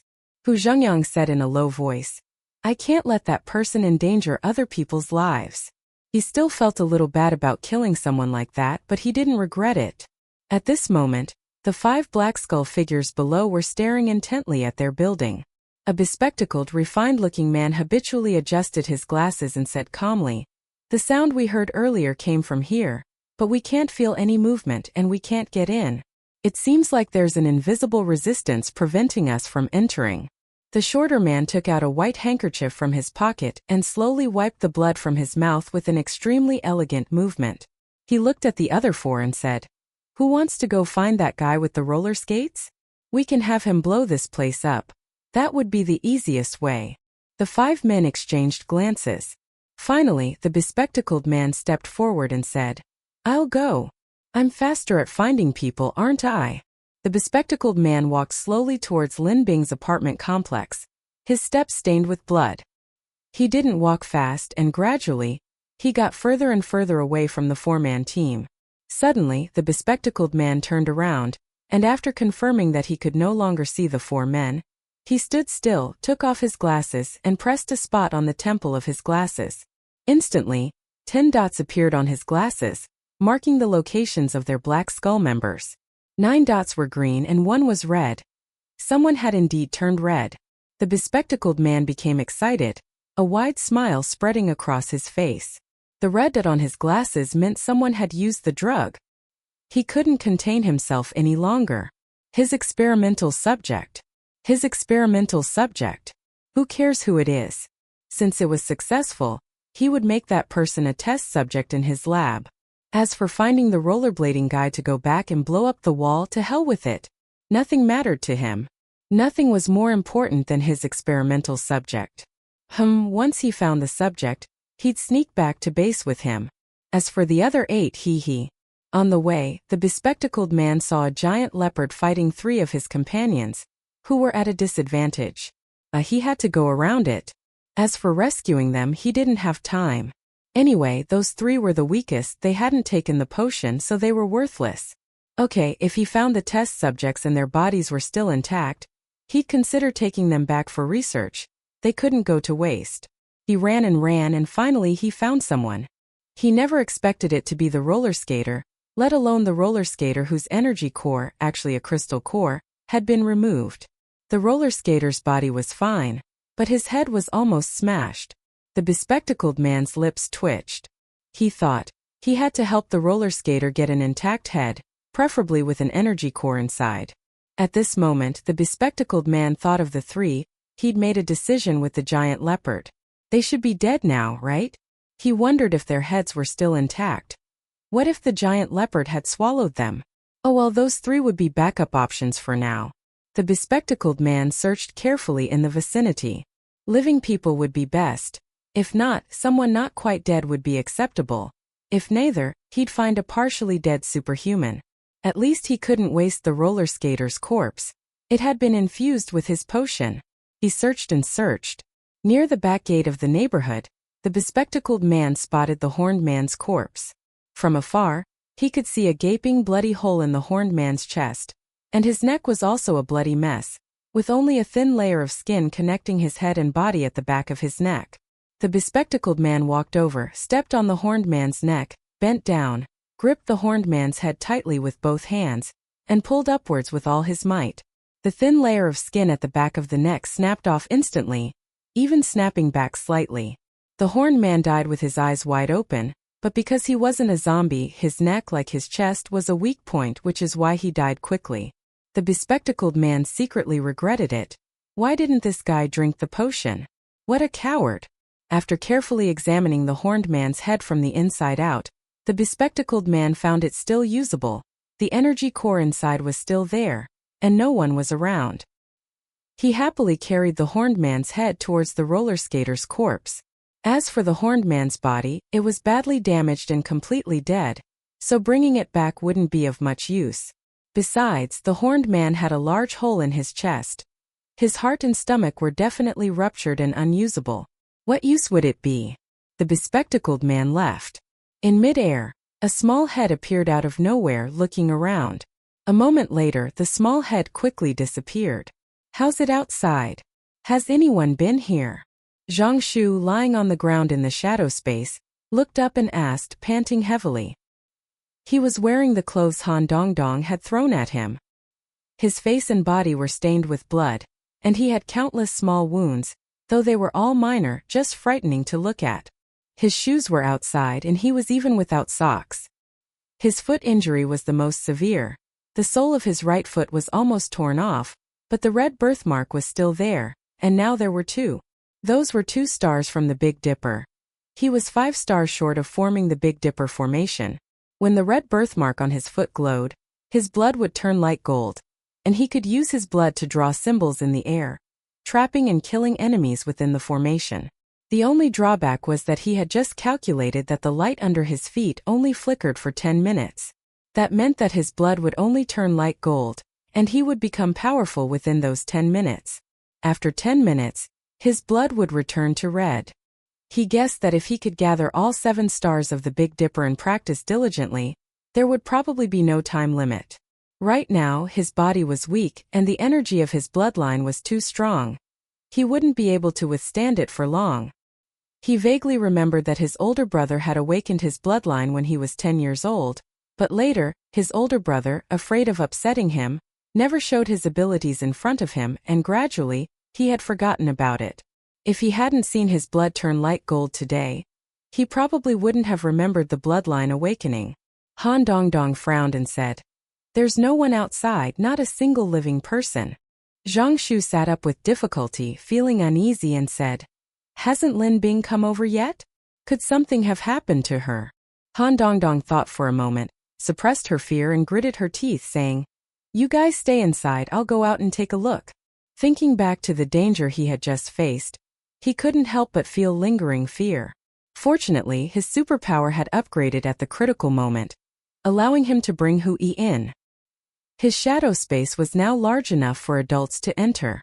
However, Zhang Shu was too far away and a step too slow. The horned man grabbed his leg and dragged him out. The only saving grace was that Zhang Shu's bloodline had awakened, and he could fight now.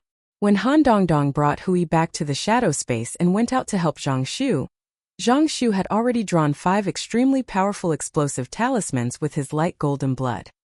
He simultaneously affixed them to the horned man's chest, neck. He actually intended to affix them to his head, but the horned man tilted his head back to avoid them, stomach and both thighs. Explosions rang out at the same time. The horned man's superpower was hardening. The ordinary yellow talismans Zhang Shu had drawn before had no effect on him, but these golden talismans blasted the horned man's skin to shreds, rendering his limb-hardening ability completely useless. At that moment, Zhang Shu was also thrown away by the force of the explosion. The horned man was dead, instantly killed in the explosion. His heart was pulverized into minced meat beyond saving. Han Dongdong found Zhang Shu and dragged the exhausted man back into the shadow space. They stayed there, resting and waiting for Lin Bing's arrival. Han Dongdong looked out several times. Time slowly passed, but they still hadn't seen Lin Bing. Just as Han Dongdong finished speaking, the little monk stood up, walked over and grabbed Han Dongdong's hand, saying, "I'll go with you. I can protect you." He had a conscience after all. Han Dongdong thought this to himself but said aloud, "No, they say there are 3 more of those people outside. What if we run into them? If it's just me it'll be fine, but if you're here too, what if I accidentally slip and don't pull you in? That would be terrible." The little monk frowned deeply. Taking advantage of everyone's attention being on the little monk, Han Dongdong flashed out of the shadow space. Zhang Shu stared at the spot where Han Dongdong had disappeared, thinking sadly, "These adults actually need a child to protect them. Isn't that ridiculous? Why is there blood everywhere here?" Su Qiao's pupils widened as she looked at the blood-stained road. The others had clearly noticed the situation and all stopped. Luotong, Xiaohua, Fatty, Qiucheng, Kongji and Xiaowu were all there. They had met on the road and come back together. More people are always safer. But the scene before them sent a chill down their spines. It seemed something had happened ahead again. They remembered that this was where Dr. Bai's rescue team had been rescuing people and searching for crystal cores. The fat man stared fearfully at the blood-soaked path ahead, his voice trembling as he said, "No, let's go around it." Luotong's heart was also pounding. He turned to look at the others and said, "Dr. Bai is over there. He's definitely trapped. We're also considered superhumans. Should we go check on him?" Just as Luotong finished speaking, he noticed his right eyelid twitching violently. He pressed it hard with his finger, but the eyelid seemed to be defying him, twitching even more intensely. Meanwhile, the short man with black skulls projected onto his clothes paced impatiently down the street. Finally, he couldn't take it anymore and yelled, "Why isn't that deadbeat Glasses back yet? How long are we supposed to wait?" The other 3 didn't even lift an eyelid. One was playing on his phone with a power bank plugged in, another was leaning against a lamppost reading a book, and the third was lying on the roof of a black car, legs crossed, sunbathing. The short man glared at the 3 of them fiercely. "Always the same old idiots. What's that?" The short man suddenly spotted a strange thing on the roadside far ahead. It was about the length of a thigh and a rope, covered in green thorns. The thing covered the entire street and was heading this way. The man sunbathing sat up and turned to look. After a moment he said, "It's a plant, a blood-sucking plant. It's sucking blood from the ground." This plant was aggressive and looked quite frightening. The sunbathing man jumped off the roof of the car, dusted off his backside, and touched the full amount of crystal cores in his pocket. He hesitated whether to continue fighting or leave. He had earned enough crystal cores anyway, and besides, the man with glasses hadn't returned yet. He might have run away, which made him uneasy. The man with glasses was always the most cunning, and his absence at this time made it no wonder he was suspicious. The man leaning against the telephone pole closed his book, put it in the backpack behind him, and slowly approached the other 2. His expression no longer relaxed. He said, "This oppressive aura comes from 4 ability users, seemingly plant-based. However, there are 4 of us, so dealing with them shouldn't be difficult." What he didn't mention was that the level 4 ability user was surrounded by several other ability users, who seemed to be level 2, but they were too far away to be certain. The man playing on his phone shoved his phone and power bank into his pocket, then looked in the opposite direction from the plants and slowly walked towards it. There was a large green trash can, filled with rotting garbage. The man with the phone approached the trash can and suddenly kicked it hard with tremendous force. The trash can flew away, scattering garbage everywhere. A disheveled woman lay beside the garbage. She looked up, her eyes meeting the man's. The man grinned. So a beauty. He then gave her a meaningful once-over before slowly walking towards the disheveled woman. It was Lu Xine. She brushed the trash off her clothes, enduring the stench, and slowly stood up. She knew where Xiao Yuan and the others were, but she didn't dare look at them, afraid her gaze would reveal their location. Looking at the man with the phone in front of her, she thought, so what if he's an ability user? I'm a rare air ability user, what's there to be afraid of? I'll just fight. Airblade. A layer of air blades flew towards the man with the phone. Air blades are colorless and invisible, striking precisely when he was unprepared. The man with the phone heard the sound and quickly dodged, but he was still a step too late. He was too slow. His shoulder was cut by the air blade. But only this much? The man with the phone raised his eyebrows. Only a level 1 ability user? Although he was at the peak of level 1, this was far too weak. The level 1 air blade only left a shallow wound on his shoulder, merely tearing his blood-stained clothes. Lu Xine saw that the man with the phone's shoulder injury wasn't serious, and moreover, she had clearly fired 12 air blades, yet only one hit. This accuracy rate is way too low. It can't be. She's always a perfect shot when she practices. Lu Xine's face darkened. At this moment, she knew for certain that the man with the phone in front of her had a much higher level of superpower than her. Even though she had attempted a sneak attack, the result was practically a failure. Just then the short man said, "A level 4 superpowered individual has arrived." Hearing the voice, Lu Xine looked in that direction and finally saw the overwhelming swarm of plants. Luotong's cactus vines. Luotong and the others had arrived. A look of surprise and joy flashed in Lu Xine's eyes. Just then, a hand grabbed Lu Xine's hair tightly. It was the phone man. He pulled Lu Xine's hair back and kicked her legs off the ground. Without any foothold, Lu Xine fell backward, landing hard on the back of her head. Thud. Lu Xine's lower body hit the ground, her head at his waist, still being pulled by her hair. He dragged her towards the short man and his group, showing absolutely no mercy. The shorter man looked at the man with the phone, puzzled. Why did you drag her here? TSK, a level 1 ability user? What a waste. We don't have time for her right now. Keeping her around isn't good either. What if she attacks us in the middle of the fight? Let's just kill her. The man with the phone looked towards the plant and said, "She seems to know that level 4 ability user." Her expression clearly changed when she saw the blood-sucking plant. "We can use her to distract the level 4 ability user, and then you can attack. That'll be faster." Lu Xine's face turned pale upon hearing this. So that was their plan. Lu Xine panicked and headbutted the man with the phone in the waist, a hard blow. The man with the phone gripped Lu Xine's head so tightly it almost crushed it. He coldly said, "Behave yourself or I'll kill you right now." The man reading a book, seeing the commotion, chimed in. "This girl's pretty. You could keep her to warm your blankets. It's getting cold.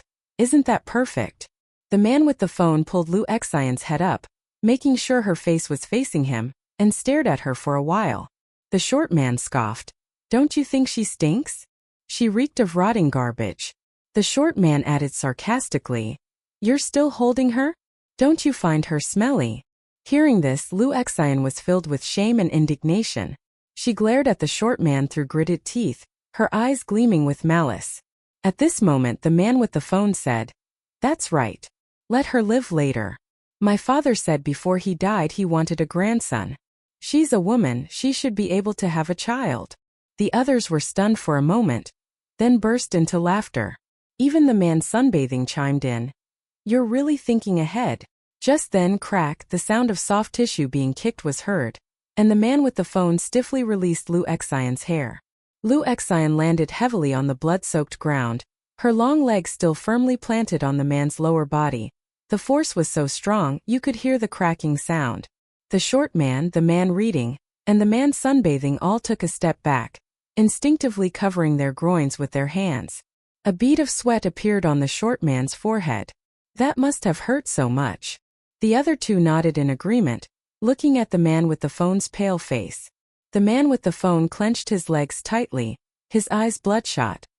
He was in too much pain to deal with Lu Xine. At that moment all he could think about was that his father wanted him to carry on the family line, and he wondered if he was still usable. After thinking this, he gritted his teeth and glared at Lu Xine as she fled. The man with the phone turned to the short man and the others. Don't let her escape. Whoever watches her for me, I'll give them 10 crystal cores. 20. No.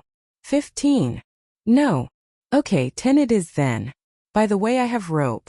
Do you want me to tie her up in front of you? Okay. Then I'll add 5 crystal cores. No, then I don't need the rope. You stingy bastard. The man reading the book caught Lu Xine, who had tried to escape. Although the man with the phone was stingy and unwilling to spend 5 more crystal cores to buy rope to tie Lu Xine up, he still took out the rope for his own convenience and tied Lu Xine tightly to the telephone pole, especially her hands and feet. The pain in the man with the phone lessened a little. He walked to Lu Xine's side and sneered. I'll let you taste the same thing. Lu Xine was terrified. Her body was trembling. The man with the phone reached out, and a knife was placed against Lu Xine's neck.